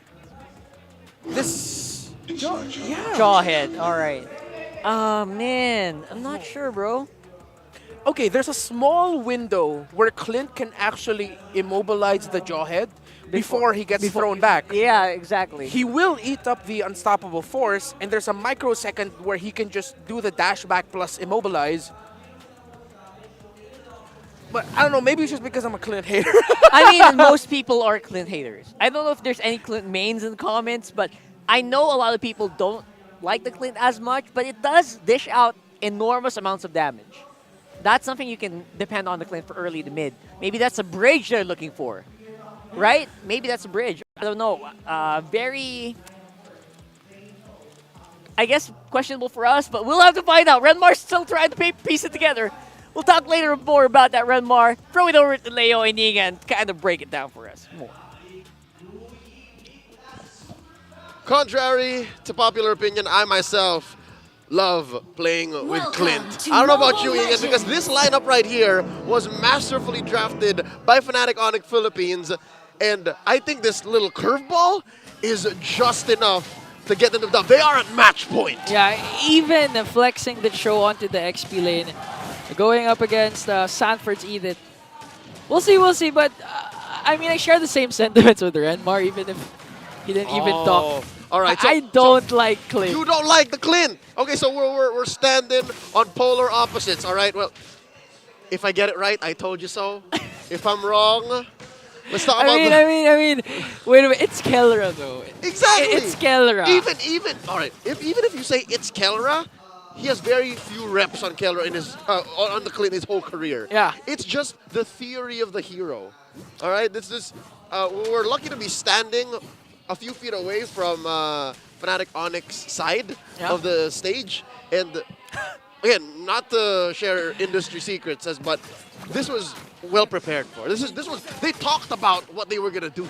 Yeah, they're ready up against TLPH. I mean, you have no room for experimentations going up against again a dynasty, one of the titans, along with Falcons AP Bren. But Fnatic Onic, okay, to pull this off, I think Kelra needs to really take his time, be patient. Compared to Benny QT, of course, he's gonna snowball much way faster. Yeah. But again, there's still JP though. At any given moment, if they start rotating up top, it could go south for Fnatic Onic.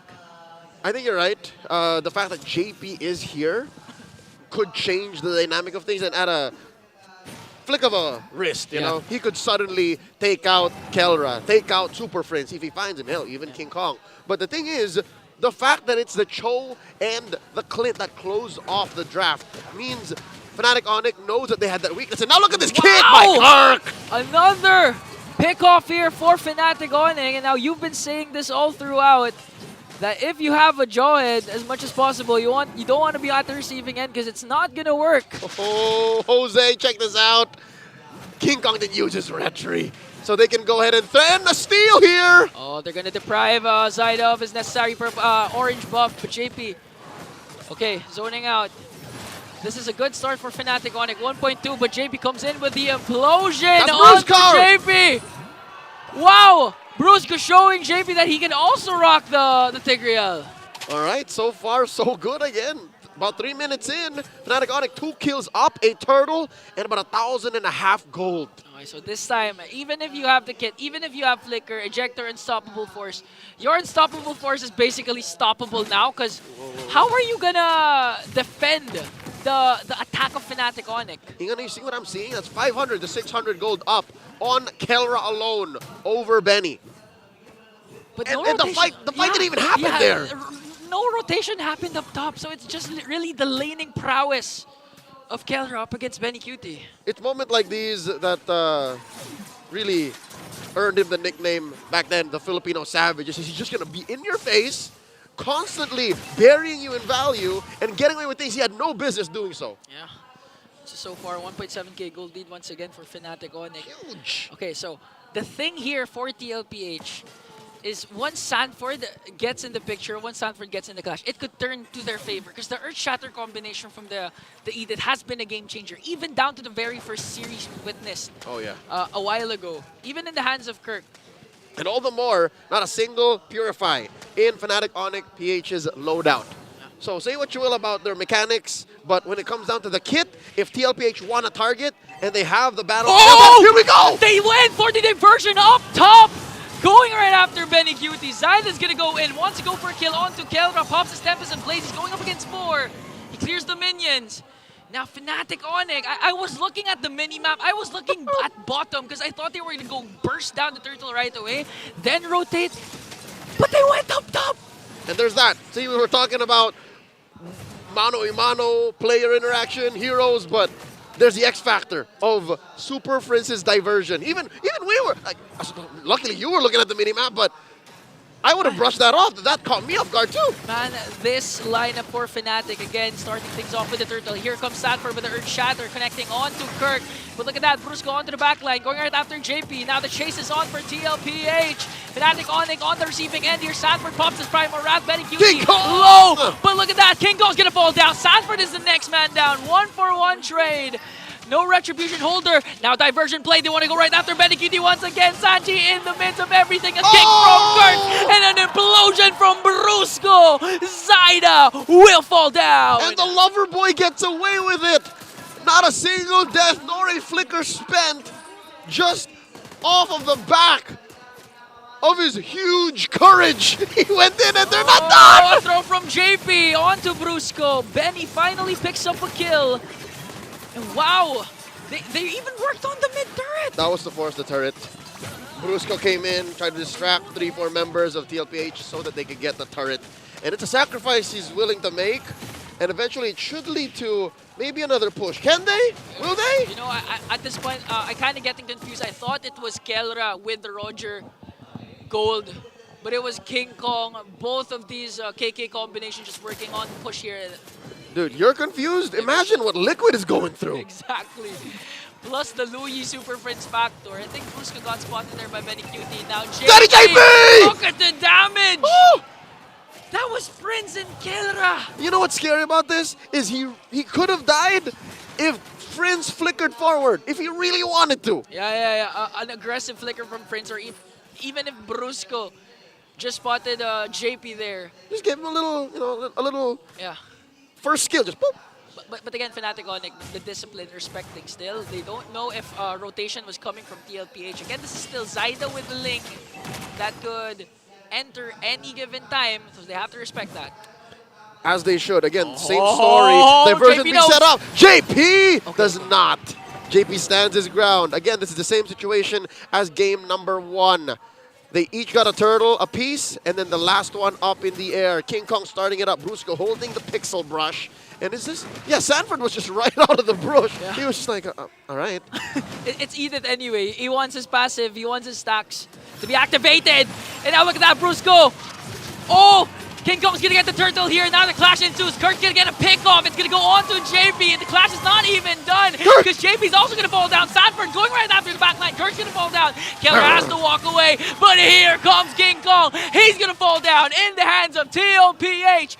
A double kill for Benny now. Diversion play. What? It's gonna be a 2v2. Benny's gonna fall down. Sanji, no Dominator's Descent. Has to use the Purify to walk away. Zaida Kelra has his eyes on Kelra here. Will he go for it? The Finch Poise is there, but he's not gonna go for Kelra. The gold standard gets away.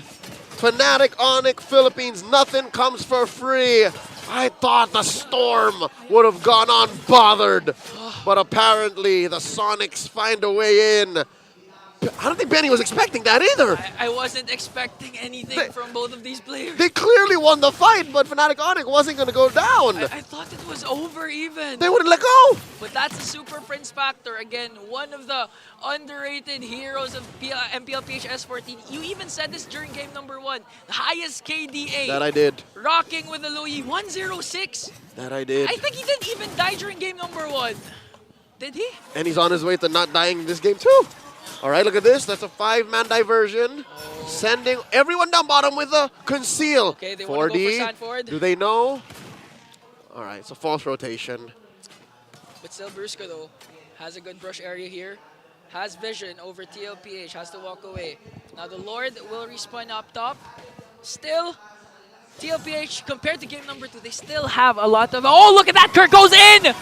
But answers right back to TLPH here. Look at the stuns coming in. They're going to bring down the Kirk.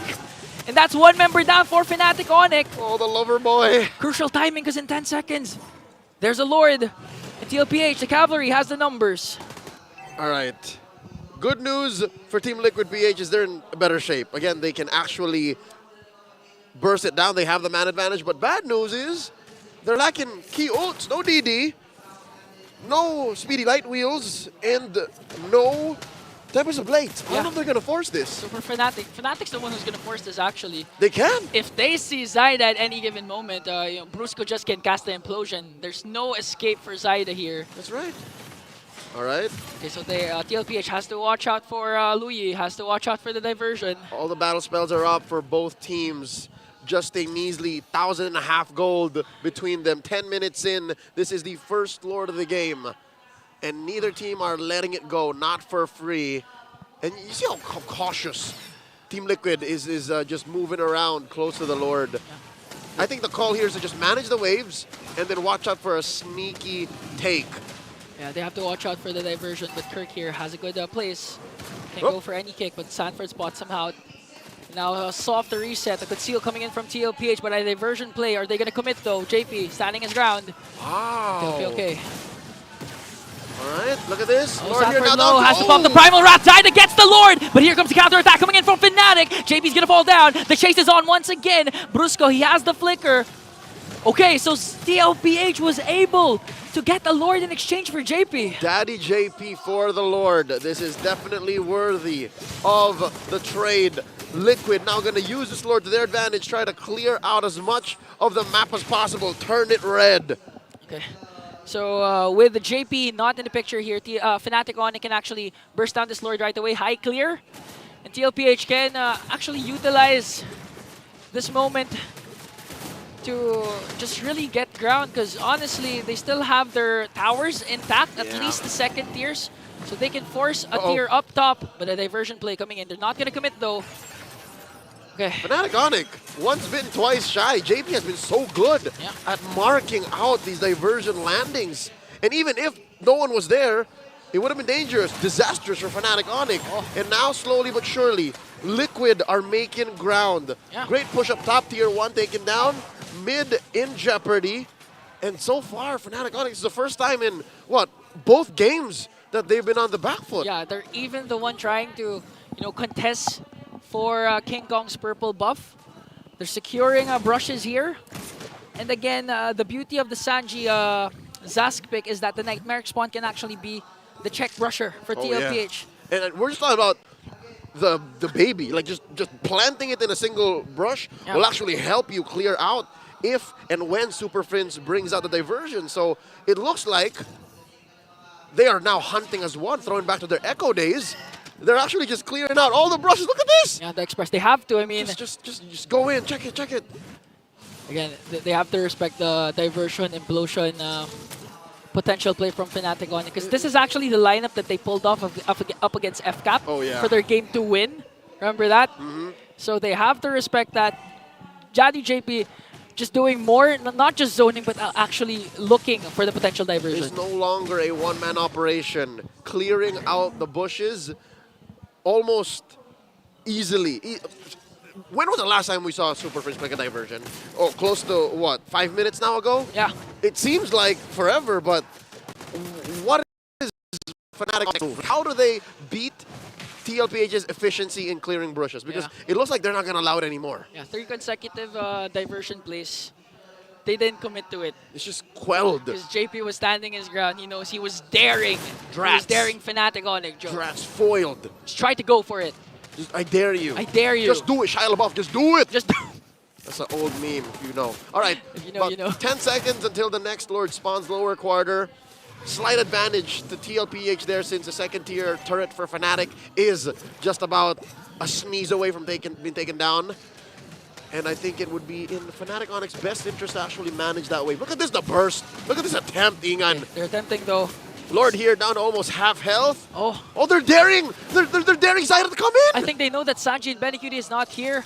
But again, the reason why TLPH was able to get the first Lord was that they forced Fnatic Onic out of position. Even if 5 members of Fnatic Onic was there, the moment that you make them out of position, TLPH can actually sneak in and try to burst down this Lord. But right now, Fnatic just working on this Lord. Oh wow, look, and Friends, him and Keller hiding in this bush.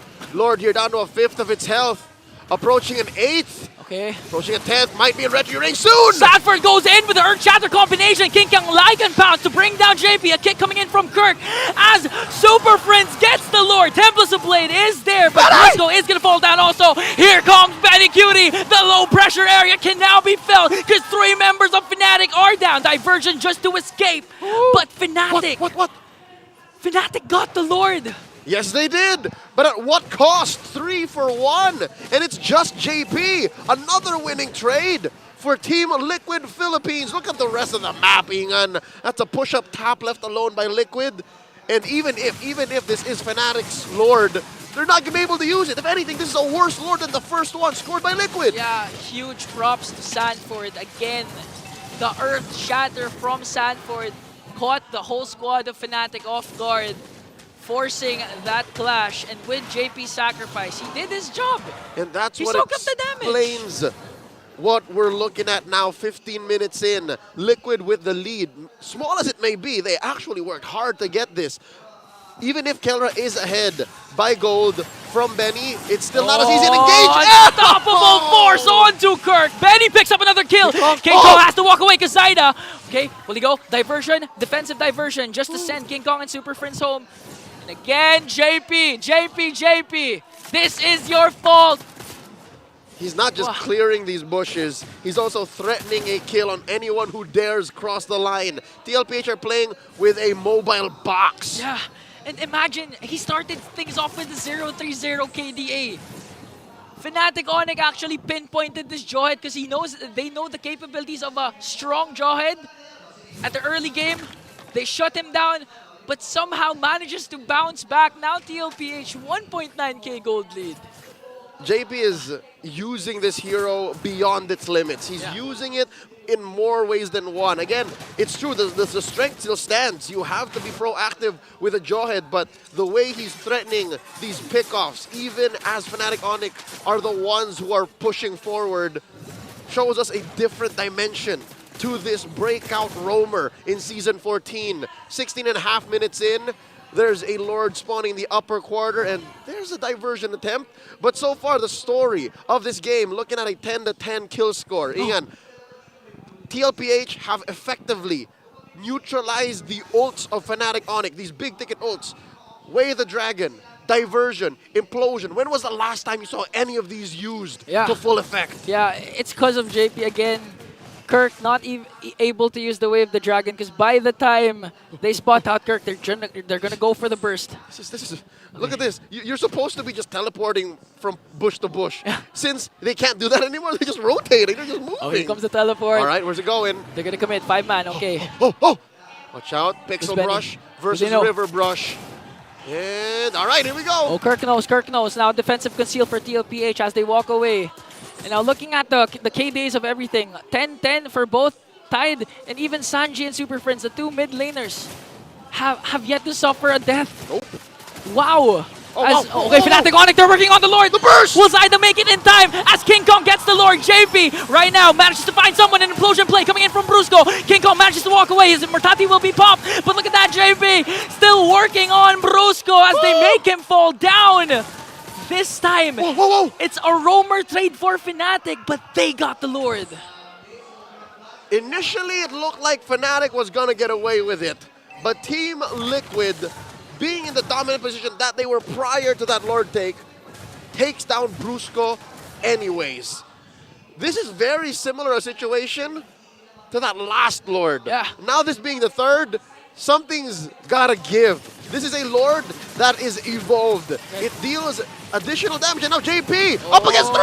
Oh, but the kick coming in from Kirk, they're going to be able to burst him down. Look at the damage, Kirk! All of a sudden is nowhere to be found. Brusco still not in the picture. Super Friends has to use the diversion play to walk away, but here comes King Kong! Onto Benny Cutie! Picks up a kill onto Sanford. Tempest of Blaze will be casted, but Benny Cutie's still alive. Kelra, the Clint pick!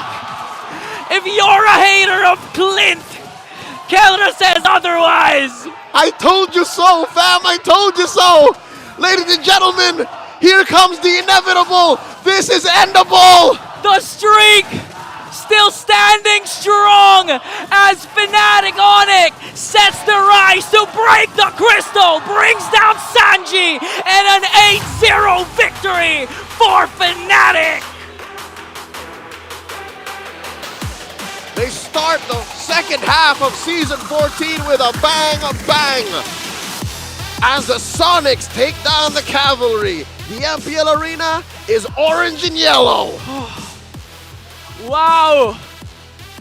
I thought TLPH had it because they were able to burst that right away. And they denied anything and everything that draft was supposed to do. Yeah, they didn't even have Brusco for the fight. Brusco was there for the fight push because he responded. But during that fight, he wasn't there. He was dead when it started. Wow, the Kelra King Kong connection plus props to Super Prince. I mean, amazing. Is Super Prince still deathless? He's still deathless.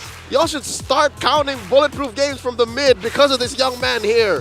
Because of Prince Ramirez. GG well played though.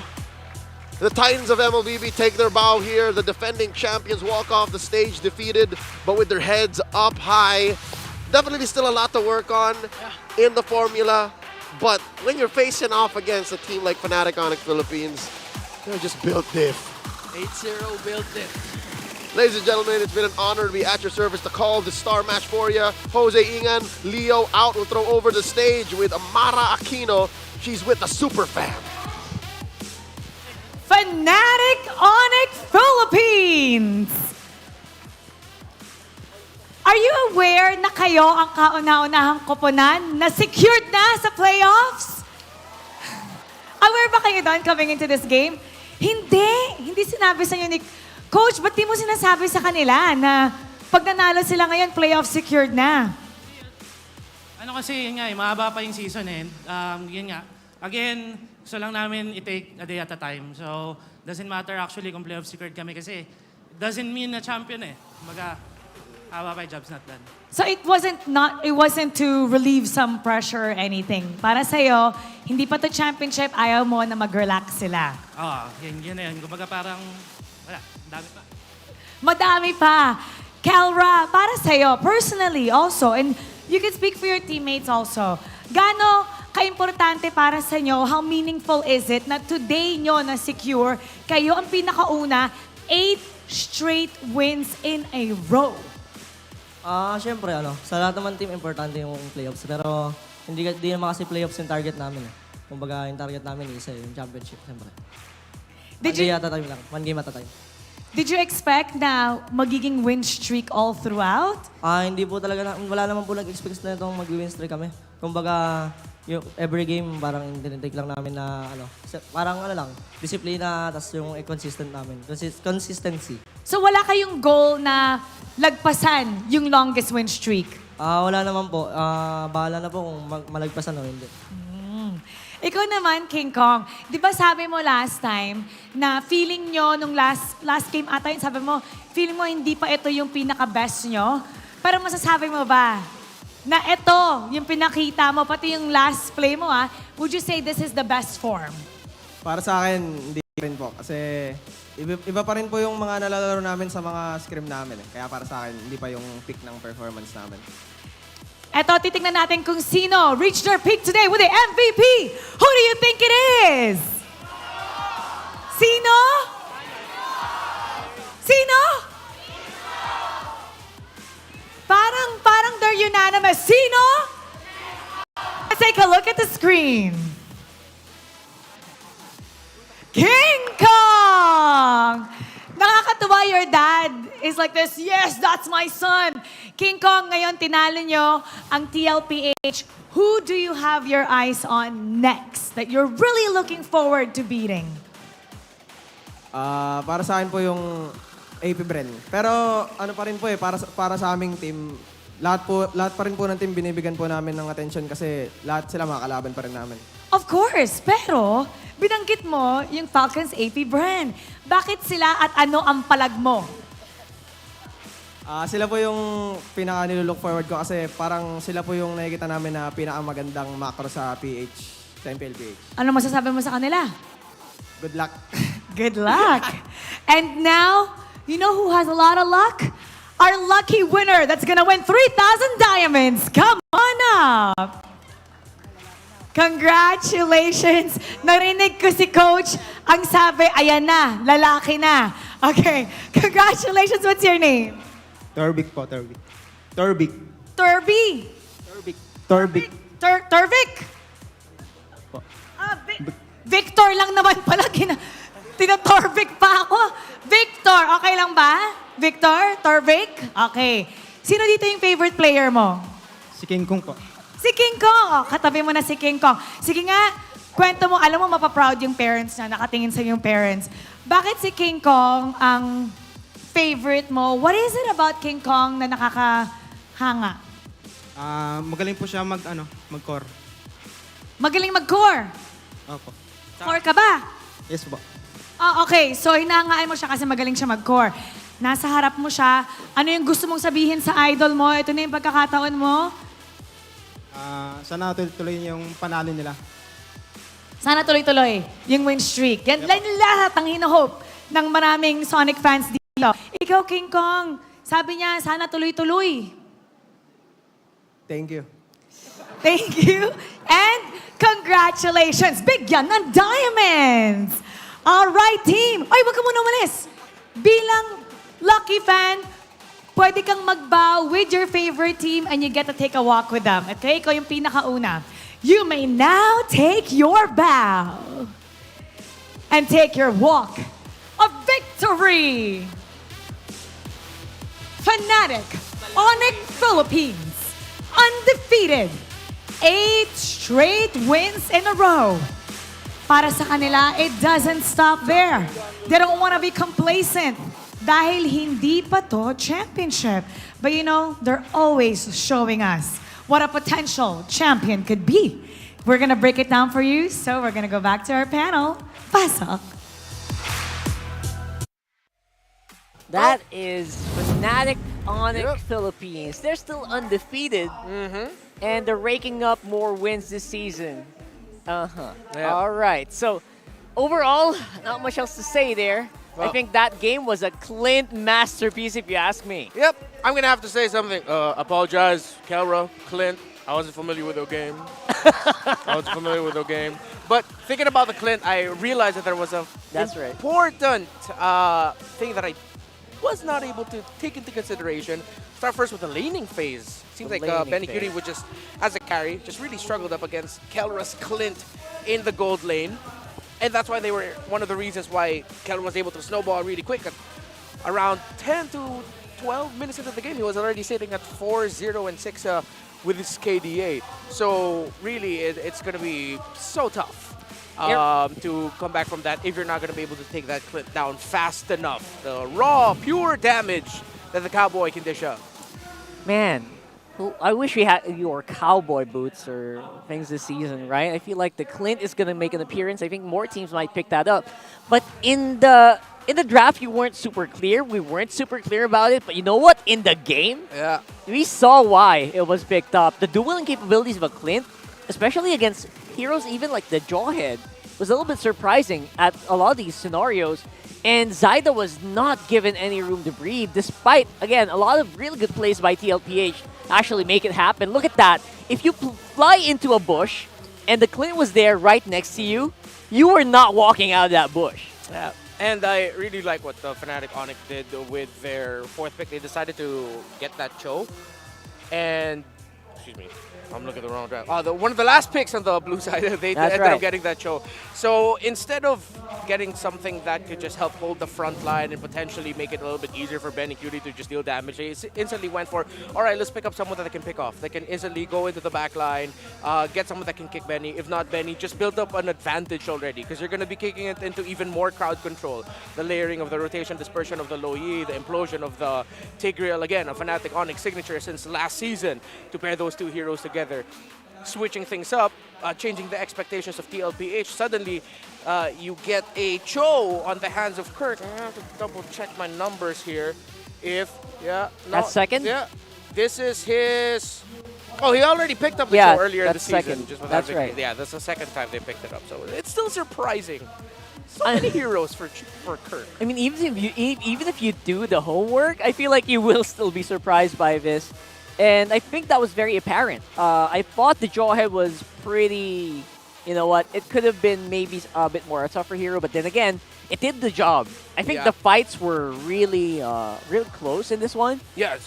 Despite obviously very highlighted performances from Kelra and Super Friends going crazy. This draft overall felt like it was more proactive, right, comparatively. And I think that's one of the things that caught TLPH by surprise. Yeah, I mean, when Super Prince gets his low Yi, the map feels so much smaller. Yeah. Again, the casters pointed out that at some point it seemed like Team Liquid Philippines was just playing a game of check the shrubs. Check just the go shrubs. around together, check the back, look for see if there's a dispersion behind you, and they were reading well into it. And then Sanford eventually had to pull double duty of like, all right, I'm not just a frontliner, guess I'm also doing setup and dealing the damage that I can deal with a full stacks of Primal Wrath, which eventually Sanford will just soak up damage from the Clint and say, okay, cool, hurt me. But yeah, I'll build up my Primal Wrath so fast that by the time you bring me down to 50%, I can bring it back up real quickly, turn the tides with my ultimate. It's just that you really also have to commend how well Kelra, King Kong, and Super Friends time things up. Again, so far in the league, they're tied at third, and I think they're a bit closer to second in terms of average KD, or least amount of deaths in the league. So on a per game basis. If they keep this up, I feel like they're gonna start climbing up to that top. All three of them, actually. I think. Yeah. Very close to it. So far, because of the Cho pickup as well, I think TLPH got caught by surprise a lot of here. Not saying that it's a close game. Just look at the scoreboard. It's still 15-13. Yeah. Still a pretty bloody game. You know, whatever Coach Why Not and Coach Ellie Hayes have been cooking, it's been really great. You know, Coach Why Not is an amazing cook. Oh, really? I got the honor to taste his cooking, and he is an amazing cook. And here's the chef himself. There you go. Coach Why Not. Not just in game, but also in real life, apparently. That's fun facts for you. Welcome, Coach Why Not. How are you feeling after that game? Just feels surreal, to be honest. Yeah. That's 8-0, bro. Surreal. That's 8-0, and suddenly, surprise, you're already in the playoffs. Yeah, actually, because we didn't really talk about it. We didn't have any discussions of that fact the whole week. It was just, it's Team Liquid. Last week it was Red. Yeah. And after the win, it was like, we have 4 days to prepare for Liquid. Yeah. So we do what we have to do. Wow. So yeah, again, it's like you're just really continuing your philosophy that you've already discussed in interviews before. It's the next series. It's the next series. Not thinking way too far ahead. And I'm actually super interested about what you guys said earlier. It's AP Brand, but it feels like that could be the next one, right? Do you agree with I think they kind of assessed it, right? King Kong is that AP Brand's probably next one. Do you agree with that, or do you think there's like a bit of a bigger threat? If ever there's any team that can beat your streak, who is it? Well, to be honest, yeah, everyone's still a threat, but yeah, ideally it's still AP Brand. Yeah, They're why? not just a threat here in the Philippines, they're a threat globally, to be honest. No. I mean, Oh my the God. chemistry is there, the longevity is there. We trust each other to a T. And their macro is just insane. They have a very good leader in game, which is Phil. Has a lot of experience in Season 1. And I'm pretty sure they don't have any problems with Hero Pool. Yeah. Right? So That's true. Definitely, it's still them. I'm very, very curious. Obviously, AP Brand, they're a great, a team to maybe emulate. But in your team, who do you think is stepping up more ever since season started? Who's that player that you got to look out for? Do you think so far who's been doing the best? I mean, it has to be King Kong, to be honest. King Kong. King Kong, yeah. Even in our screams, everything, he just he never stops making plays all throughout the game. And of course, it's because of friends as well, because of Brusco, face checking. But yeah, everyone is doing their own part. Yeah. But definitely, if King Kong doesn't do what he does, it would be way more difficult for the others. Makes a lot of sense. So he's been stepping up, and the rest of the team is good with following up. Exactly. I guess that's the point, right? So I wonder if we're gonna hear some of that here. We have a mic check. I love that we're gonna include you guys here. Okay. I know you're kind of listening a little bit. Can you hear?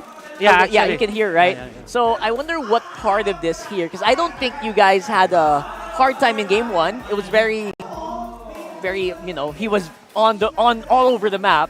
But game 2 was, honestly, it was closer, right? And there was maybe some moments where TLPH might have caught you by surprise. We'll have to wait and see which one this is. Let me know what you think about this one. Let's listen to them in game right now. Let me know what you think. Nasaan dyan. Patay. Wala namin yun. Patagal grips. Papatayin kita, pre. Gusto mo? What was just that? That's just the end right there. Wait, who was that? Who was that? It's Vince. That was Prince. Why did he say that though? I was In just that having moment, fun. it was- I mean, every single day, that's something that I really see from them. Is he a funny guy? Is he like the... Actually, he is, yeah. Each and every one of them, they've actually already unlocked, their humor of each other. It's just they may look, nonchalant or shy, but them spending time together, it's just really you're just looking at family brothers. Yeah, Just so they fun. were working out together the other day. I saw Actually, their it was actually the first night that Kirk joined them. Oh my goodness, really? Yeah. So apparently he's... I did not see that from Super Prince. Yeah. So he's usually the shot call here, or who's the main shot call? Just real quick question. Well, actually, sorry.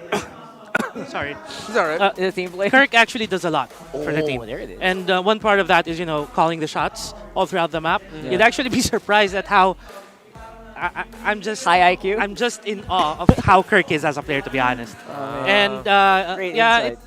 everyone is looking at Kelra, at King Kong definitely, at Friends. Brusco has been highlighted as well. But Kirk, if behind the scenes, he's insane. He's just insane. Oh man, we'll have to look for more mic checks in the future. But for the meantime, here's your standing, brother. Wow. Oh my goodness, look at that. It's pretty far as well from Falcons and Aurora here in Smart.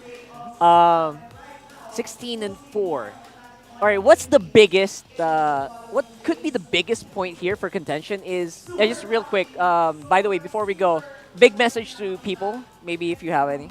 Well, first of all, I want to say thank you to all the fans of MLBB, especially here in the Philippines. But, of course, most of all, to our fans, Onic Philippines. Thank you very much for supporting us endlessly. And, yeah, just stay by our side.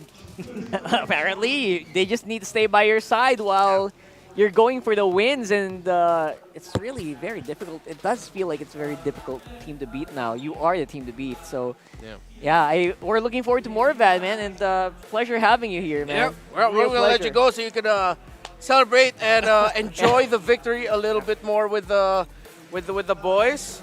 And yeah, congratulations. Thank you. Man, Thank you very much, friend. we're really looking forward to it. So yeah, that's gonna be it for us. Before we go though, again, very big fan of the people watching outside or playing outside as well. There are people who are also representing the Sonics, so we're gonna see that here real quick. Let's find out who is ahead. It seems like Blacklist Agents actually came out on top in that last one. And wow, all right. Game 1 wasn't as close, but you know what? Game 2, it did go essentially to where we saw in game today. Oh, yeah. I love the action with the Fansik Laban. And it's good to see that, I feel like it feels good for the fan base. Like, oh, cool, we won for the Sonics. Sonics, Fnatic, you guys get the win this time in your MPL matchup. And then they do. So it's pretty cool. And of course, we also would like to invite you guys, if you guys also want to play in these Fansik Lab and you want to represent the org, come over here and maybe join us as well here in Green Sun Hotel in Makati. Join us here in the MPL Arena. We have so many activities, as you can see, even off camera. I don't know if you guys watch the loading screens. We also take a lot of photo ops with our fans. We talk to them. There's so much merch. I can't even bring them home anymore. And I feel like there's so much more that we can talk about here and experience here in the MPL Arena. So hopefully you guys join us as well. Yeah. You know what? After today, again, I'm a Clint guy now. If I Clint end up with guy. the gold lane in my RG, I'm playing Clint. All right. Definitely want to experiment with that one. Wild West here. But that's going to be it for us here. I'm Rockhart. This is Renmar. Let's roll over to Mara Aquino and close up the show for the day. Bye. We witnessed nail-biting games today with Smart Omega's opener and Fnatic Onic Philippines continuing their streak. Matapos man ang laban ngayong araw, hindi pa tapos ang aksyon ngayong linggo. Kaya dapat abangan natin ang mga laban bukas because we're on the way to the playoffs. Muli, ako po si Mara Aquino, and this has been MPL Philippines Season 14.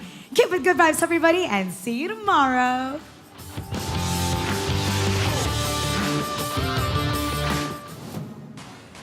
The 14th season of MPL Philippines is brought to you by the following sponsors.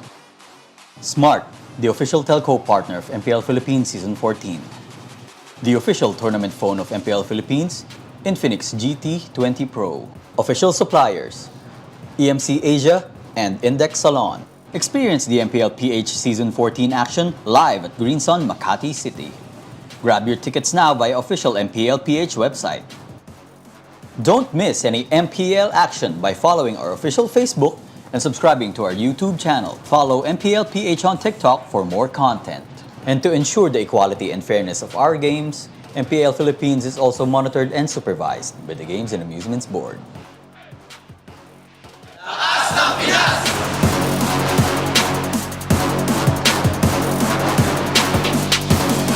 Lakas ng Pinas!